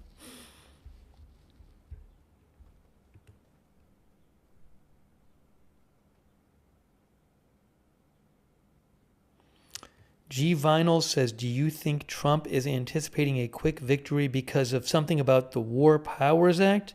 I can't find the original message. It sounded like the message is, does President Trump think there's like a deadline he has to act by before Congress takes control? I'm not an expert on stuff. I don't get any sense that President Trump is concerned with any sort of deadline beyond which he thinks Congress will rein him in. And I don't get the sense that Congress is emphasizing this either. So I'm not an expert on that, but my thought is no. Because I just don't hear it discussed and talked about by the president, by Congress, or by any kind of analyst involved who is an expert in this situation.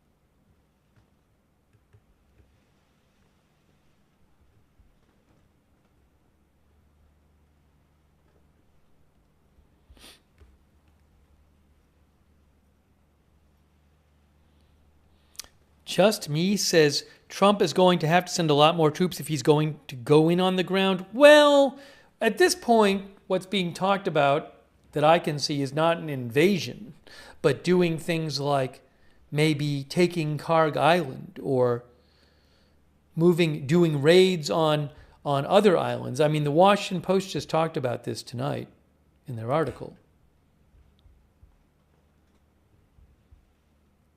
There's certainly not, I'm not seeing talk of doing a major invasion. It would not be a lot of troops for that. But where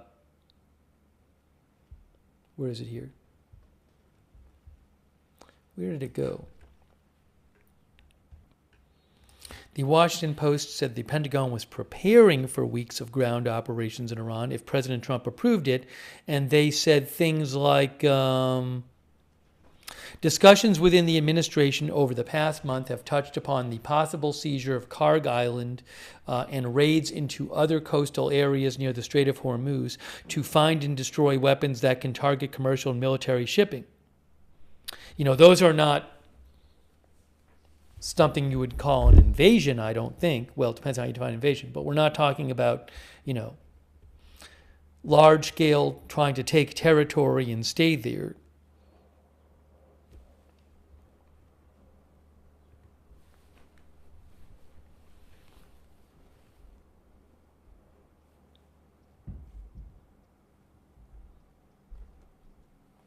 Mark the Man says, not landing on Karg, in my opinion.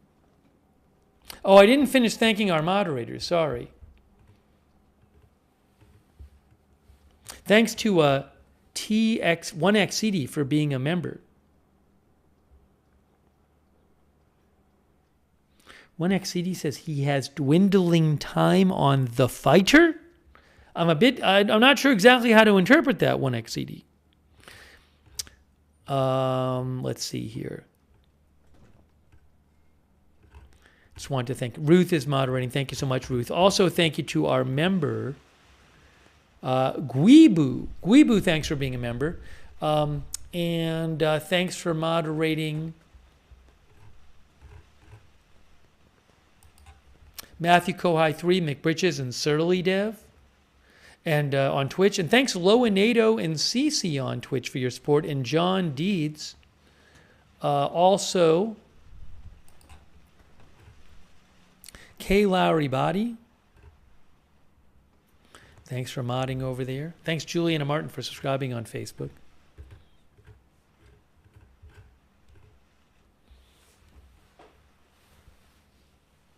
Keith said more polls. We already did a poll. Maybe we'll do a poll later. We don't want to overdo the polls.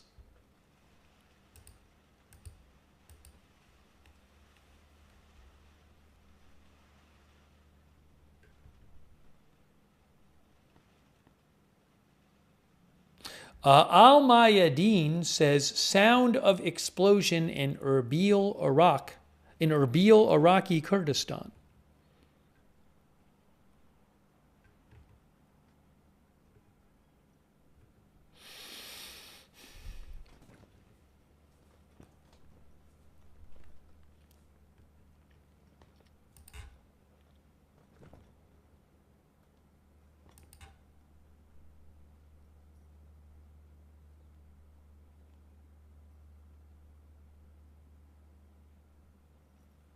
Oh, we also have Debbie BJG is moderating. Thanks, Debbie. And Roberts May Queen is moderating. Debbie's our new moderator, so thank you so much to Debbie. Looks like they changed the mod badge on YouTube. There's like this new mod badge. Looks like a police badge or something. Scotty says, I really thought something would happen tonight, NGL.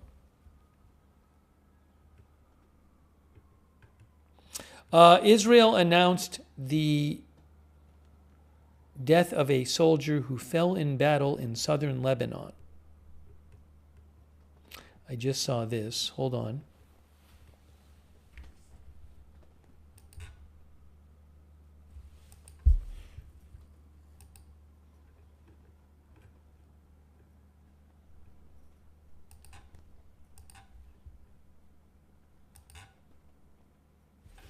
They say Sergeant Moshe Yitzhak, I think that's a weird translation, you're seeing HaKohen Katz, age 22, from New Haven, Connecticut, it says.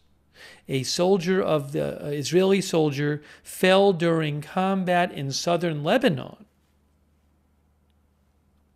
I wonder how long was he living in Israel for? Condolences to his family, of course. But it says from New Haven, Connecticut.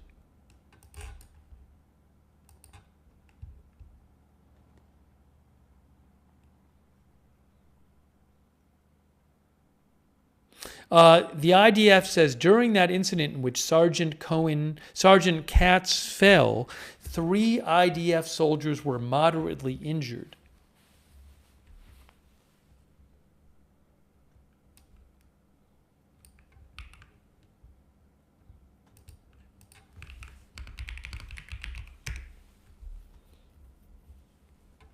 Jerusalem Post says he was born in New Haven, Connecticut. I don't know how much time he spent there.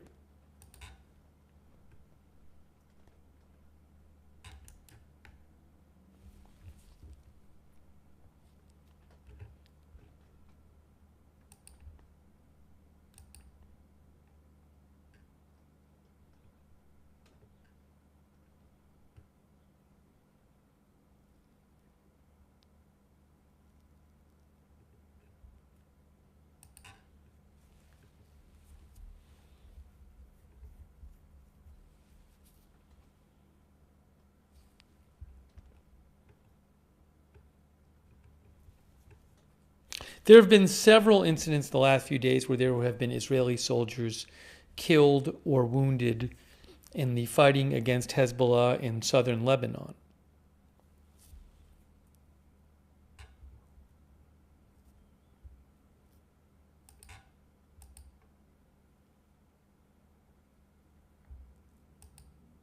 That's right, as Chessfish says, that would make him a U.S. citizen if he was born here.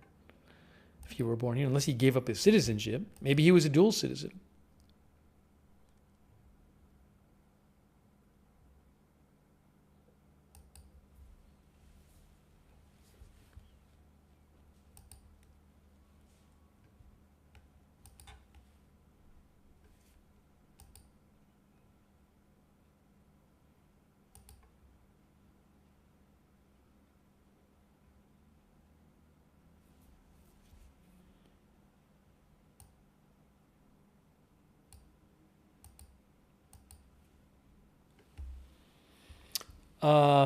Waltham Mass says we got to get out of this. We were hoping this would be like Syria, Venezuela.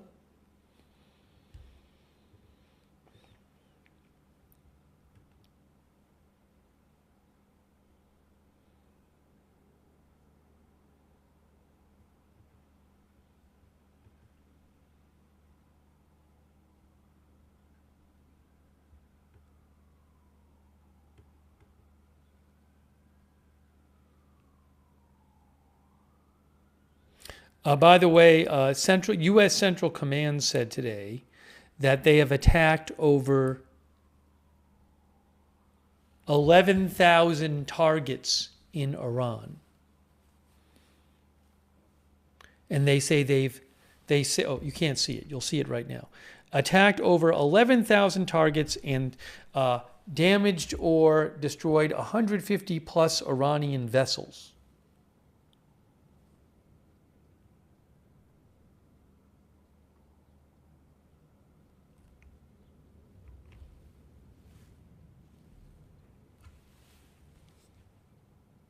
Thanks to Susan Priest Buchner for the Facebook stars. Thanks, Susan.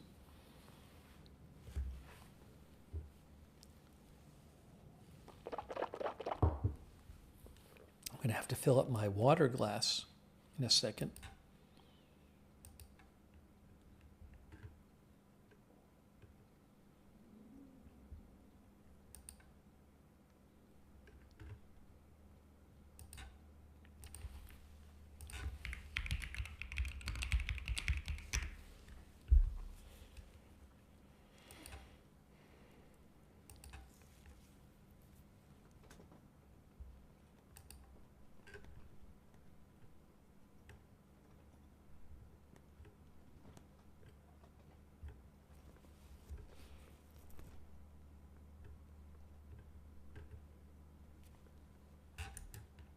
Maybe I'm going to get some water. Give me 1 minute. Let me just fill my water glass up. Need about 20 seconds.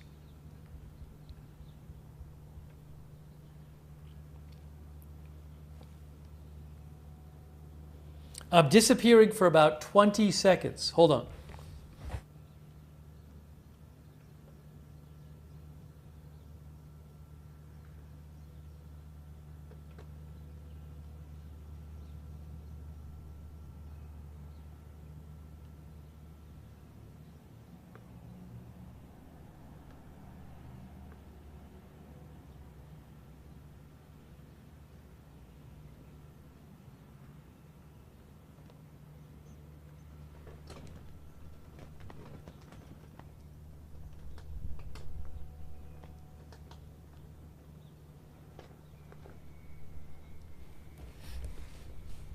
I appreciate everybody being here.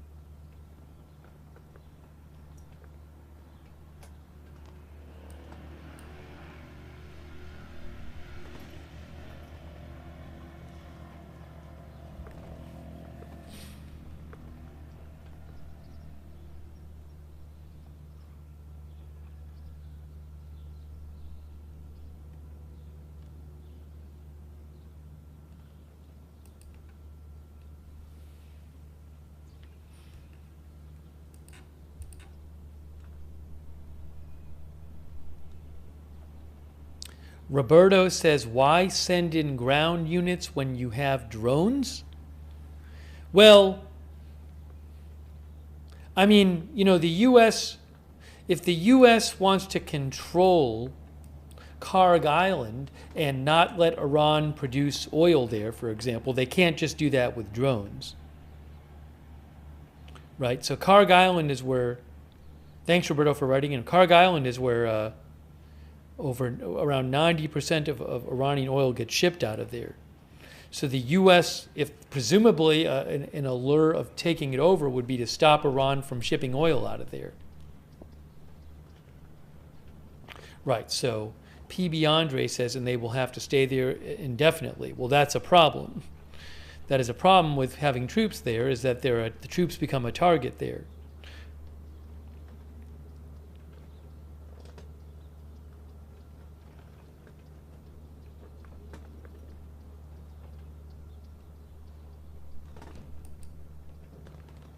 I think that so far in the time we've been on the air, we've seen there's been one missile launched by Iran at Israel.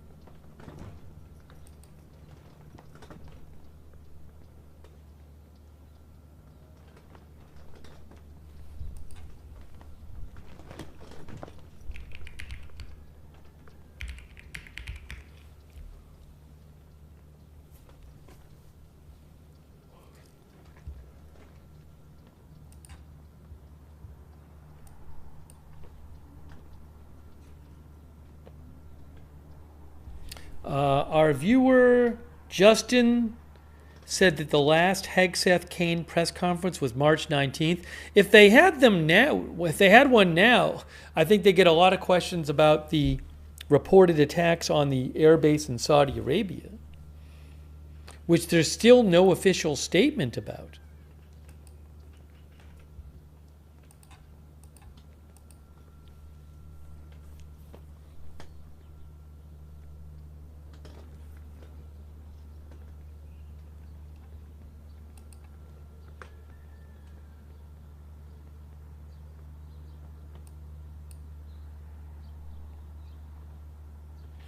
Here's something about Erbil. AP says explosions rock Erbil as attacks target U.S. sites. Interceptions and drone activity were heard for hours overnight Saturday across Erbil.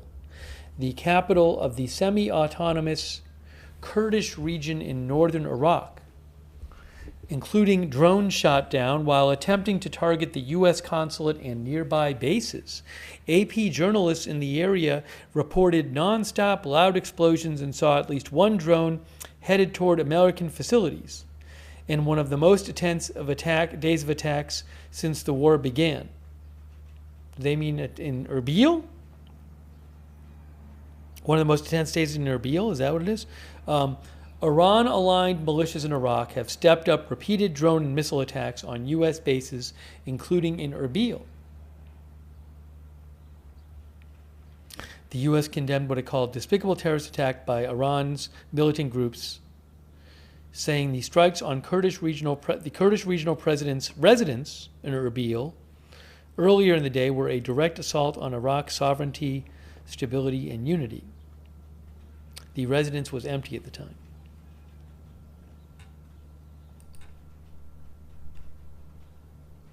Yeah, we started a little late today, so we'll go a little later than we usually do.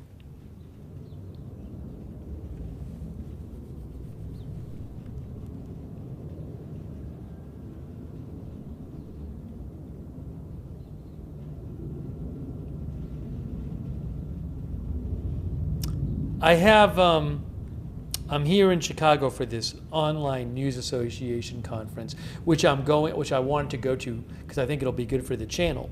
But I'm not like going nonstop to this conference, but there probably will be things I go to over the next 3 days. So we might do a stream before and a stream after or something like that. So we'll fit in coverage as things go. Obviously, if there's some huge breaking news, I can just come on the air and cover it. So I have my setup here and everything.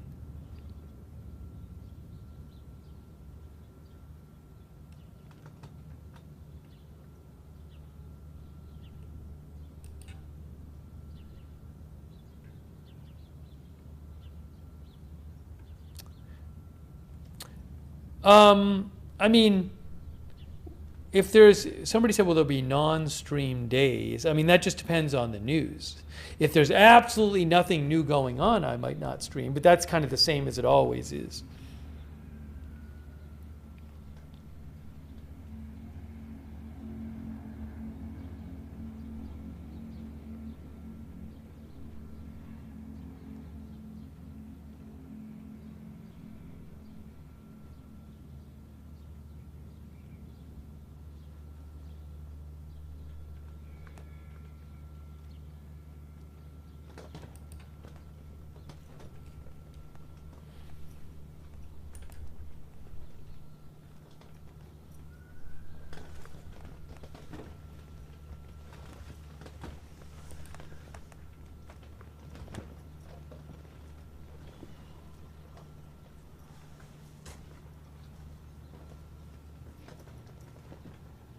Our viewer Tribal Elder says don't need troops for Karg. 82nd and Special Forces will drop in and out. So you're saying they won't take it over. They'll do something else?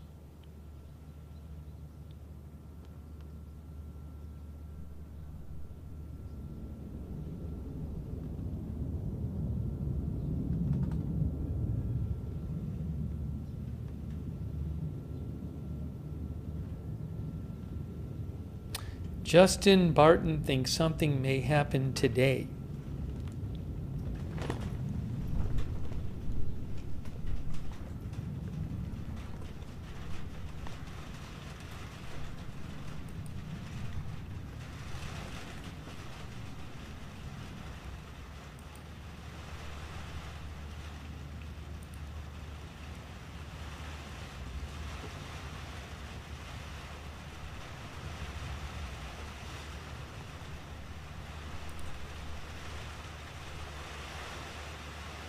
Now it is raining.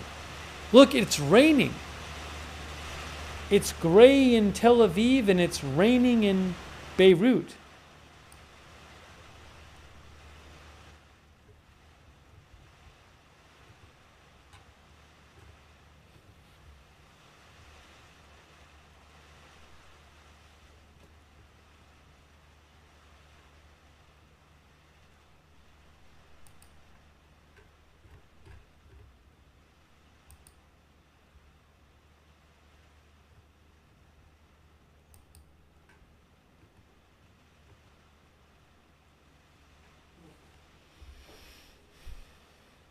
I just saw something here.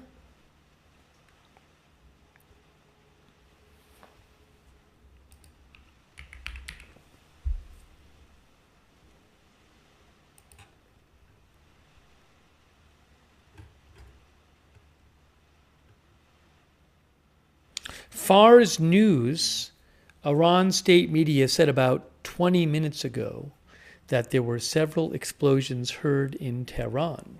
I don't know if Israel carried out some strikes or something.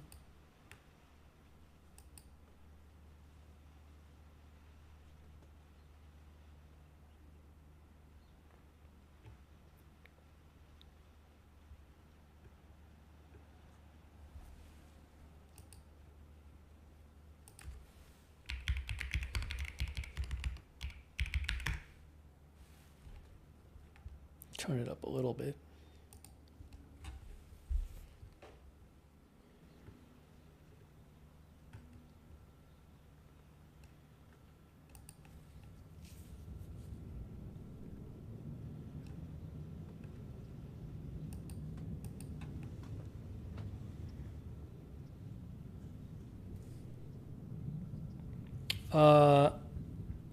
Our viewer Black Cats Are Voids says this will end next week with Trump calling it a success. Get back into the stock market.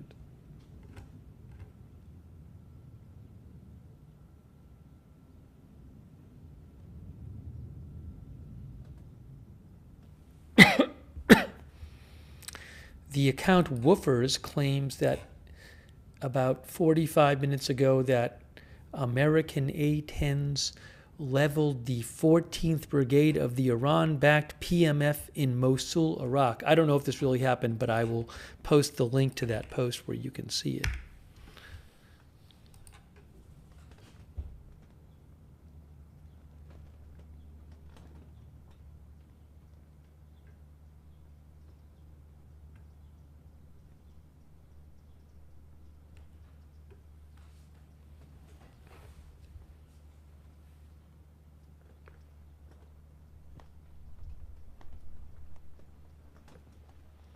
iPro says the strait has to open before it is over.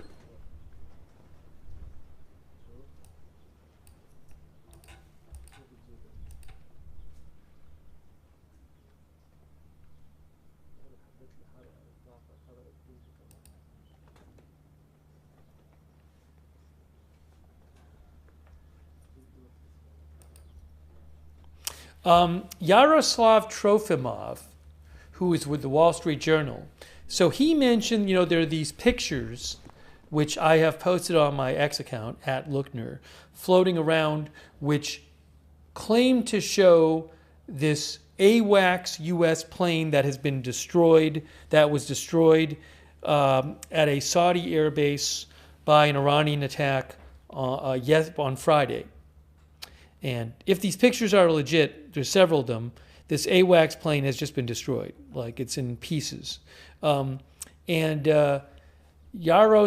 Trofimov of the Wall Street Journal said that considering the plane appears to be on the runway at the base, and how precisely it was hit he thinks it was hit in the radar dome area. That's what I was saying, because the part of the plane that's destroyed includes the radar dome part. He says, I'm wondering whether Iran managed to pull off its own spider web operation with remotely piloted drones, perhaps using the Saudi cell phone network. There was an operation, what was it, a year ago or something, where Ukraine smuggled drones into Russia, and the drones flew out of trucks. And they took off not that far from their destination. So they didn't have to fly all the way from Ukraine. And he's wondering, is it possible that somehow Iran got these drones into Saudi Arabia beforehand? And they didn't fly them all the way from Iran. They just got them somewhere where they could remotely pilot them. The drones have cameras, so the pilot can be far away. Which is an interesting idea. It's an interesting thought. He also says this required This strike also required a high level of satellite info that Iran probably can't get on its own. Russia, he says?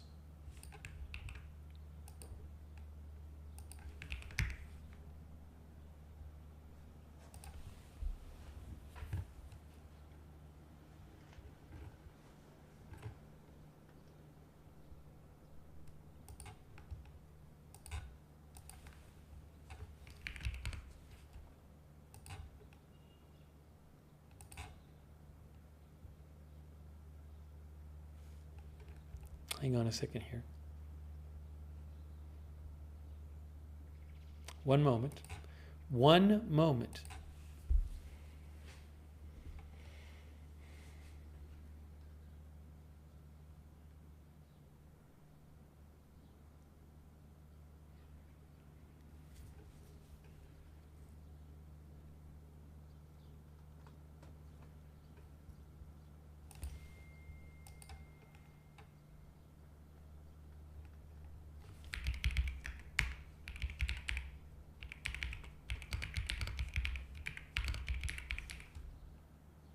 Just a reminder about the spider web attack.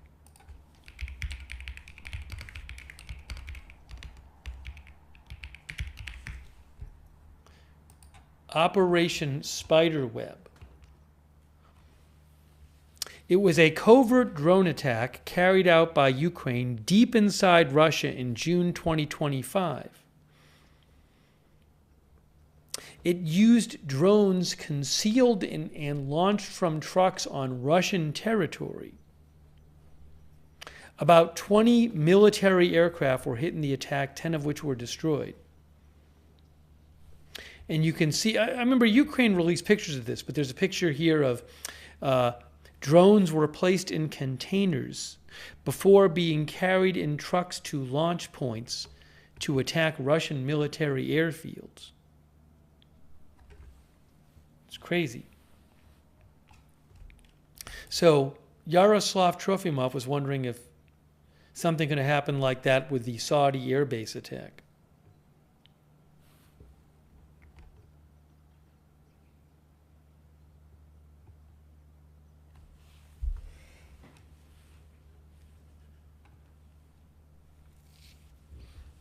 Still rocking the 80s says, and those are FPV, first person video. Yeah, there was video I know from some of the drones that we watched. Like this one. Ukraine, I remember there was a whole video. They released some of this footage from the drones.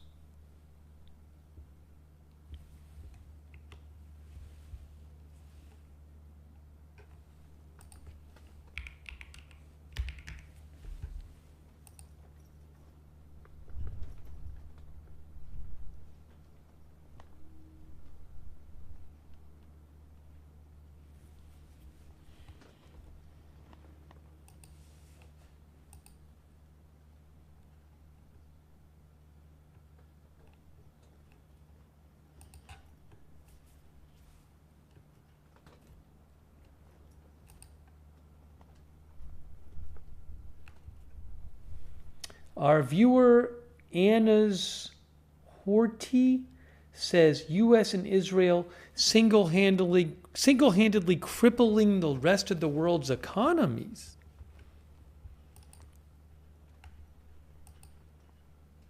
What about talks? I'm not aware that there's any direct talks right now between the U.S. and Iran, but who knows what's going on behind the scenes. Is Thailand involved in the conflict? Collected Chaos says, well, not directly, but Thailand, I believe, did announce a deal with Iran to let their ships go through.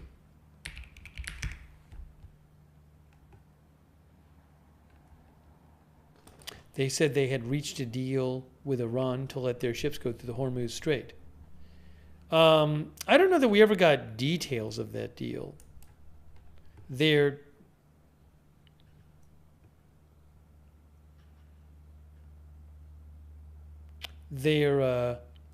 prime minister announced it. Hey, we should look at marine traffic. We haven't even done that. Look, it's marinetraffic.com. Guys, check it out. We need to put satellite up here. Satellite map. There we go. There we go. Not much activity right now in the Strait of Hormuz. That's going at 3.5 knots. Chinese owner and crew, 4.5 knots. That's a Pakistani ship. Why don't we can play the, oh, there's, that's a tanker. There's a tanker behind Larak Island, but we don't have the details on it. That could be going through. Let's look at the last 24 hours. Why is this all? Hold on. Let's look at the last 24 hours here. We'll do a playback. Marine Traffic is a ship tracking and marine analytics provider. You can check them out at marinetraffic.com.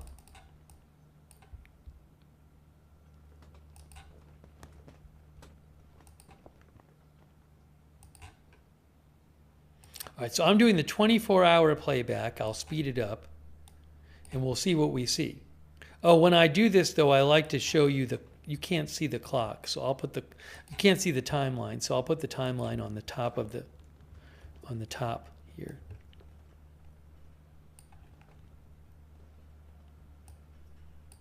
Oopsie, what happened? What happened? There's the timeline. All right, so I'll hit play. Let's see. Do we see, so far in the first bit of the last 24 hours, we don't really see much going on here.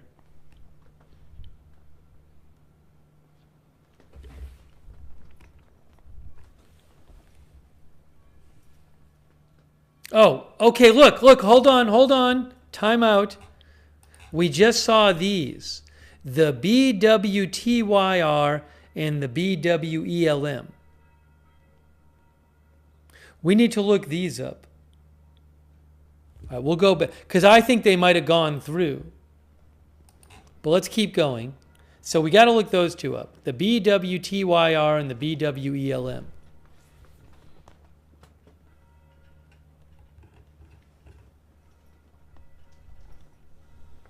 This is very sped up, by the way. I mean, this is not real time.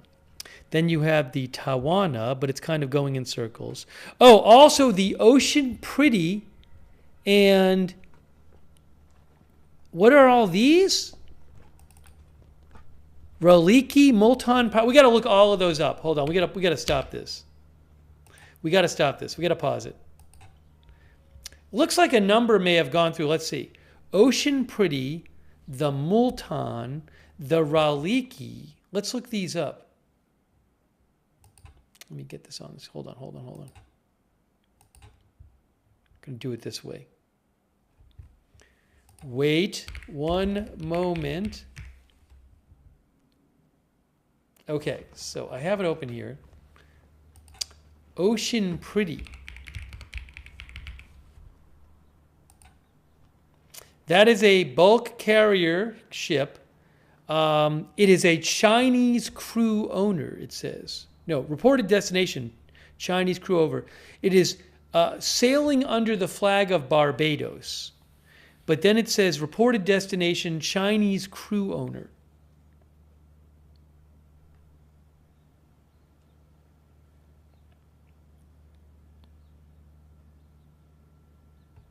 And then if we look here, past track,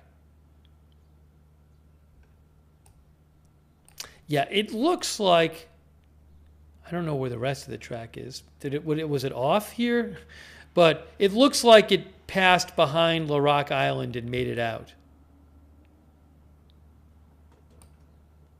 Let's look at some of the other ones that seem to maybe go through in the last day. Multan and Raliki and BWTYR and BWELM.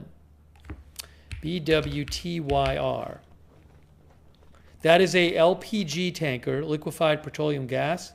And that is a Indian, reported destination, Indian ship, Indian IND crew. Oh, this is an Indian tanker.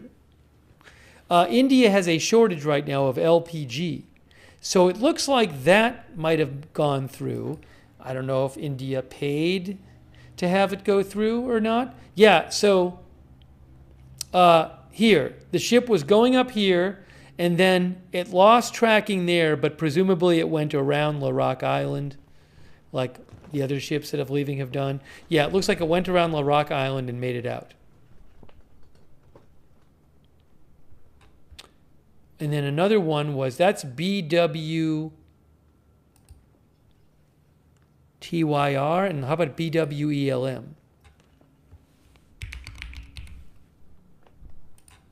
That's also an LPG tanker. That is also an Indian LPG tanker. And I believe that made it out to same basic way. Yes, it's pretty much the same as the other one. So, you know, you have to wonder, our viewer says pay to play Wall Street. Given that there's a shortage of LPG in India, for example, a lot of people use it to cook and restaurants use it to cook. Given that there's a shortage and we see these Indian LPG tankers making their way through, you do wonder if that you know, if some deal, I would have to imagine some deal was made. I don't know if they're paying to get these out. They might be. So there's that one. And then what else did we see? We saw Multan and Raliki and Power. Let's look at all of these. Multan is a bulk carrier, if that's the right one. That is a Pakistani ship. Remember, he's supposed to be 2 a day from Pakistan under the deal. That's a Pakistani cargo ship. Looks like that might have made it out. There, same thing. Same route. You see they approach here, then they, for whatever reason, they turn off their tracking, I guess, and they go around Larak Island and they come out this way. Yeah, I think for whatever reason, they all stop being tracked around here. My guess is they turn them off for some reason, I'm not sure. And then, what else? Raliki and Gas Fate.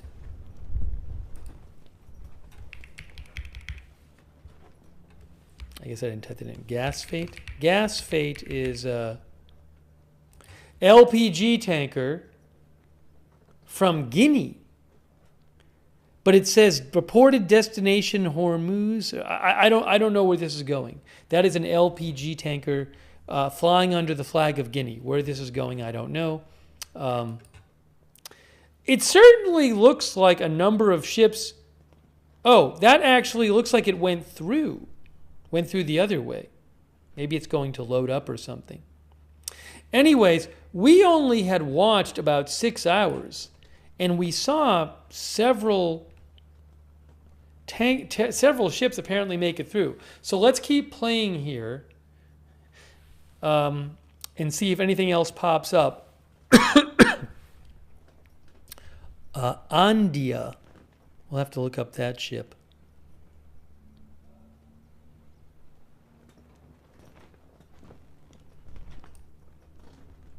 So there are certainly ships going through. Not a ton, but there are ships going through.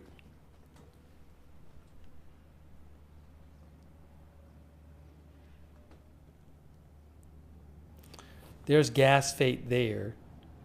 That looks like it's going through, going in. But it's, in the normal amount, I think was like 130 a day going through. We're not seeing that, but we're not seeing nothing. Yeah, there's been this rumor, I would say, that some ships have paid. Well, I think Lloyd's List said 1 or 2 ships paid $2 million to go through. I don't know if the ships all paid that or what's going on. There's one called Bavand. Let's look up Bavand. Did that make it through as well? Bavand is a bulk carrier It is from it. That's an Iranian ship. That's an Iranian ship.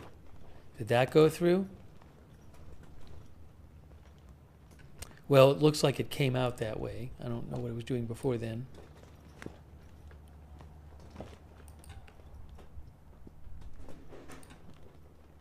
Let me just keep playing the 24-hour playback.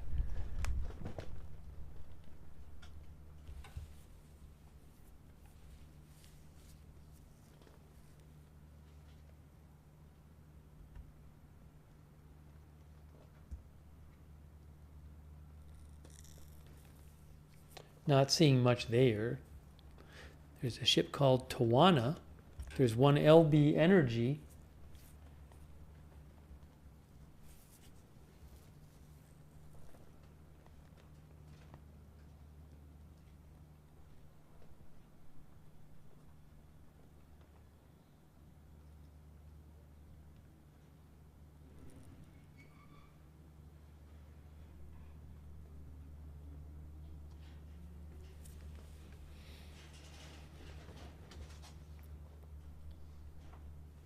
There's another ship moving towards Larak Island.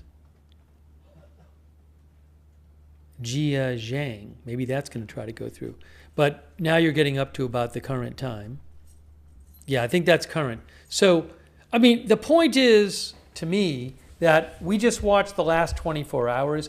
I don't know exactly what happened, but it certainly looked to me like, what? Maybe 7 or 8 ships went through the Strait of Hormuz. You know? More going out than in. Hang on a second here.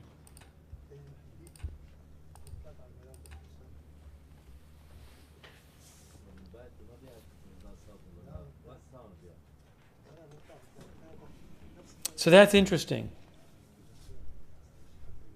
I wonder if the UK MTO had a number of ships that went. They sometimes publish the number. Oh yeah, 6 or 7 exactly, as one of our viewers said. But that's, I mean, it's never been fully closed. Oh, hold on, I want to mention something. It hasn't been physically closed. It's been closed subject to whether Iran agrees to let you through.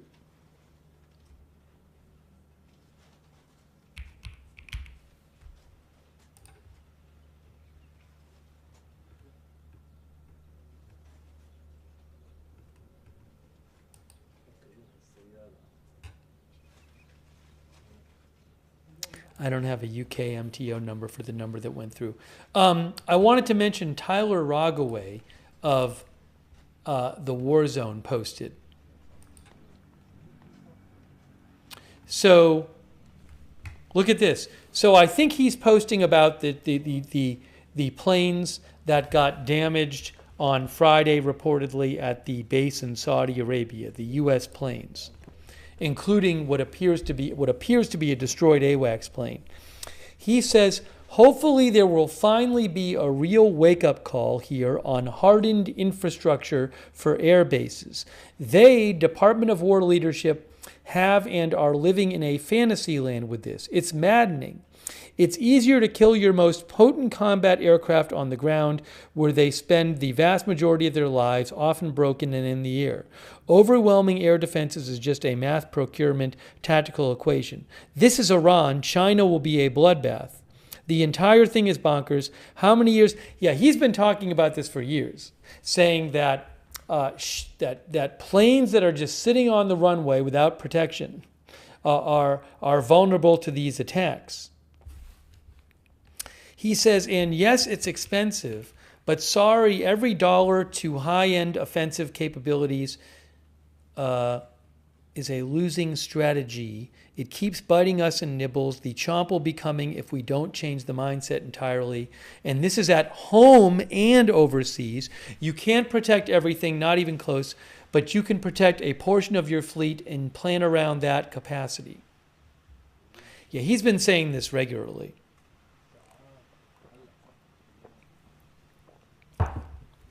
Levidog says Ukraine's drone attack on Russia's planes was crazy.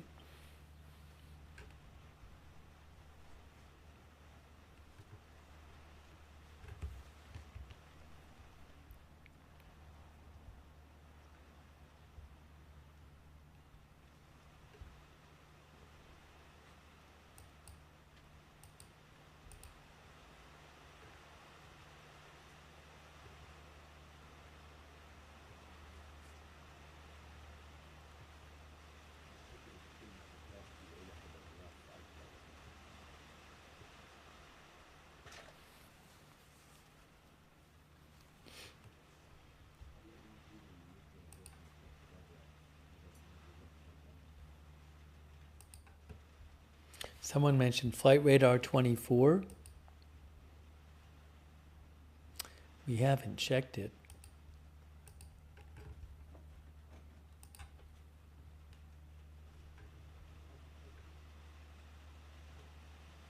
Charlene says Iran is not winning.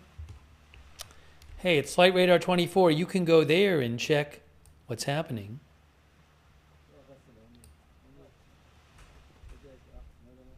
Is Iraq airspace still closed? I don't see anything flying over there. Nothing over Iran.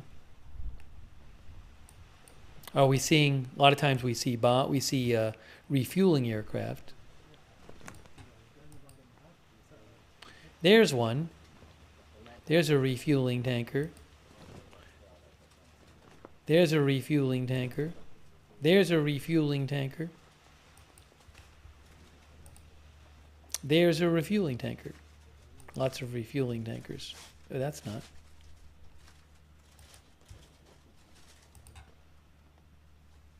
There is also a refueling tanker close to Iran. Maybe that's refueling planes that are attacking Iran right now. Lots of refueling, says Lulu 8X.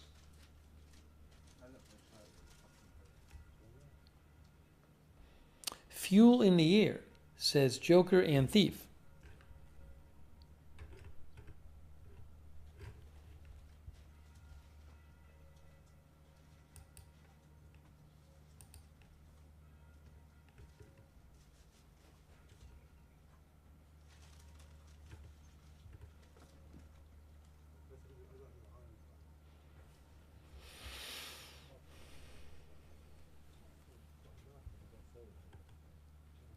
Soon, I'm going to eat something. I have some food here. I don't have to make it. I just have to heat it up. Maybe I'll turn the oven on so I can heat up the food. That takes about 20 seconds to do that. I'm going to do that. If you give me 20 seconds, I'm coming right back.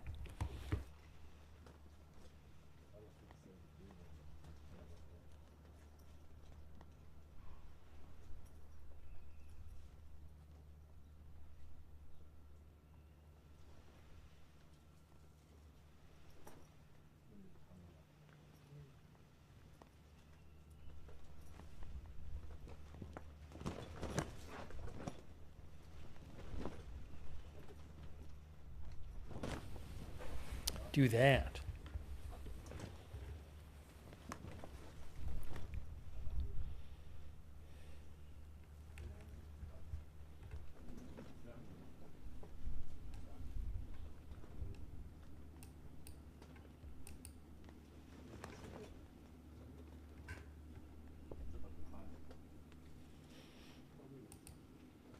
I like to try to be on the air for this because you just don't know when stuff is going to happen. I mean, stuff kind of happens whenever. So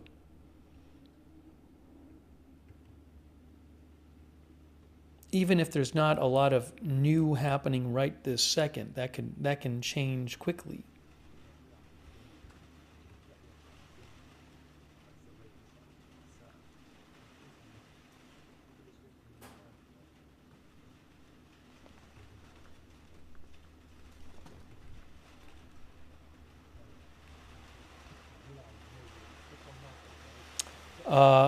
Bert Patio says this is all about the petrodollar collapse and Chinese supremacy. They were waiting For a fool like Trump, buckle up? Thanks MSAND for watching.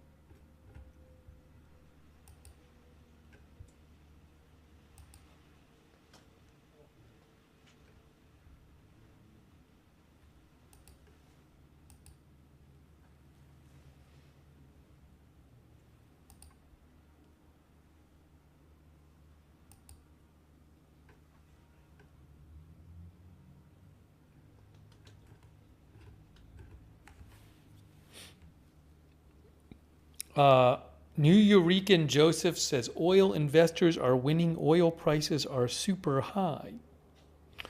The just to keep in mind for tomorrow when the oil market opens, Sunday at 6 Eastern time. As I am aware, Brent crude is at about 112.5, and WTI crude is about 100. So what is going to happen?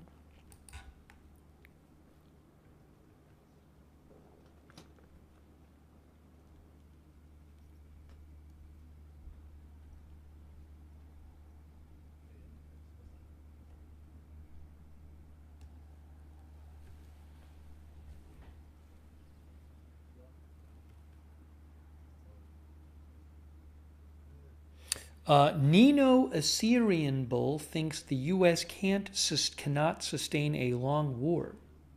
Trump will claim imaginary victory and pull out.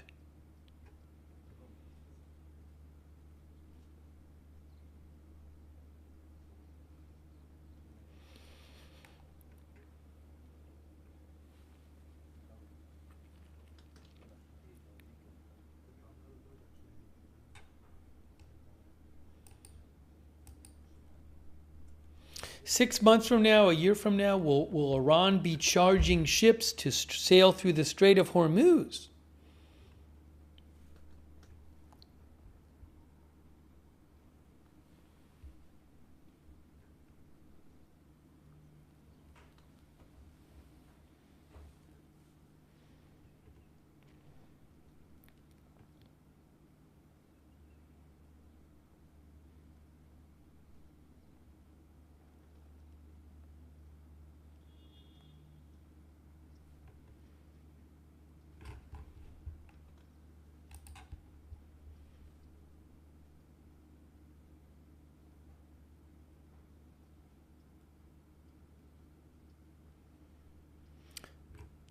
Kay said Cuba is next, he said. It's something the administration has talked about. But they're talking about working on having some kind of deal with Cuba. Big Carl Snarl says Israel will only escalate this war until the destruction of Iran. The Schwitzdown says Cuba is next.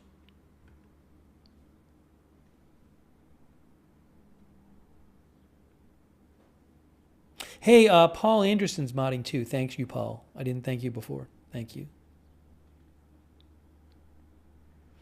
Laura Manchaka says we're going to attack and we're going to fail.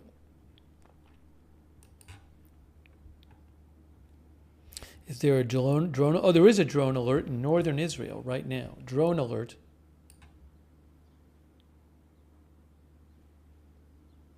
I need about... I'm going to take about 1 minute so I can throw my food in the oven. Let me do that. Well, 1 minute. Just going to toss the food in the oven.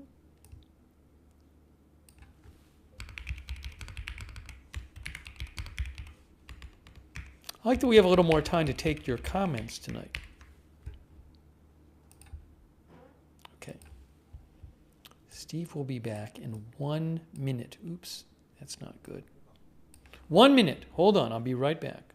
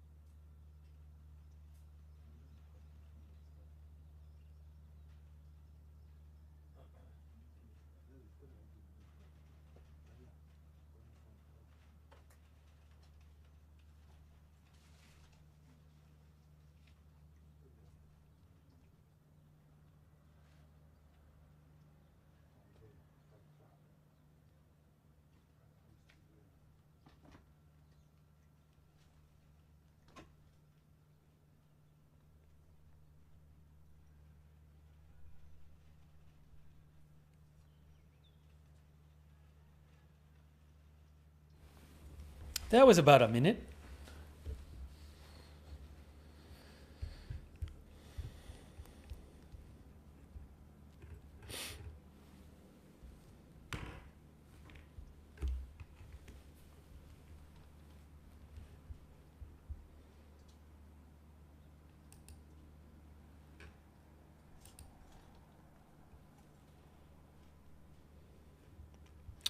Give me a moment here.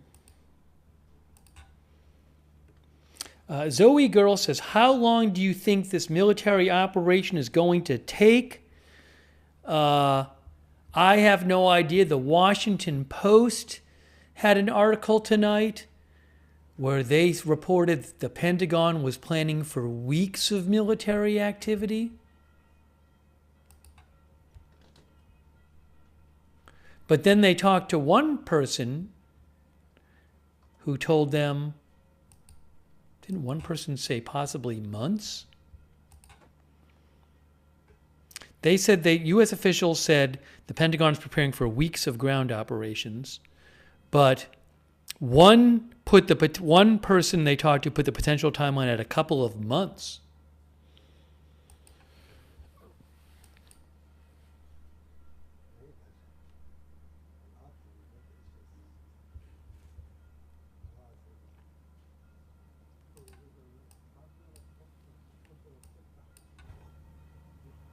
Peters says weeks, maybe months, probably years. That's what Peters says.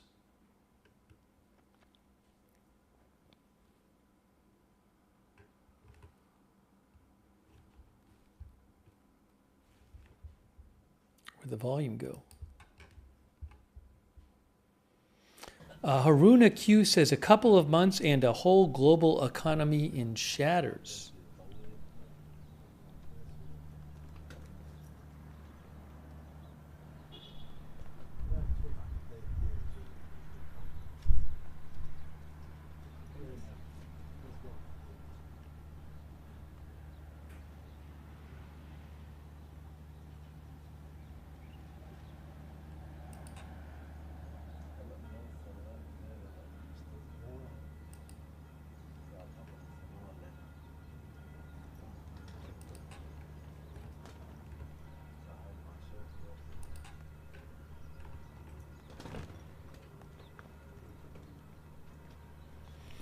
Our viewer Brian's vlog says, I don't think there's a timeline because Iran would have to agree to not launch drones or missiles, and that's not going to happen.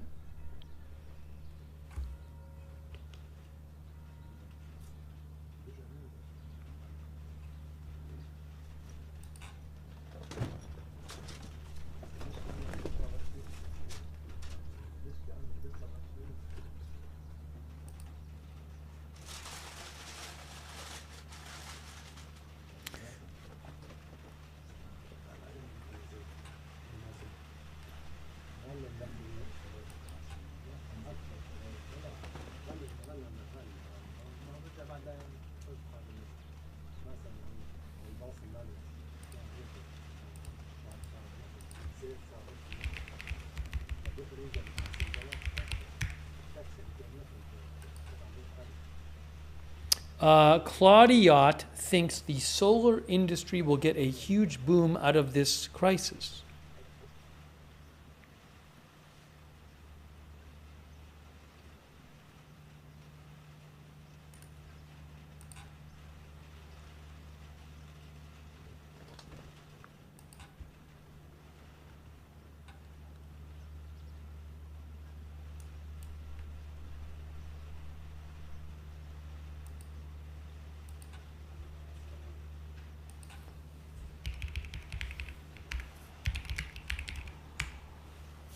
Give me one moment.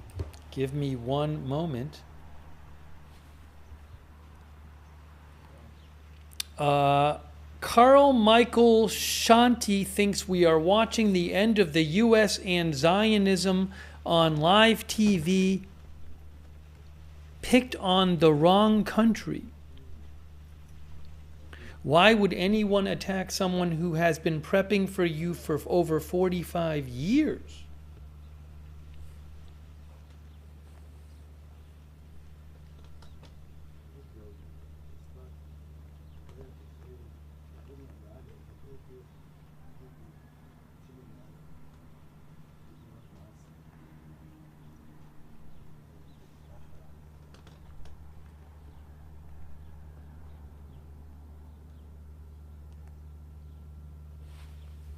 One sec here. Trying to find something.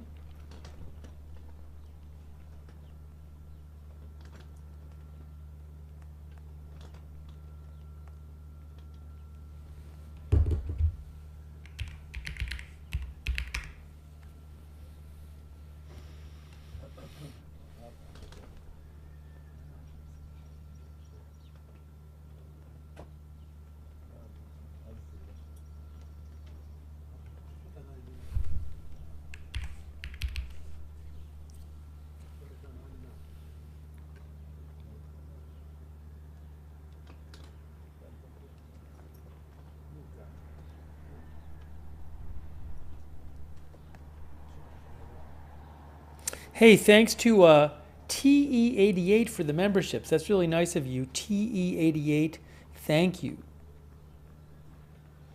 VC Gamer says, I don't think this war will result in a regime change, which they mentioned at the start of the war.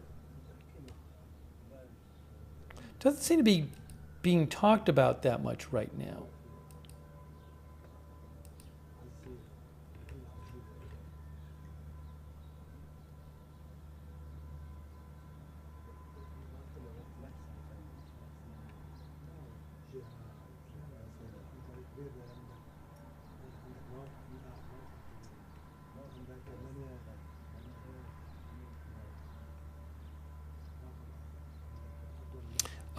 Cavitate says it can result in a regime change. Go hard, fast, and direct.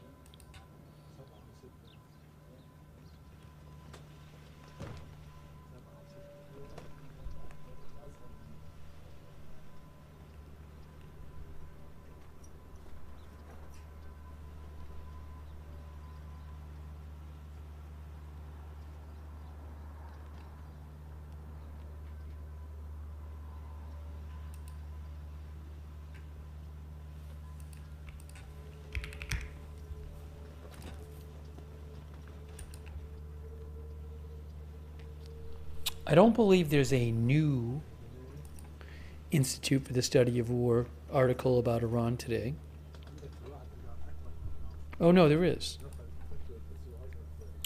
What did they talk about? They said the Houthis conducted a missile attack and drone and missile attack targeting southern Israel, marking their first involvement in the war. We talked about that a bunch. The Houthis' decision as of now to participate in the war by conducting drone and missile attacks against Israel instead of attacking international shipping suggests the Houthis may be pursuing a relatively cautious approach designed to avoid an immediate escalation with the U.S. and Israel, they say. This is the Institute for the Study of War. I will post the link to the article. They post these updates pretty regularly on the situation. Hold on, I'll show you what it looks like. Understandingwar.org.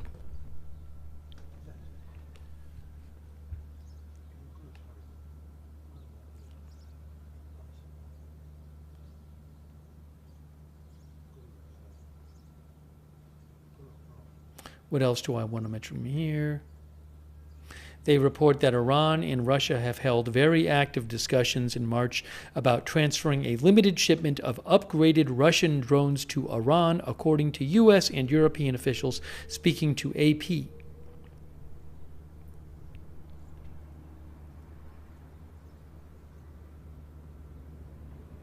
Russia began domestically producing Shahed drones, which were originated in Iran, in 2023 and has adapted them to increase their firepower and defensive capabilities.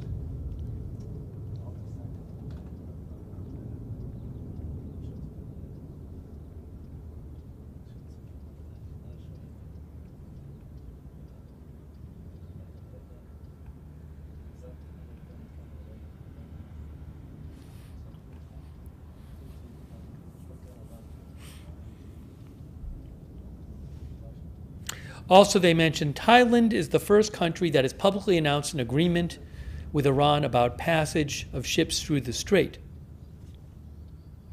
Lloyd's List reported on March 18th that Pakistan, India, Iraq, Malaysia, and China were negotiating with Iran to allow their vessels to go through the Strait of Hormuz.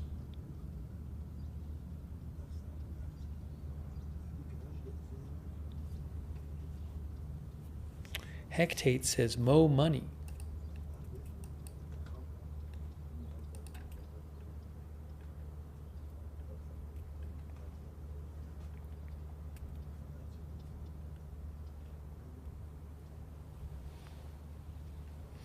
Retu P. Mock says money talks.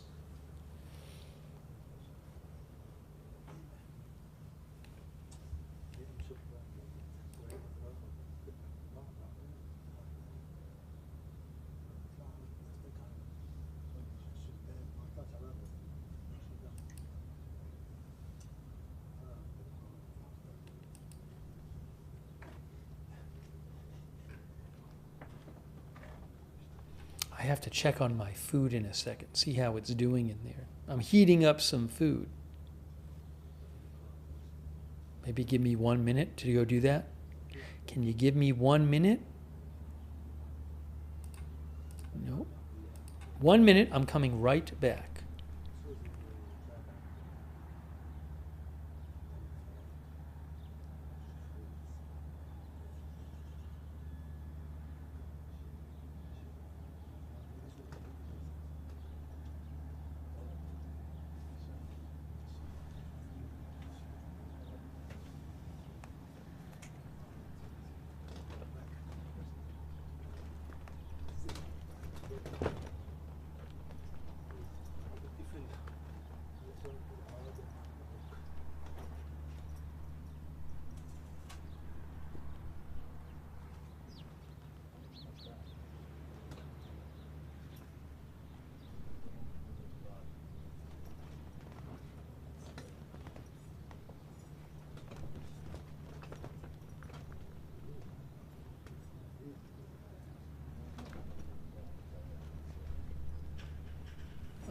I think in a minute or so, I'm going to eat my heated up food, but we're going to keep the stream going. I know it's more of a late stream tonight. We started late. We started later than we normally do. Yeah, it's 12:08 where I am. It's 1:08 Eastern time, but we'll go a little later.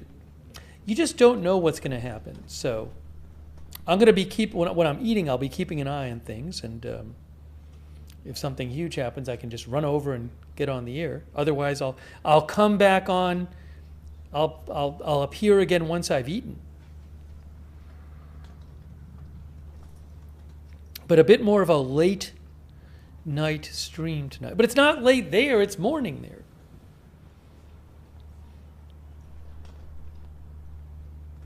But I appreciate everybody being here. Also, shout out to Ruth, who's moderating, and all of our other moderators on YouTube. And Twitch mods who are over there. Matthew Kohai 3, good luck, Duck, Surly Dev. Thanks, Qbat, for subscribing on Twitch. Kay Lowry Body, Margaret Riley, Paul Anderson on Facebook, Andrea Holder, Linda Belk, Larry Misha. All right, so let me eat, and I will come back. But again, I'll be keeping an eye on things. If there's something urgent, I can come back before I finish eating. So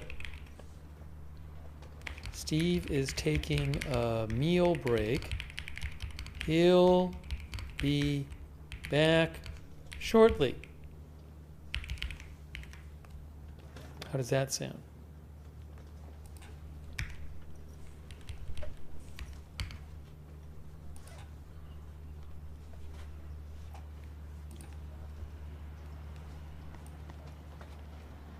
Okay, there it is.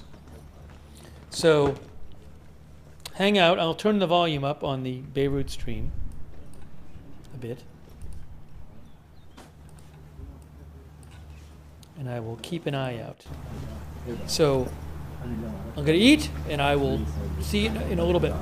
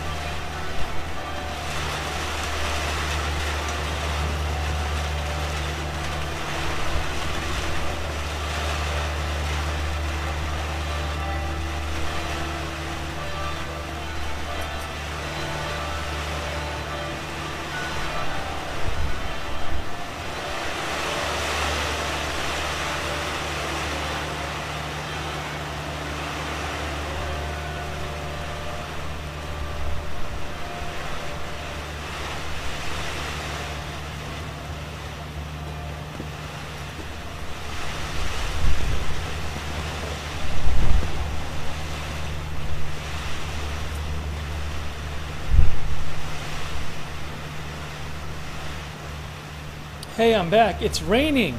It's raining a bunch. Look at this.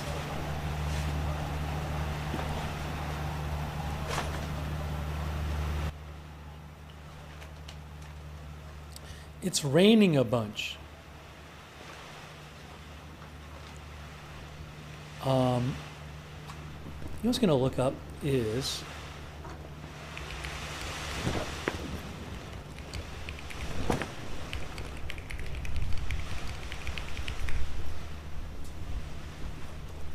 November to March is the rainy season in Beirut, by the way. November to March.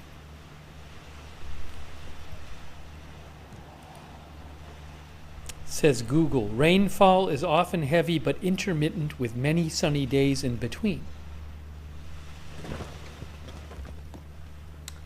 Now what I need to do is, where is missing something here? There.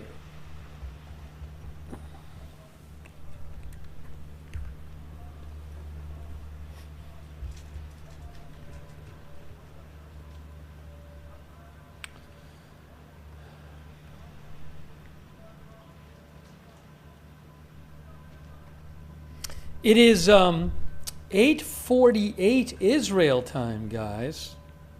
8:48 on Sunday. What is going to happen with this whole thing?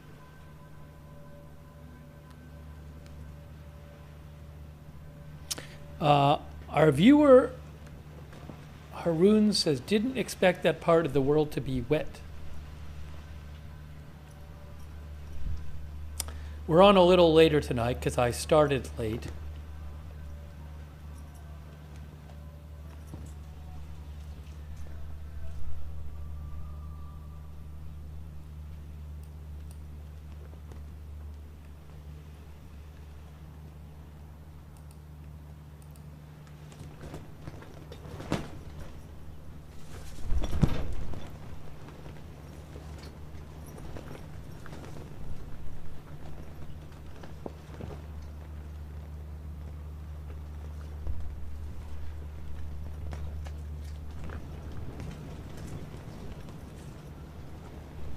I read an interesting analysis in this magazine called Foreign Policy, FP, and they were talking to an energy expert. And one point that they made is they said, well, let me turn this down a little. You know, you'd think that the oil price might be higher given that everything that happened. But what the expert says is that at a certain point, if this goes long enough, you're just not going to have enough physical oil. And it's going to force the price to go up more. If I can just kind of summarize the reasoning here.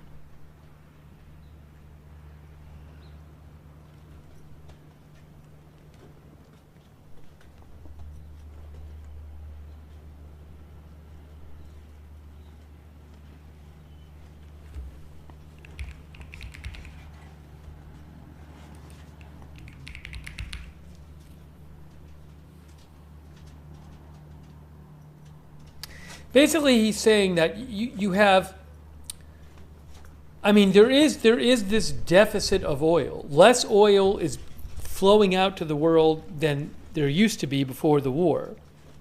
And eventually, I know, for example, there was like some oil on ships that hadn't been delivered yet, and I don't know if places have surplus of it, but eventually, and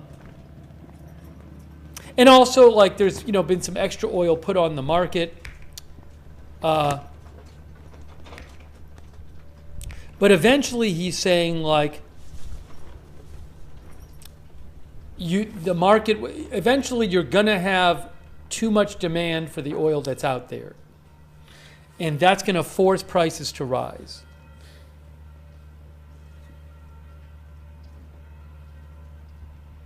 As our viewer Claudio says, you can manipulate future markets, but you can't print molecules.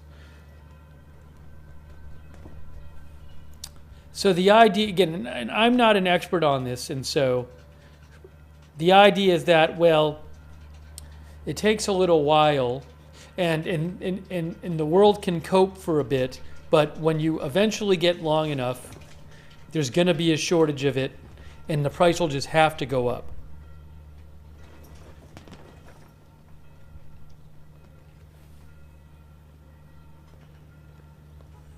So I don't know how long that would take.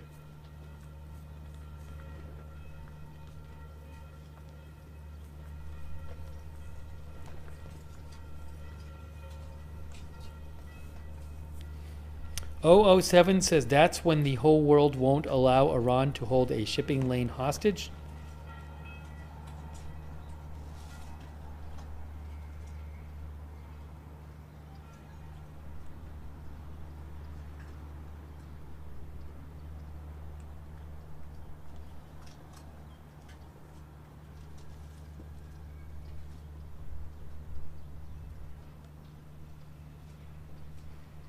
As the expert put it in FP, the price would need to rise enough that the demand goes down to be equivalent to the actual supply.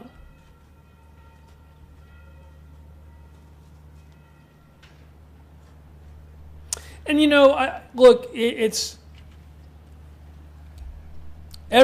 seems to me every day that goes by that the situation is not resolved, you're closer to that happening. That's the thinking. The thinking is that over time, the price is going to be forced to go up. So you might think like, well, who cares if, President Trump takes 2 weeks to decide on what to do. But the thing is at least in theory, every day that goes by, the situation gets worse.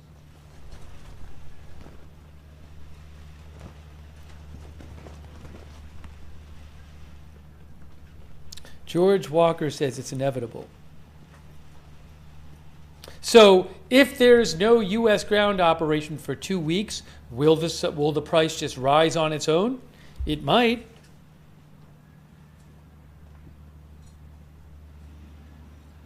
Now, as Shadow Mill points out, and I've read this, it can take weeks or months for everything to get restored, even if there's a ceasefire. Also, there will be things that don't get restored immediately, like the major gas facility in Qatar that's going to take 3 to 5 years to fix.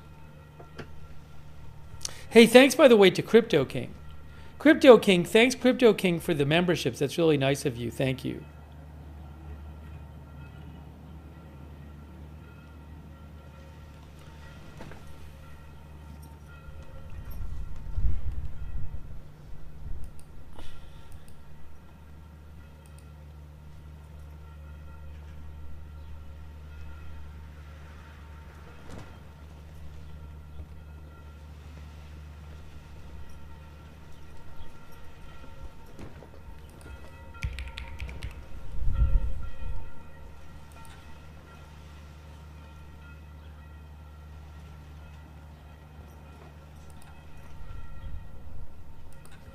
There's a new update from the IDF.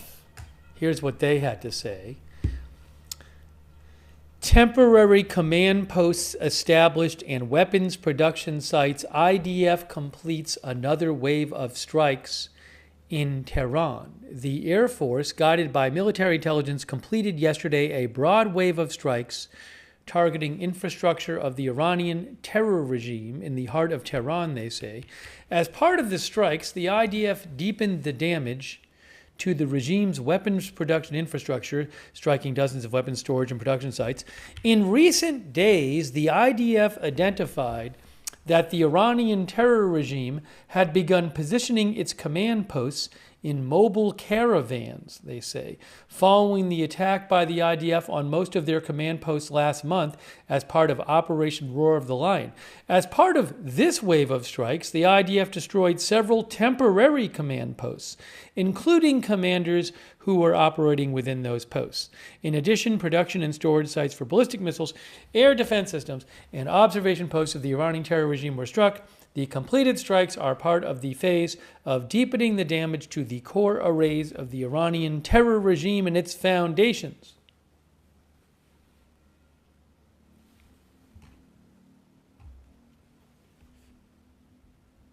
Thanks to Shadow Mill for being a member. Thanks, Shadow Mill.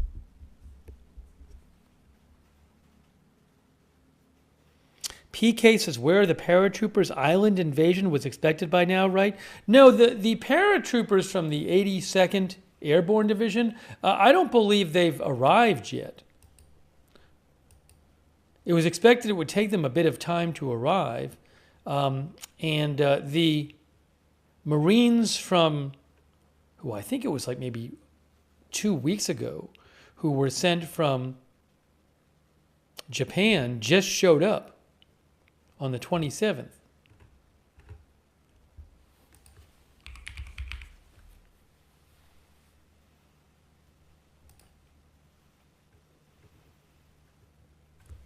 See here, U.S. sailors and Marines aboard USS Tripoli have arrived in the U.S. Central Command Area of Responsibility March 27th. The America-class amphibious assault ship serves as the flagship for the Tripoli Amphibious Ready Group 31st Marine Expeditionary Unit, composed of about 3,500 sailors and Marines, in addition to transport and strike fighter aircraft, as well as amphibious assault and tactical assets. So they just got there on the 27th. And they're not necessarily where they would need to be. I mean, they're in the Central Command area of responsibility. See if I have a map of that.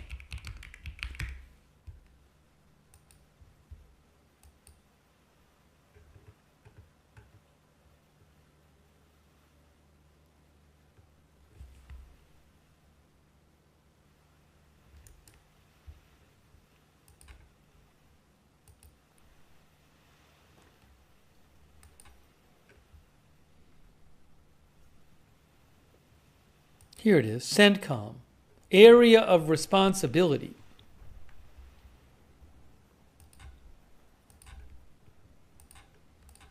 This is the CENTCOM area of responsibility.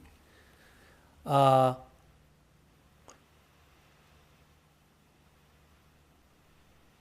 guess it's everything dark there. Kazakhstan, Uzbekistan, you can see all these different countries. Pakistan, Iran, Saudi Arabia, Egypt, Middle East. It stretches from Northeast Africa across the Middle East to Central and South Asia. That is the CENTCOM. Oops, you can't see it. I'm sorry. Now you can see it better. This is the CENTCOM area of responsibility.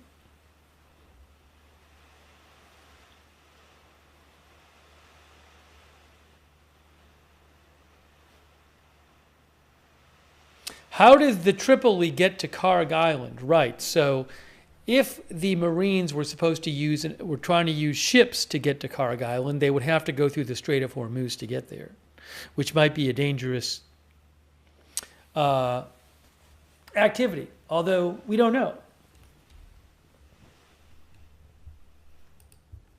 Because Karg Island is here.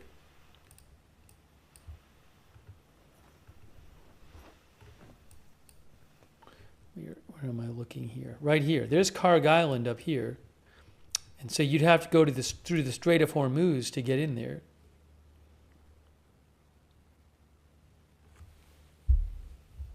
But they could be flown in too. Yes, there are, as Guy from KC says, there are several ships with that group.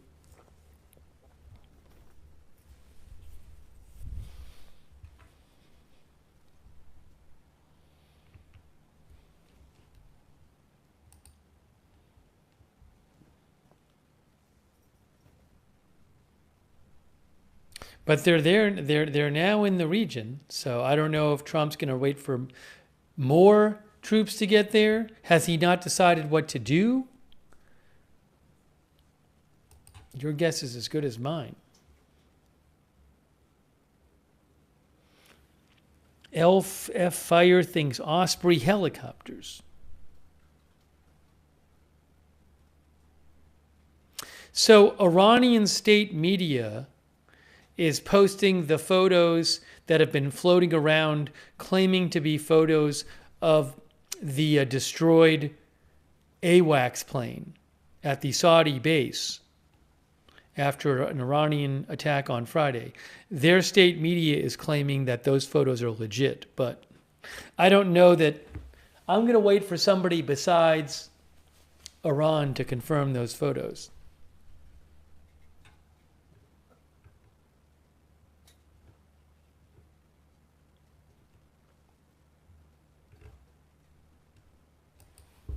I'll post a link to their post with the photos. Where did it go?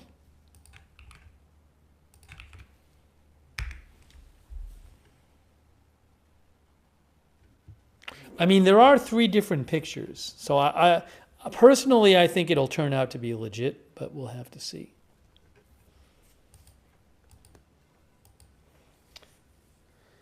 "3-5 GHT said Trump should declare victory and get out. But then does the Strait of Hormuz stay closed?"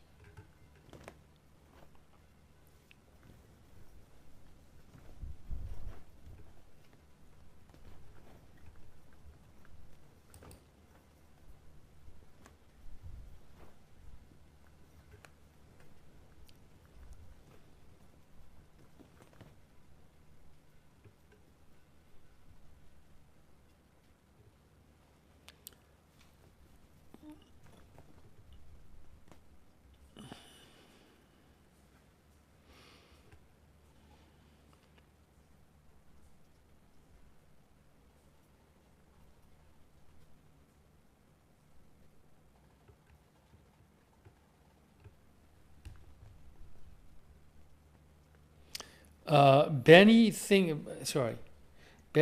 the U.S. has to agree to no more attacks and pay for the damages to Iran.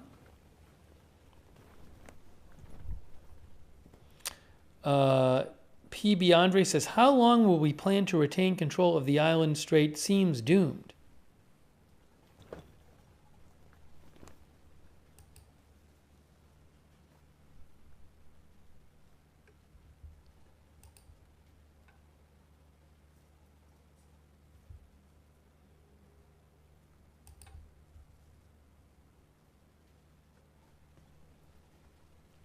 Oh, I have a live view of Yemen's capital. Wow.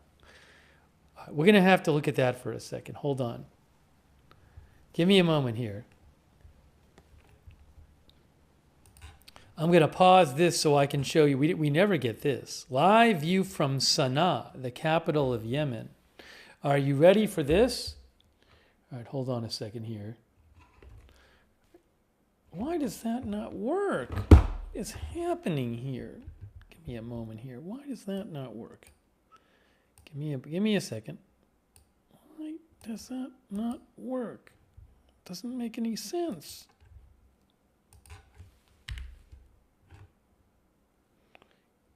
Give me a moment.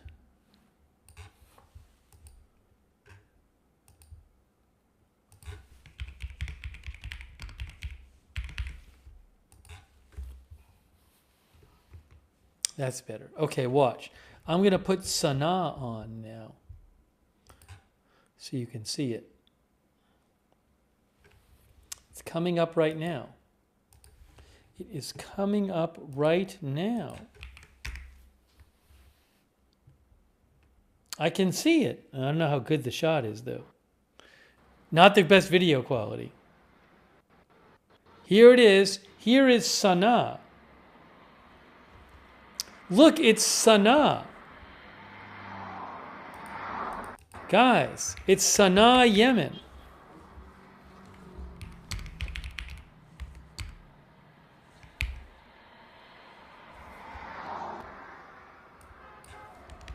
Let's get rid of Tel Aviv for a sec. Let's just leave that up there. Wow. It's a live shot of Sana'a, Yemen's capital, where I believe the Houthis control Sana'a.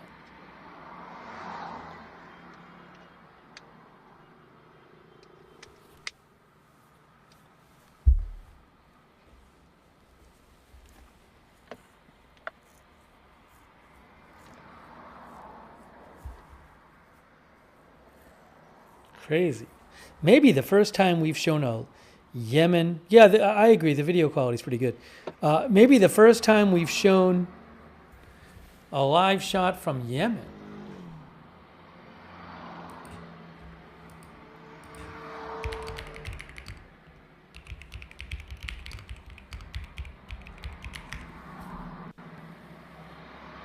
The Houthis are in control of Sana'a.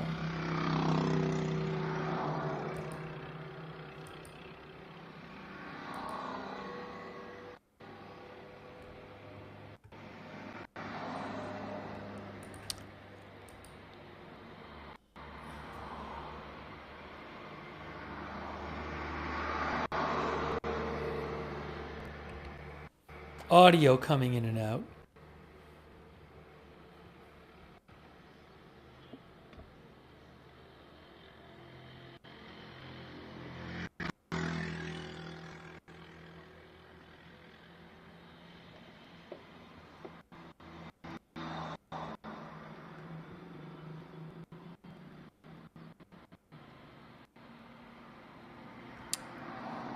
Emil says, I was in Sana'a ages ago. It's a wild place, extraordinarily friendly locals.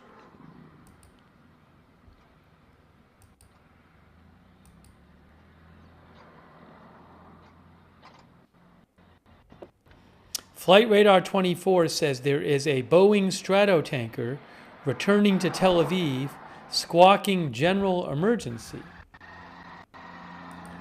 Hold on a second here. I don't know what this is, but there is a Boeing Stratotanker returning to Tel Aviv, squawking general emergency. Being tracked by a lot of people. They say they expect it to lose coverage at about 1,500 or 2,000 feet. So, hey, look, let's go to flight. See, squawking 7,700. So now this could mean, that doesn't mean it's going to crash. And we don't know what, it could have been something mechanically that went wrong with the plane. However, remember that incident when a tanker went down after, I believe it hit another U.S. plane? In that incident, the second one flew back to Tel Aviv, squawking 7,700. So you can see this is the number one tracked plane. Hopefully it's okay.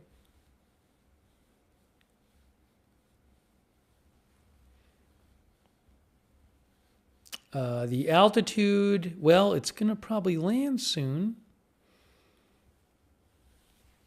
Oh, vertical speed, well, kind of going up and down. Where is Tel Aviv? Right here. It's going to land right here, I assume. Unless it goes, I mean, I feel like we've seen some of these planes go out over the water and perhaps dump fuel. I'm not sure. But this is again, squawking general emergency. Doesn't mean the plane is, it's a pretty regular occurrence for planes around the world to squawk general emergency. Most of the time they don't crash.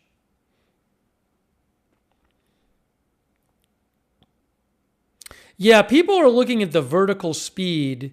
I don't know enough about planes. I mean, clearly the altitude's going down, but it's also supposed to be landing soon. Right? I mean, the airport's right here. Sorry. Assuming it's going to land there. I don't know, though. These KC-135Rs are old planes. I believe they were all made in the 50s and 60s, and they still are a workhorse for the Air Force, for their refueling. You also wonder, I mean, could it have been hit by something? You know, I don't know. It seems to be turning towards the airport, I guess, maybe.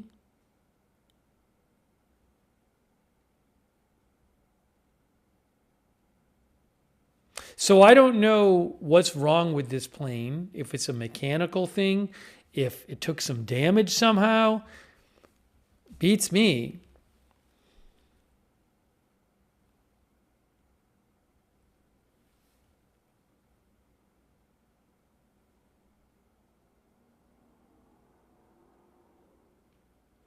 Its vertical speed is now around 0.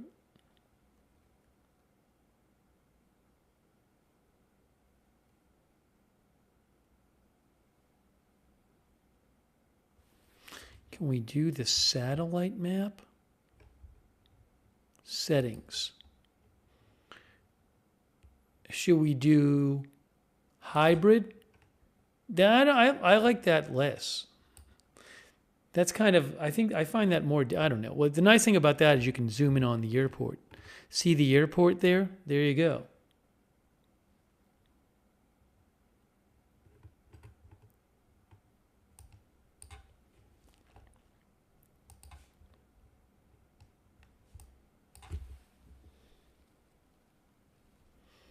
It is down to about 5,000 feet now. To repeat, the flight radar said that because of the way this is tracked, they would expect it to. They're expecting to lose tracking of it at about 1,500 feet or so. That's expected. I forget why. They said. Flight radar 24 said, as the flight is tracked via MLAT, coverage will be lost around 1,000 to 2,000 feet.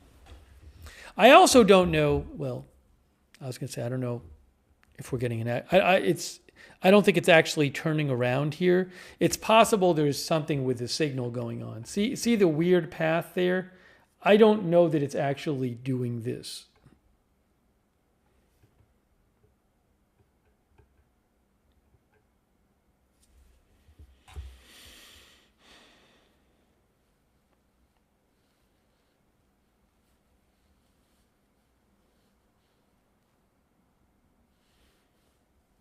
Thank you, Mar Weeby, for watching from Germany.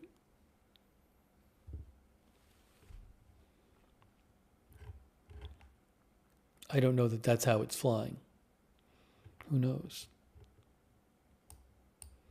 3D view? Hey, it's 3D view. Look, it's 3D view.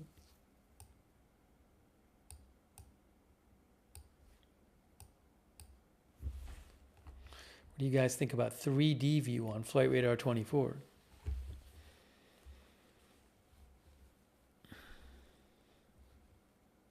See, I don't think it's really turning like that. I think we're having some kind of tracking difficulty.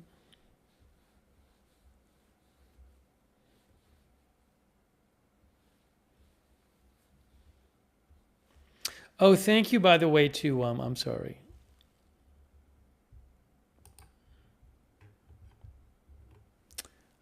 To Thomas P. Hey, Thomas P. 0419 gave memberships. Thomas has been giving so many memberships.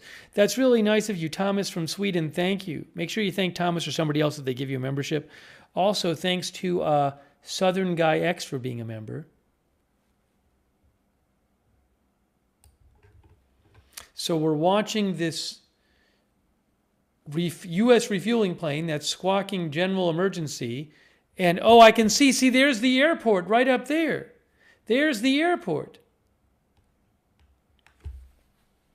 Looks like it's getting to getting ready to land in Tel Aviv.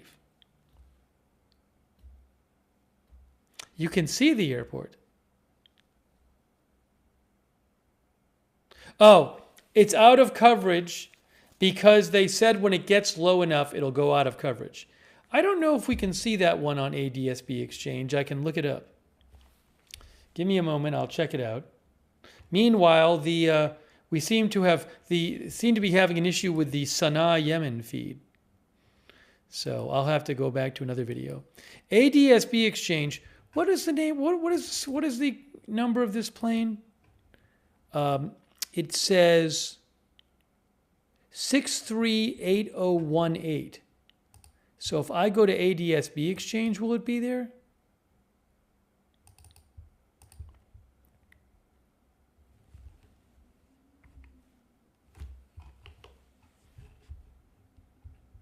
Where's the search here?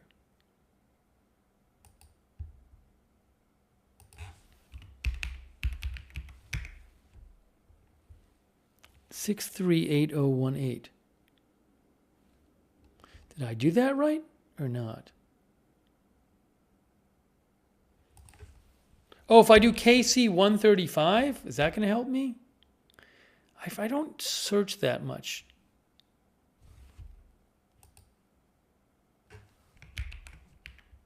Oh, it should be on here, right here. There it is. That's it right there. That's it. Because we were watching it before.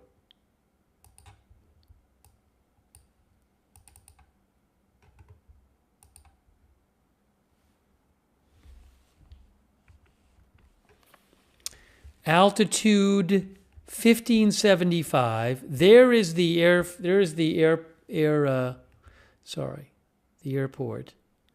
Can I fix the map? Here, layers, satellite. There we go.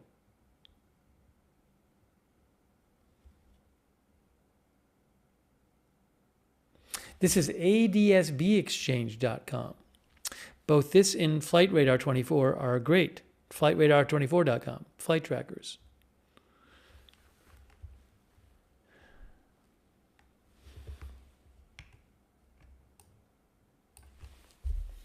I don't know if it's still being tracked. It seems to have they might have lost tracking on this too. Yeah, it says signal MLAT. Oh no, well, no. See, this is all. They've lost the track too. This is all estimated position. That's not actual tracking. Basically, when this plane got low enough, because of the way it's. Oh, now it's. Hold on. Now why does it say here? Now I'm confused. Oh, is it coming into land over here? Now it's live again. Looks like it's live. I don't know. It's kind of confusing.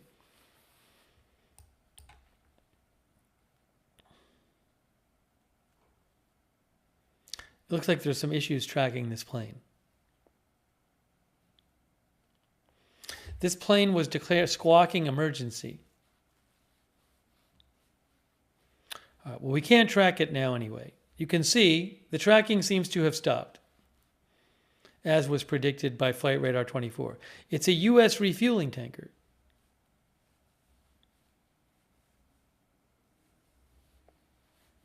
Well, we'll see if we hear anything about it. That's the best I can tell you. I hope it's okay. Meanwhile, we have to get rid of that shot. That's Sanaa, but it's not really working anymore. So I'm going to go back to Beirut.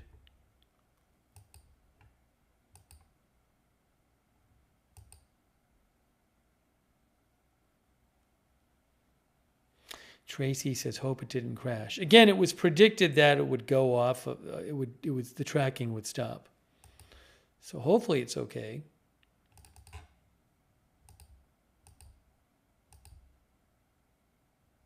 Okay, hold on. One moment. I'm getting the other video up.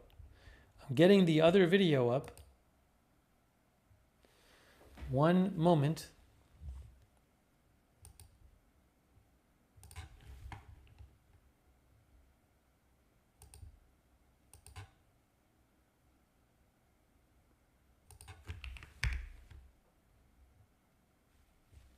There. That's live. Oh, you'll see it in a second. That is Beirut. That's Beirut and Tel Aviv.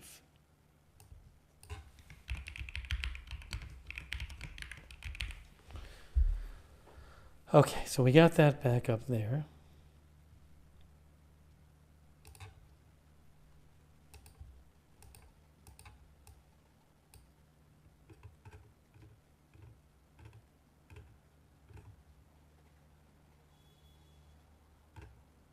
Thank you, Donda, for being a member.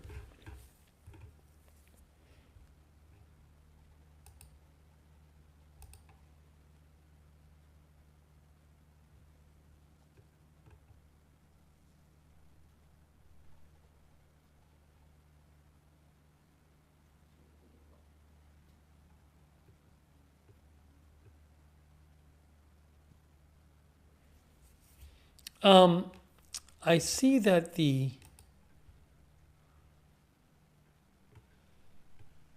War Zone has an article about,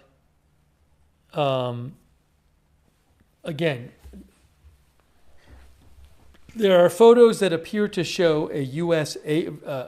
AWACS plane was destroyed by an Iranian attack at a Saudi airbase on Friday. And the War Zone has an article.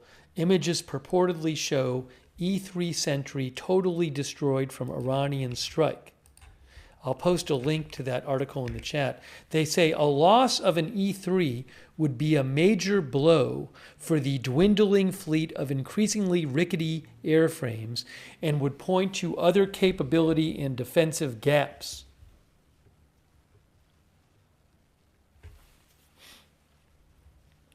Oh, if you look in that link I just posted, you'll see photos of the purported photos of the damaged plane.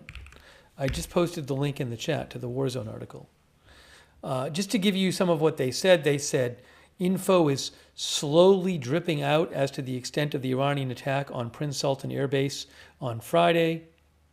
Multiple U.S. military aircraft report to be damaged. This is beyond the toll of service members. I've seen different reports, 10, 12, 15 injured, unclear exactly. Some of them seriously injured, unclear what the exact numbers are. Photos from ground level appear to show one of the U.S. Air Force's prized E-3 AWACS planes completely destroyed.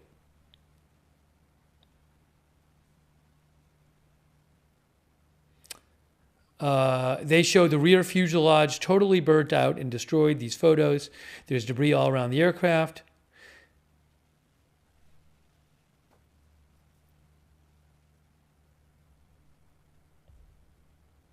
The War Zone, which is reliable, they say, we cannot confirm the authenticity of the images, but they appear after at least after a cursory examination to look authentic.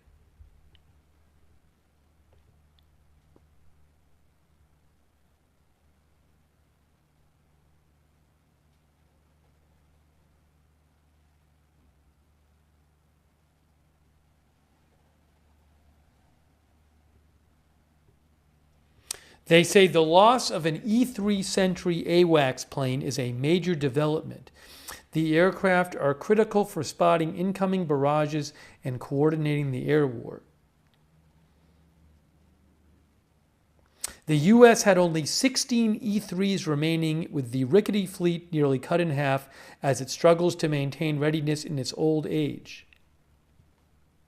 With low availability, far fewer than the 16 that remain in service are ready to operate at any given time.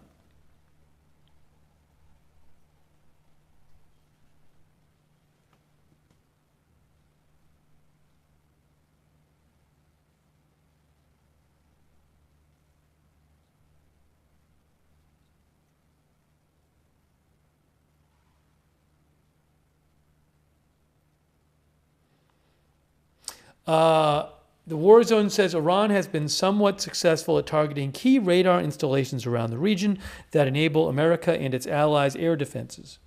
The fact that they would target an E-3 should come as absolutely no surprise.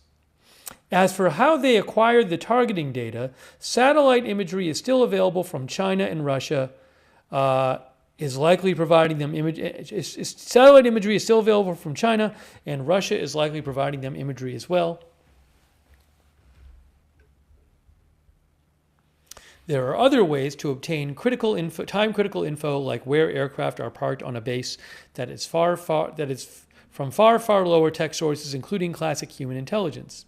The potential loss of the E-3 and possibly other aircraft in this attack, as well as others that have occurred in the war, on top of very troubling events back here at home. He's talking about, I think, the reports of drones, for example, above U.S. bases, highlight the dire need for hardened airbase architecture. The War Zone says the Pentagon continues to drag its feet and downplay the need to invest in hardened aircraft shelters, even as the risk to aircraft on the ground has been made glaringly apparent by recent conflicts. It also comes at a time when America's most capable adversaries are dumping large sums of money into protecting their aircraft on the ground.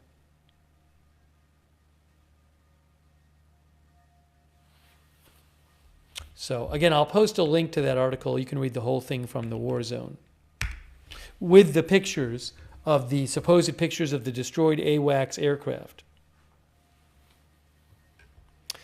Keyes says those planes are being phased out and replaced with Boeing E-7. Well, actually, the article talks about this. The article says the U.S. Air Force wanted to migrate much of the airborne early warning tracking duties to a new space sensing layer, but that technology is still years away from operational maturity. The E-7 wedge-tail plane was ordered to provide an interim bridge solution to augment the E-3s and eventually take their place until a space sensing layer can take on at least most of the mission. The U.S. Air Force then tried to cut the E-7 in its last budget and procure a handful of E-2 Hawkeyes as a less expensive interim solution. This bizarre move, which would have led to massive capability gaps at a time of increasing airborne warning. This bizarre move, which would have led to massive credibility gaps at a time of increasing airborne early warning and control demand, has since been heavily disputed by Congress, and now the U.S. Air Force's E-7 program appears that it could be headed back on track. Still, the loss of the E-3s and a dwindling fleet, and now a delay in the already late-to-the-party E-7 program, puts the U.S. in an increasingly concerning predicament, the article says. Again, you can read the whole thing at the War Zone. This is what an E-3 Sentry looks like. That's an Air Force photo there.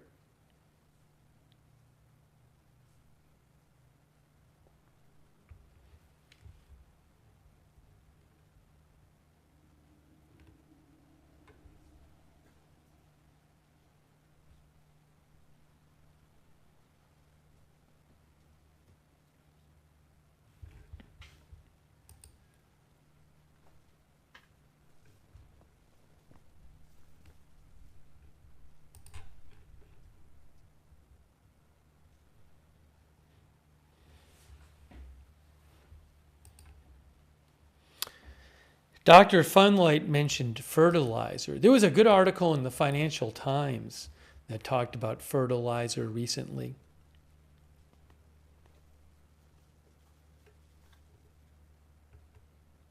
Hold on a second here.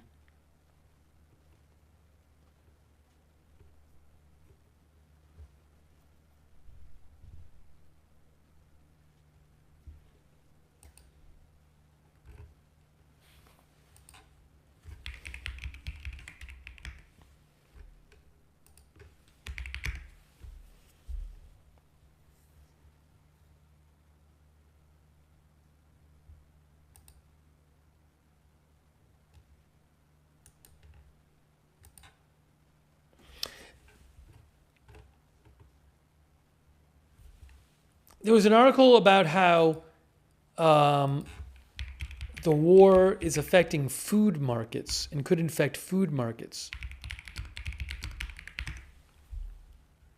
The article is called "The Global Food Crisis Unleashed by the War," if you want to look it up.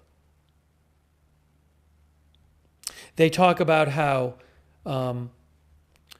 so the Middle East is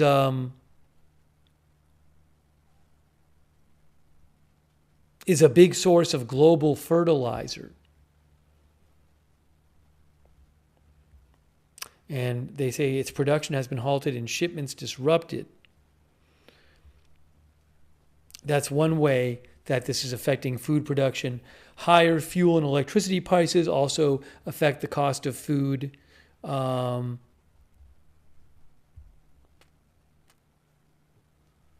it's a whole article about the food shock coming in process from this war. And how it could get, the longer it goes on, it can get worse.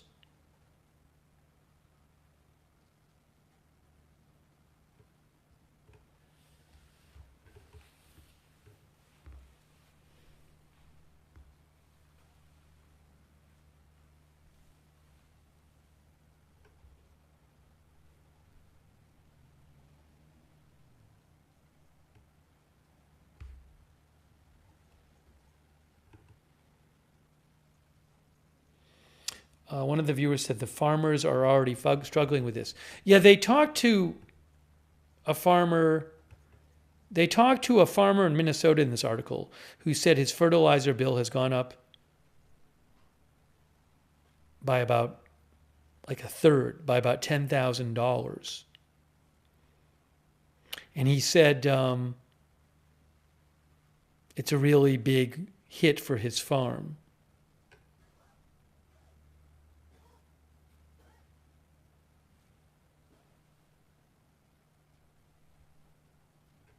But it talks about how fertilizer they explain all this, but they talk about how fertilizer, for the reasons for this, how fertilizer prices could go up even more.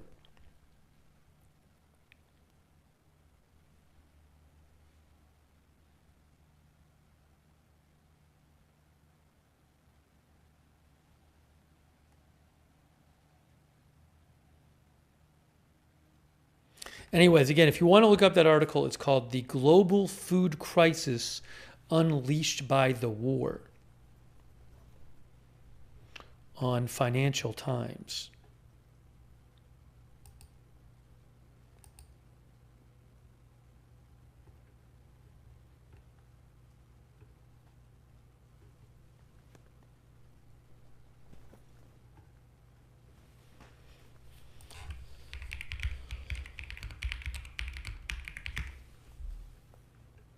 Actually, and there's just another article about fertilizer here, which I'll mention if you give me a moment.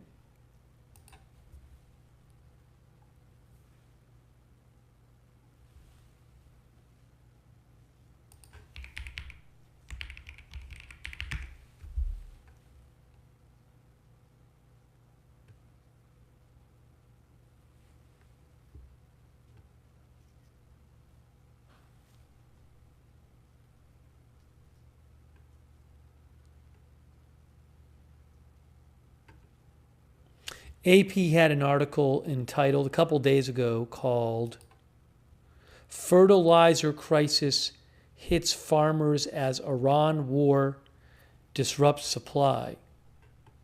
And they talk about how farmers around the world are feeling the squeeze of the war.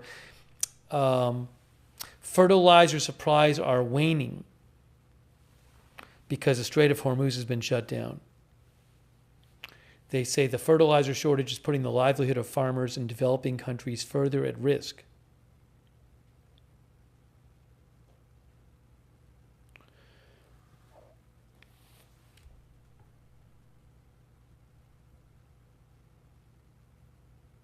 The Strait of Hormuz normally handles nearly a third of global fertilizer trade.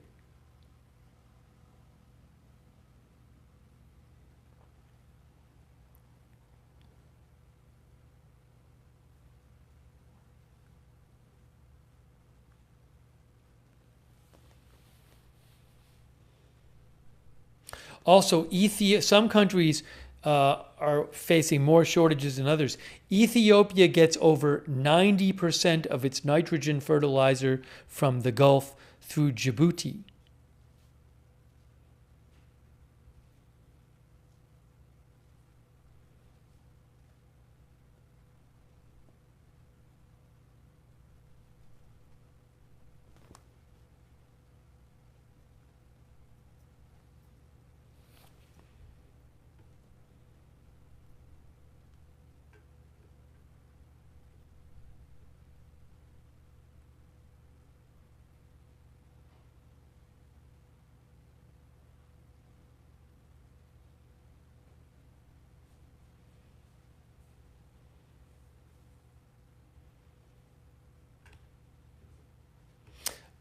That article, if you want to look it up, is called The War in Iran Sparks a Global Fertilizer Shortage and Threatens Food Prices.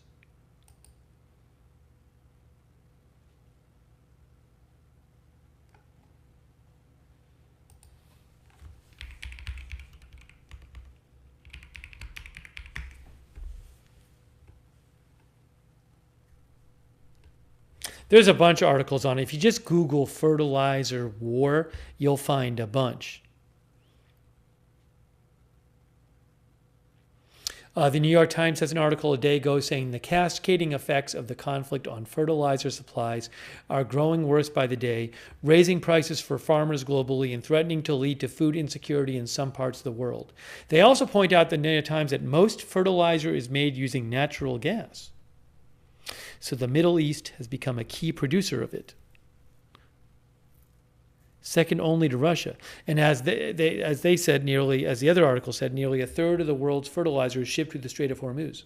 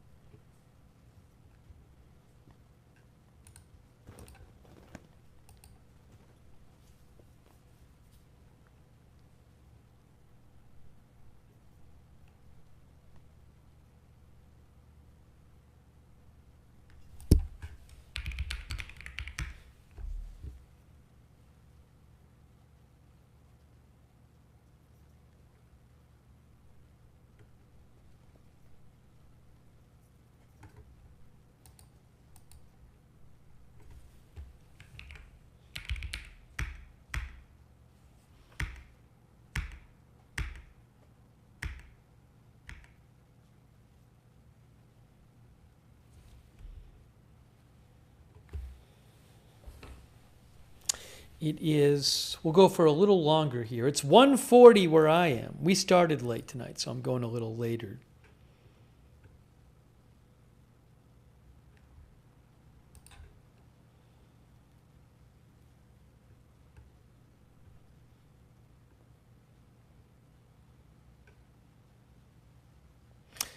The Israeli Air Force says they completed a short time ago another wave of strikes targeting infrastructure of the Iranian terror regime in Tehran and additional areas in Iran.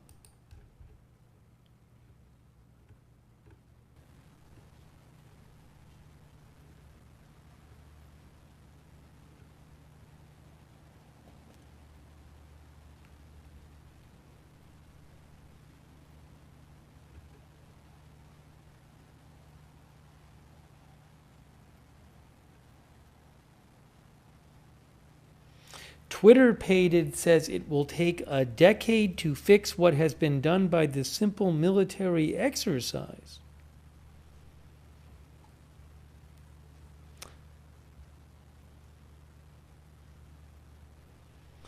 That guy from that thing says, I'm planting everything this year. Have fun buying veggies.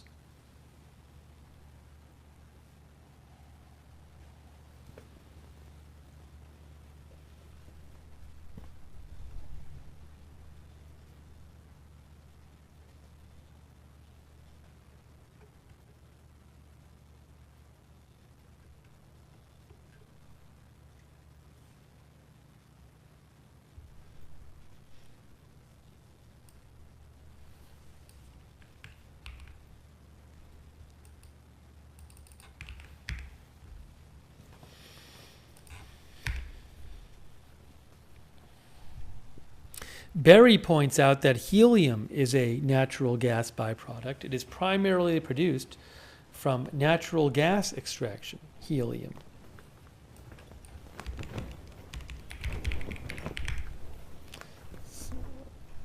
Hearing the rain there.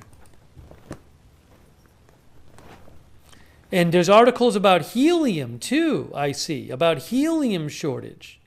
Let's see if I can mention one of these. That's interesting.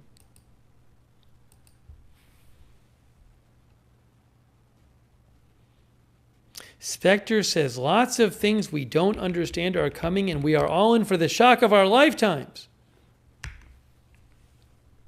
Look, helium shortage, guys. Look at this. Helium shortage has started impacting tech supply chains, execs say. That's from Reuters.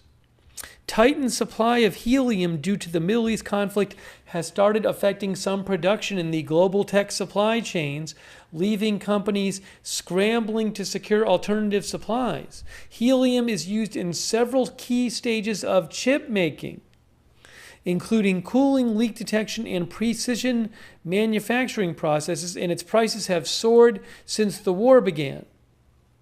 Supply of helium, a byproduct of natural gas processing, is highly concentrated geographically, with Qatar producing around one third of near world supply.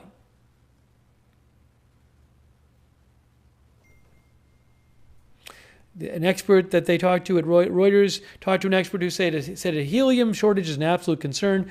The expert said companies had few immediate options beyond slowing output and prioritizing critical products, adding that many were hoping for a quick resolution.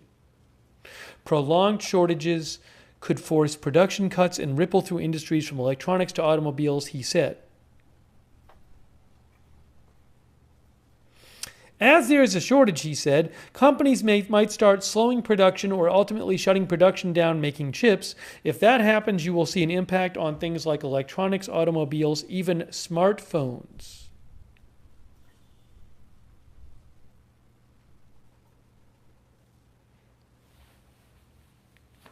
So that article says things could get a lot worse with the helium shortage if this continues going on.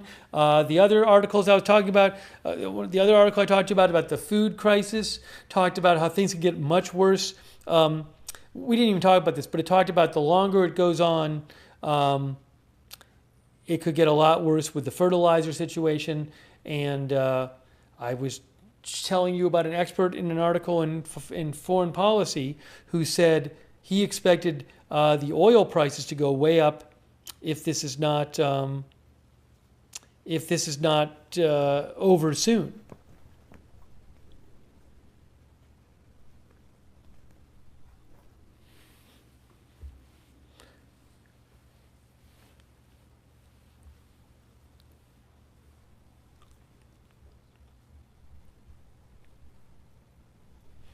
Our viewee Joey said, I had no idea helium was used for so many things.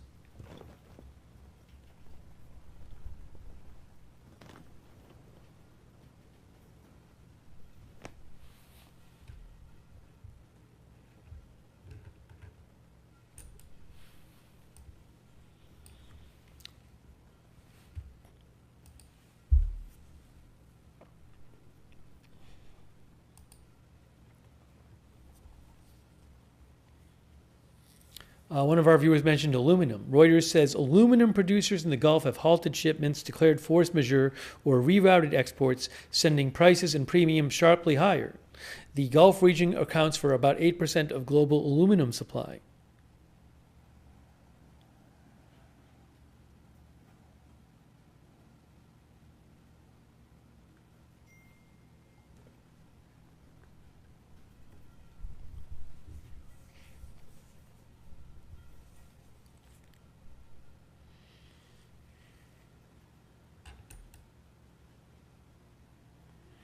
Maverick Pixel says the gears are stopping.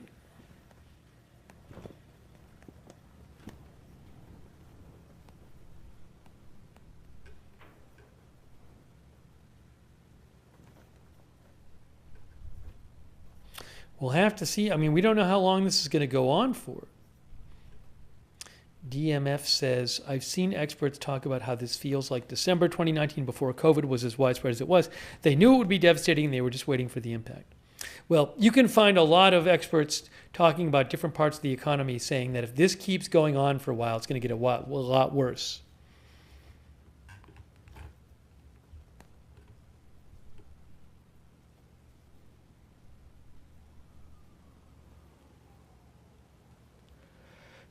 Dan says trickle-down effects everywhere.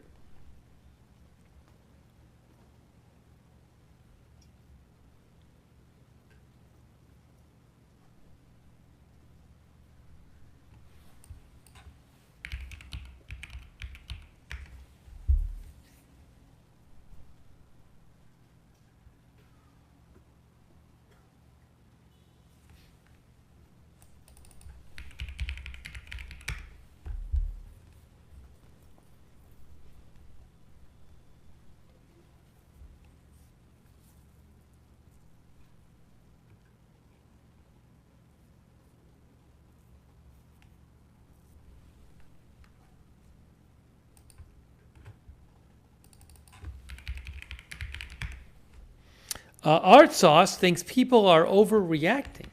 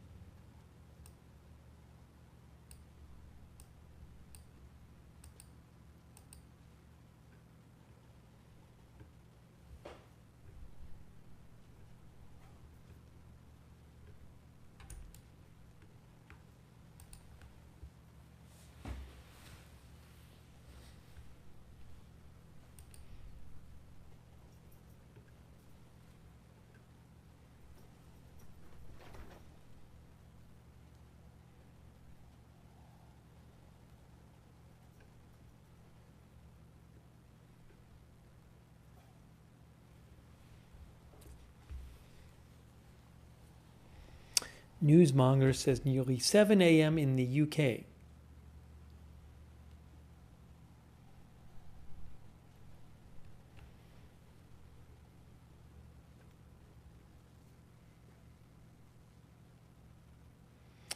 Ned the Buddhist Mouse says, keep in mind, people, this is not our first war and this is not our last.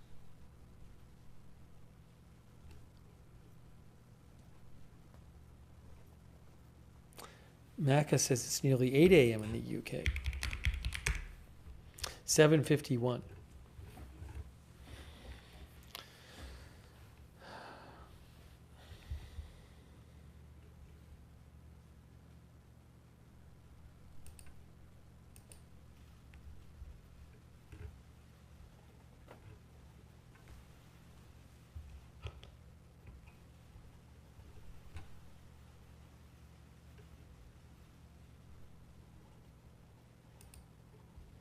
Just see if I have any other updates here for you.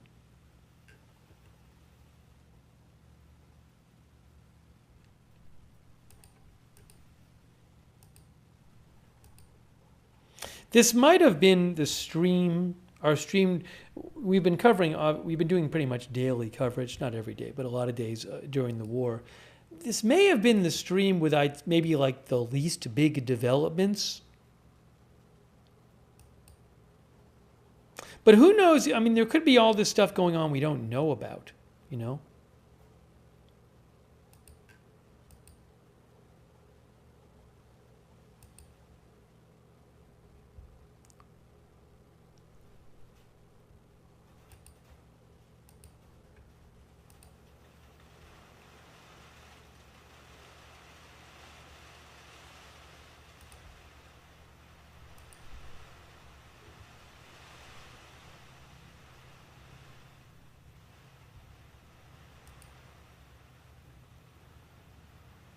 More rain. More rain. Look at this. More rain.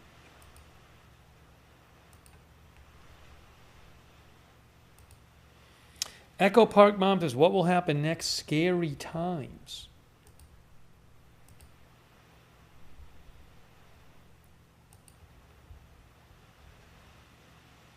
No ceasefire in place.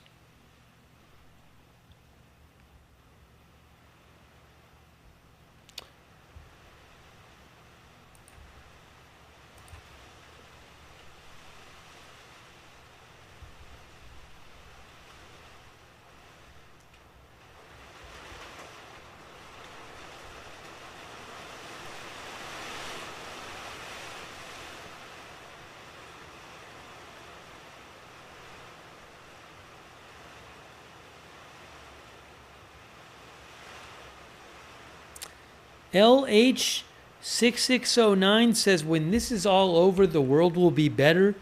The U.S. produces a majority of the world's food. We have a 2-year supply of all you've talked about. I mean, the Financial Times interviewed a farmer from Minnesota whose price of his fertilizer went up like 30%. As for the other claims, that I can't speak to.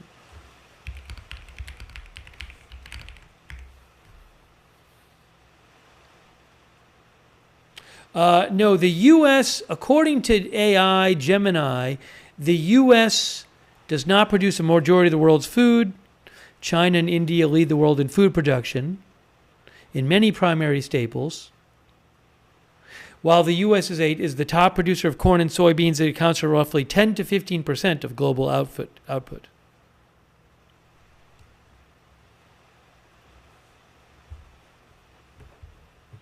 That's according to Gemini AI. I mean, I know AI sometimes get things wrong. I'll assume that's correct. Oh, is there an early missile alert? Southern Israel, early missile alert.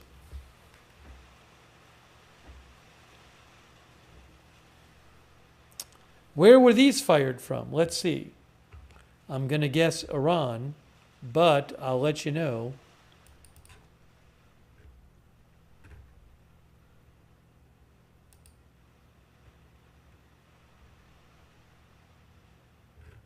I don't know if they said. I don't see a post from the middle. Oh, IDF identified Iran missile launch or launches. So there you go. There are your early alert areas. Early alert. Early missile alert.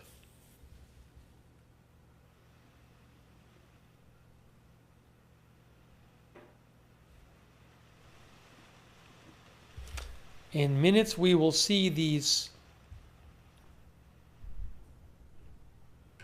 sirens start going in certain areas. I don't think Intel Cams has a southern Israel, unfortunately.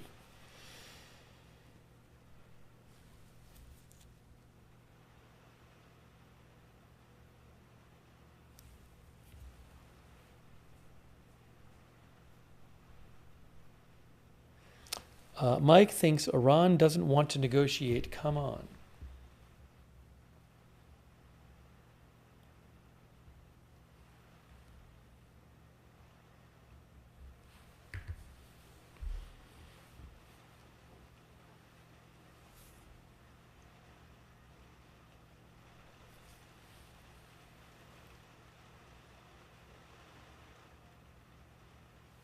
Kenny Freeman thinks Iran's attacks are getting bigger.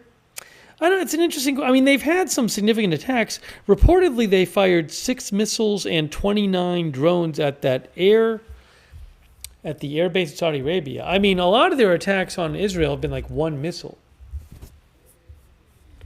They're not as big as they were before this year, but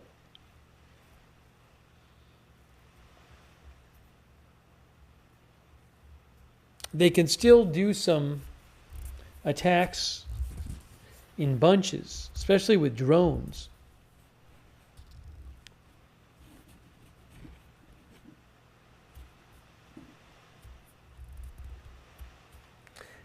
Harun says hitting more targets. That's an interesting question about the hit rate.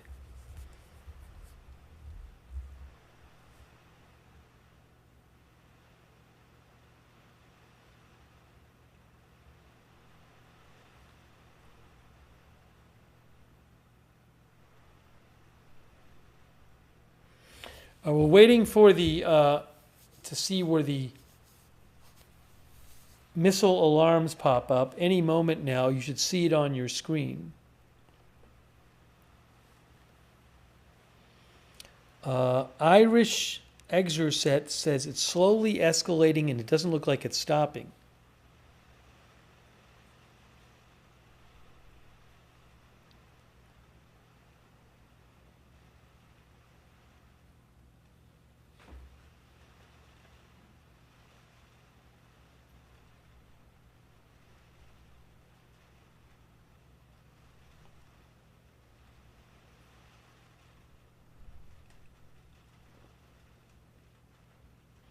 Still waiting to see the alerts.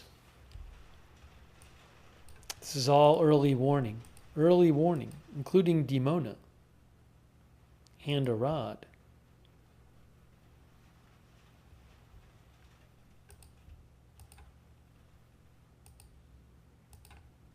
Okay, here we go.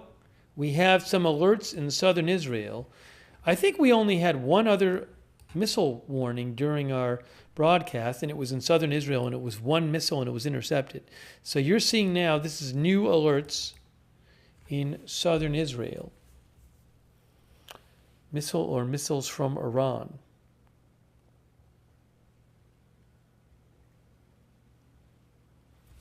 Our viewer Kedar thinks Iran is running out of missiles.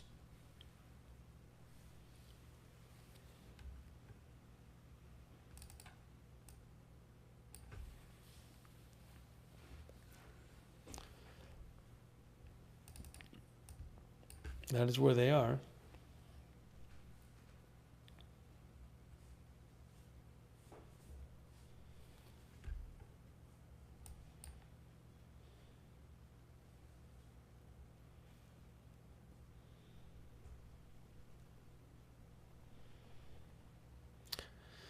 I will check in a moment and see if we have any Israeli reporting on what's going on.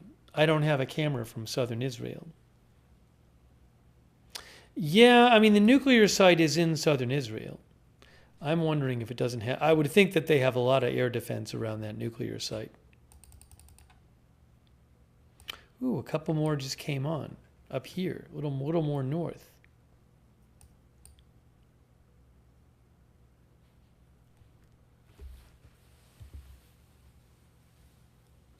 JB Gel is watching from South Africa.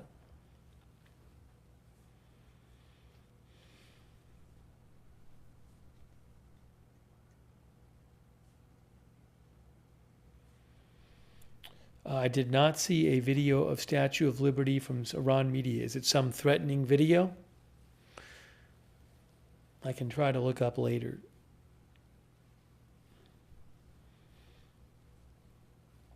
So those bunch of alarms still going off. Let me see. Let me check Israeli media, see if I see anything about this.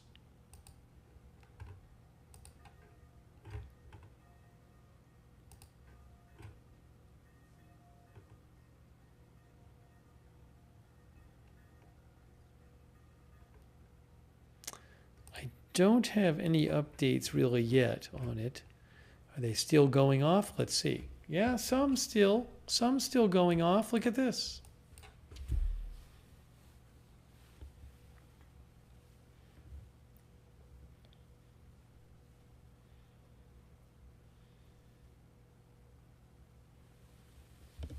They've been up there for a little while. I wonder if there's more than one missile.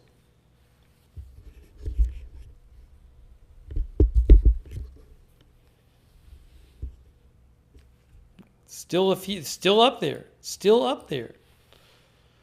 going off.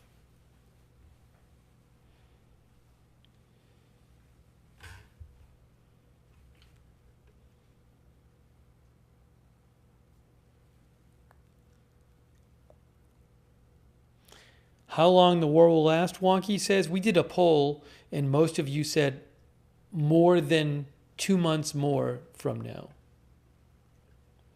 Potential cluster missile, says Wheel Muffin.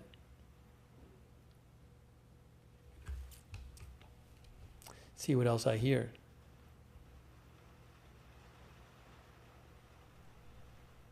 Okay, they have now disappeared. The sirens have now stopped. And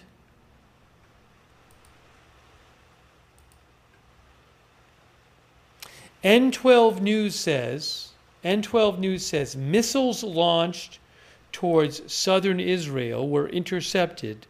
No casualties reported so far. How high will oil go on Monday? Corey, the oil market reopens at 6 p.m. Sunday, 6 p.m. Eastern.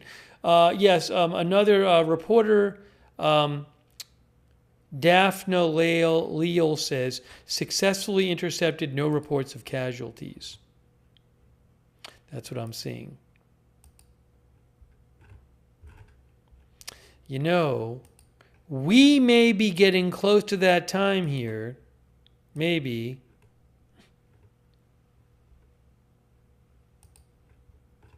It's after 2 where I am.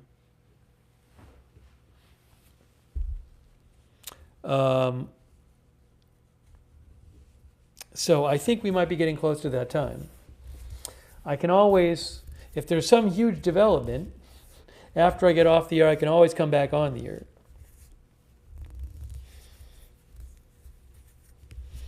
We got to take a bunch of comments tonight, which was good.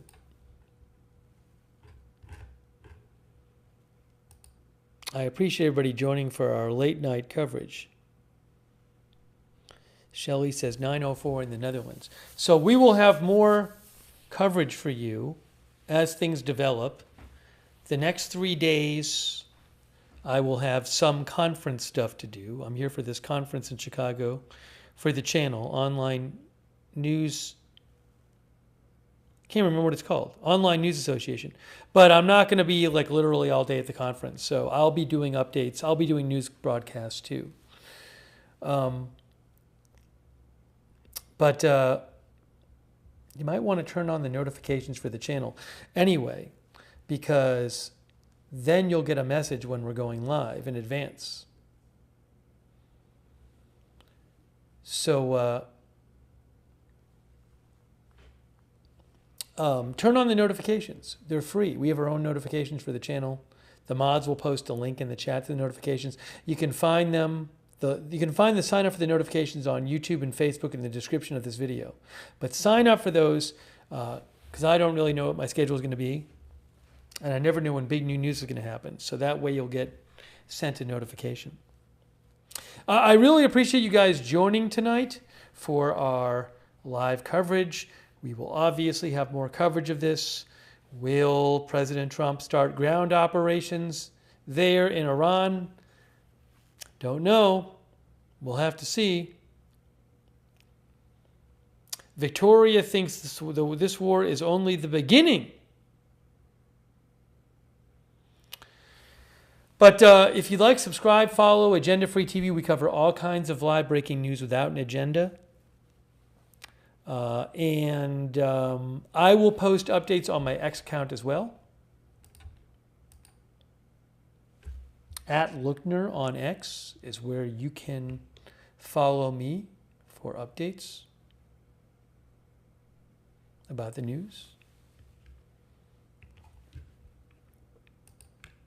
But thank you so much, everybody, for tuning in. I want to shout out our moderators. I haven't thanked the moderators in a while. That's not good. That's not good.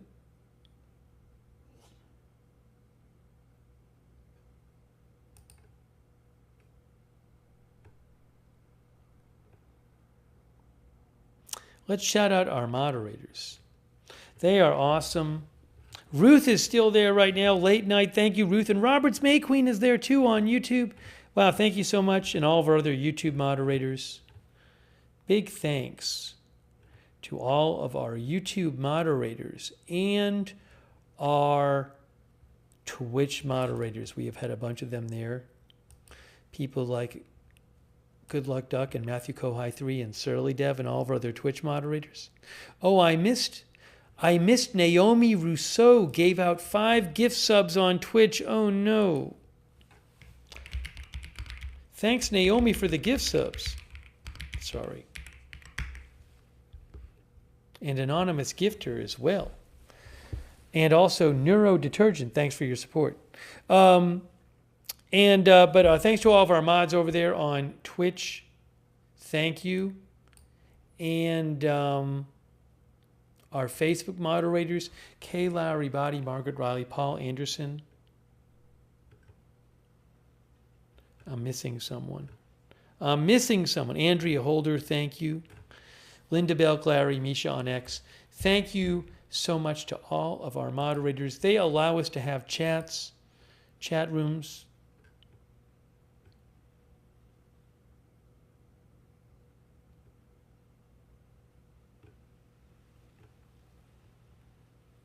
We couldn't have it without them.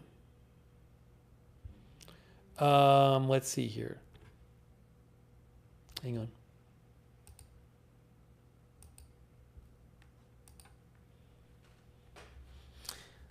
Thanks to everybody for supporting the channel. I really appreciate that. Thanks for people on YouTube for the memberships.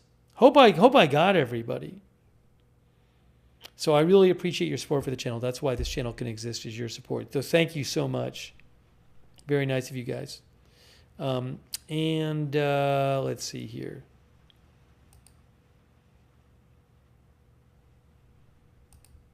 I didn't hear an update on that plane that we were watching it like 45 minutes ago. It was a refueling tanker that was squawking 7,700 emergency as it was landing in Tel Aviv. Hopefully it's okay.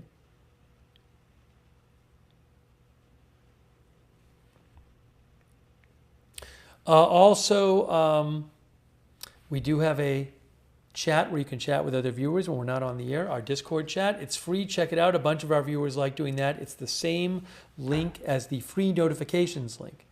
So check out the Discord chat.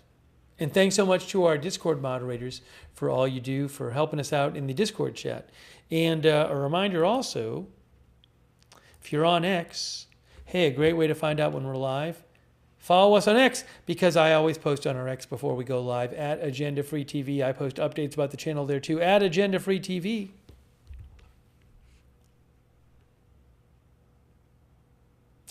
And if you do watch on YouTube, I would suggest turn on the YouTube notifications.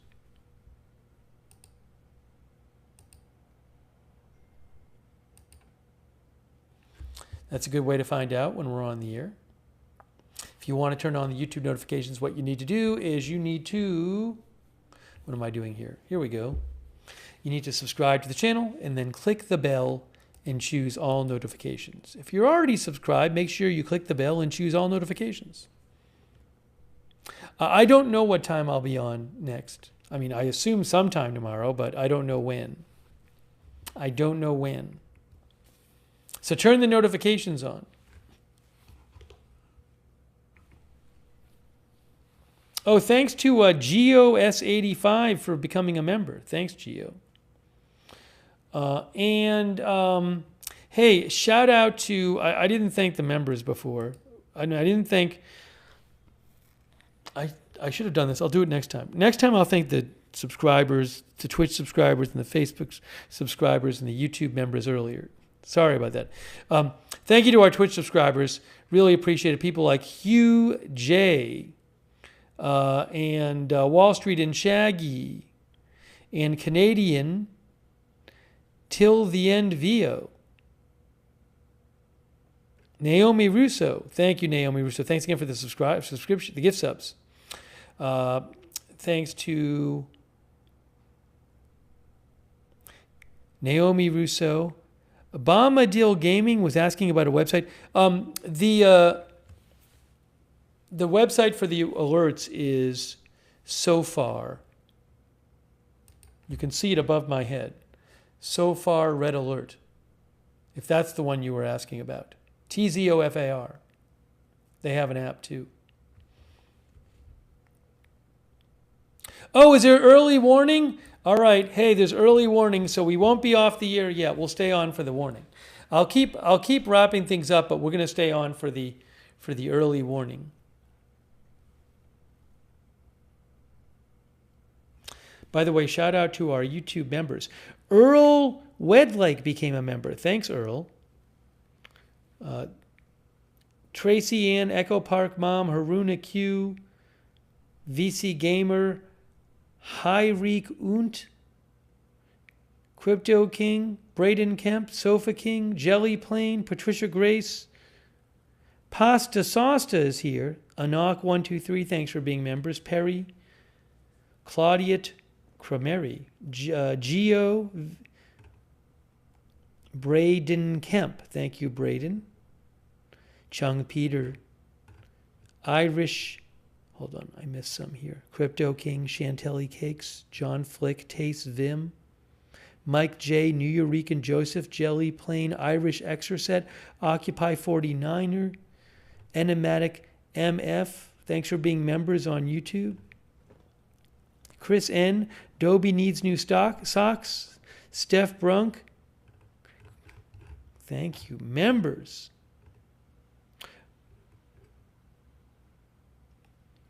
So we'll see what happens with this We'll see what happens with this missile alert.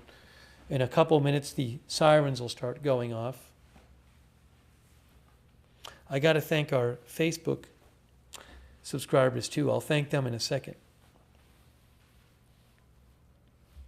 Will there be boots on the ground soon? Depends on how you define boots on the ground, but thousands of Marines and other soldiers just showed up, so certainly possible that you'll have some kind of ground forces doing at least raids or something like that.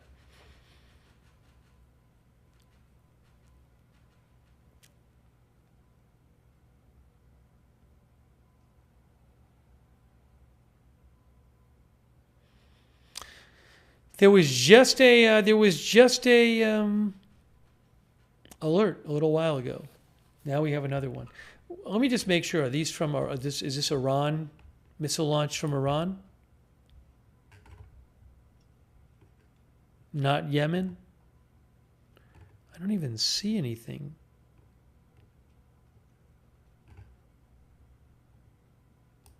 I'm going to assume it's Iran.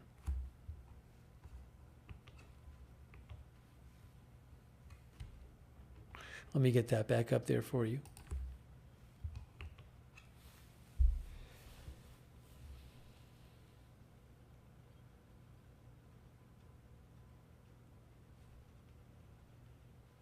There's not been any kind of reporting of any kind of Kurd offensive at this point. Thanks, Giovanni, for becoming a member.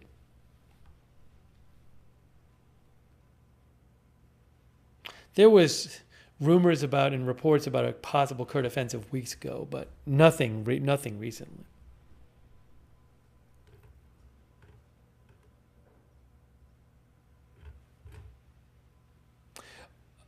Hey, Sausage, I explained that in the thank you, Sausage, for asking. I explained it in the pinned chat message on YouTube.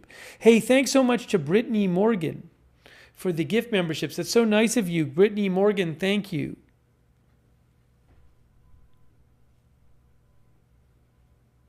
This is a new early warning. There was a missile or missiles fired, 15 minutes ago or 20 minutes ago? Or that got apparently shot down. This is new. We're waiting for the sirens. Any moment now, there should be sirens. Any moment now. Again, above my head it says so far red alert. TZOFAR red alert.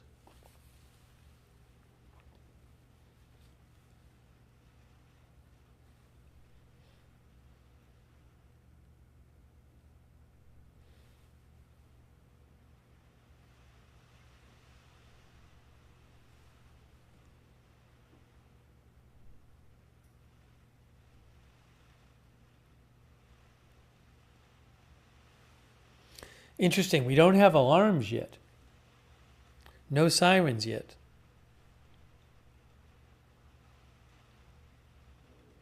I guess it's no alerts is the correct word. No alerts yet. Just early warnings.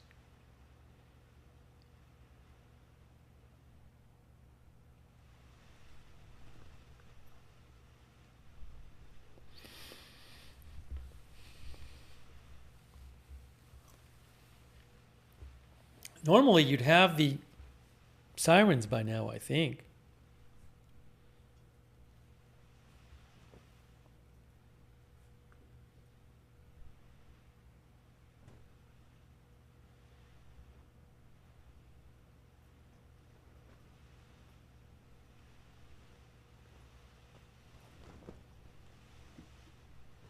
Usually by now, you would have sirens. You would have alerts. Oh, there you go. Okay, so again, in southern Israel, that's the initial ones. They'll Some will go away as the missile gets closer, presumably. Missile or missiles.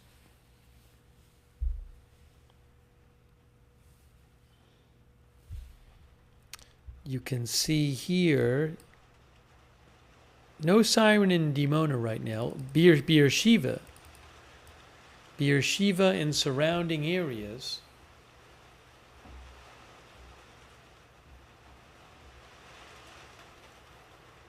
We're hearing rain. I'm going to turn the sound off from that Beirut camera. We're just hearing rain from Beirut. There's no reason for us to be really listening to that. So again, here's what we're looking at.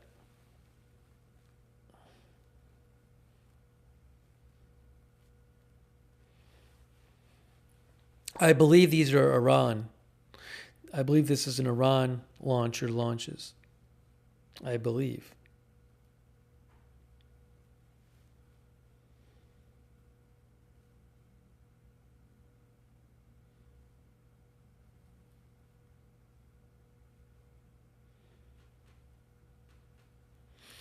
So we'll wait and see what happens here.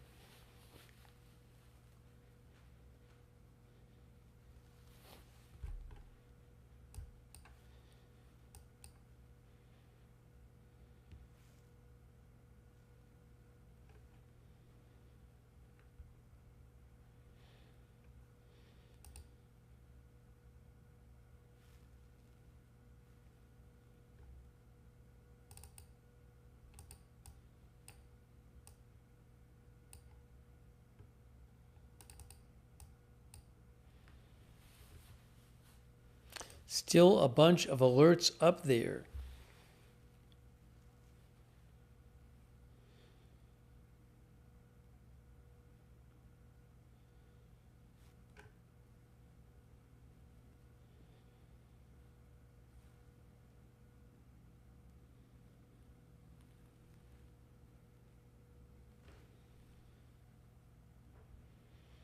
I'm going to check and see. All right, so most of them just disappeared. There's a couple still up there. Let me see if there's any.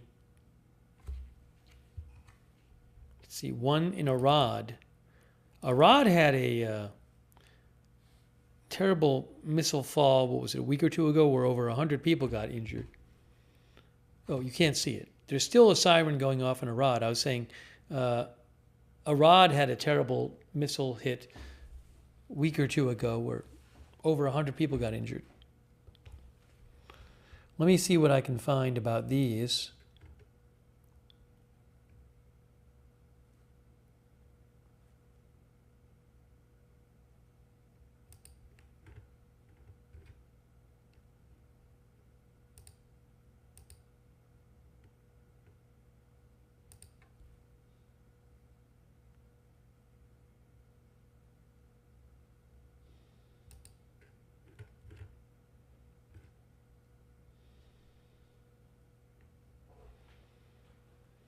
I haven't seen any reports yet from the latest missile launches. Haven't seen it yet.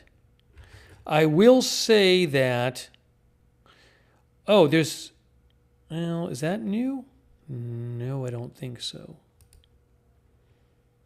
There is still an Arad. I think there's more early warning. Are these new early warnings or not? I think these are still active early warnings, by the way, down here, I think.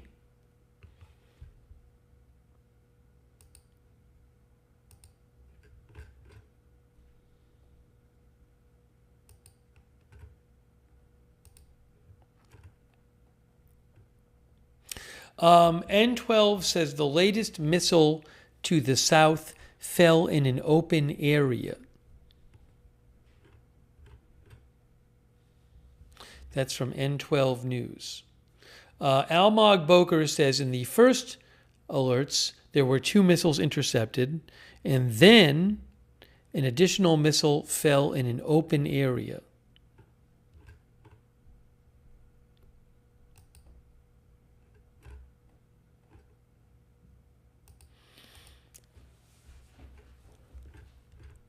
And now, let's see.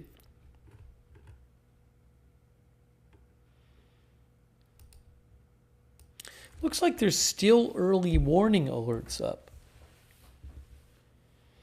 Let's see what happens, if anything. It's a little confusing. I don't know if these are just the early warnings from before. By the way, shout out to our Facebook subscribers like Susan Priest-Buchner. Thank you. Diane Allworth. Thank you. Sharon Klassen-Goslin. Thank you.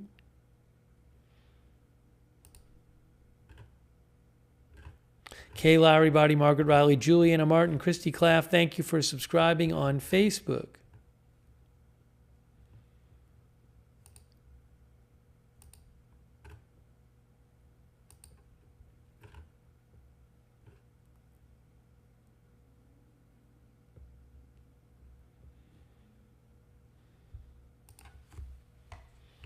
Still have an early warning up there. I don't know what... It just never went away. I don't think. So I don't know if this is a new...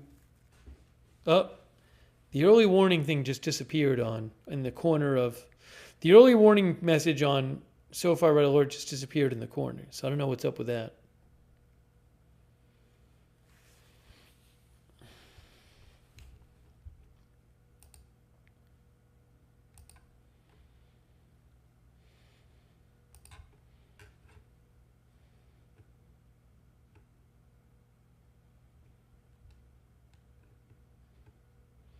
I haven't seen an all clear yet, I don't think, from the Home Front Command, where they say you can leave your shelter.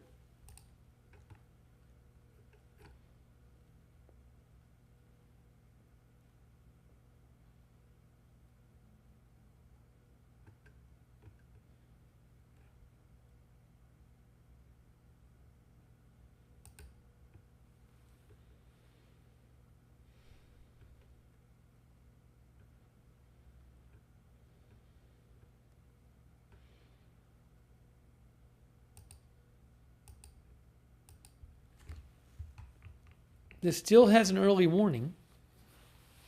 Still has early... now I don't... Much of the early warning disappeared. That one's still there. Now it just says recent alerts. Maybe there weren't early warnings. Maybe it just was recent alerts. Has the Home Front Command said yet that people can leave their place? I don't think they have.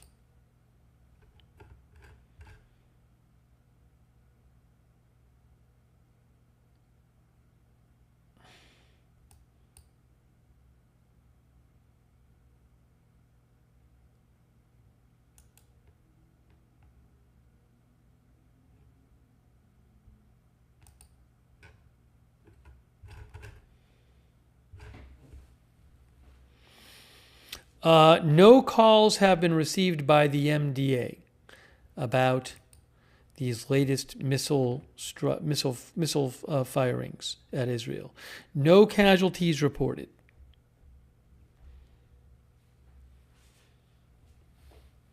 No casualties reported.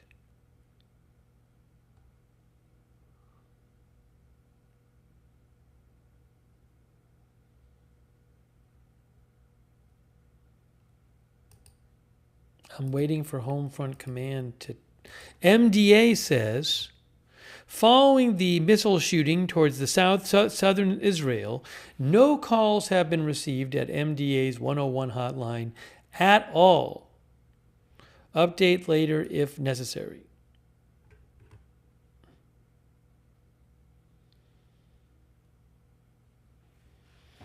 Yeah, people have different shelters to go to. And then they give the warning, and when the warnings come out, they're supposed to go to their shelter.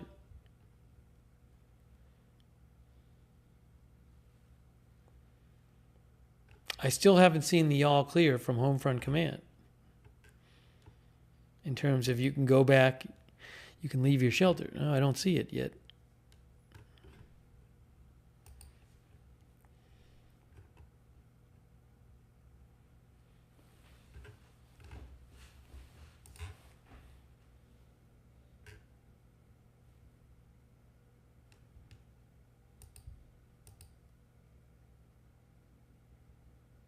NetBlock says Iran's blackout is now at day 30, internet blackout in Iran.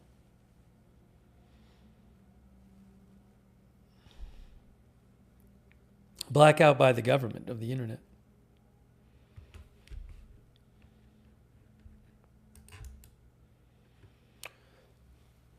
Excuse me.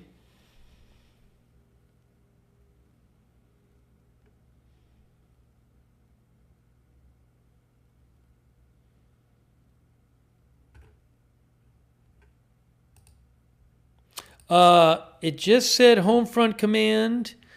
Those staying in the protected area can leave. All right. I think that's it, guys. We said I did all the goodbyes. I wrapped up everything here, and we did the last missile alert. I'm going to get some sleep or try to get some sleep soon. But I'll keep an eye on things. If there's some huge development, we can do another stream. Thanks also to people like Infinity HD for watching from Switzerland, I think. And Alifactors and ZA and Scully Merks and Bernard Tapey. Thanks for being a member. Jocelyn. We already did all the goodbyes. I'll do a few more quickly. Michael Avery, Josine D. Silent, Jen Driller, Yafar Satya. It's time. It's time. It's time, guys. It is time. Janet Key Smith, Stephen Orr, George Walker. Thank you for watching. Pack 100, thank you for watching. With the cheering bears. Olimnios.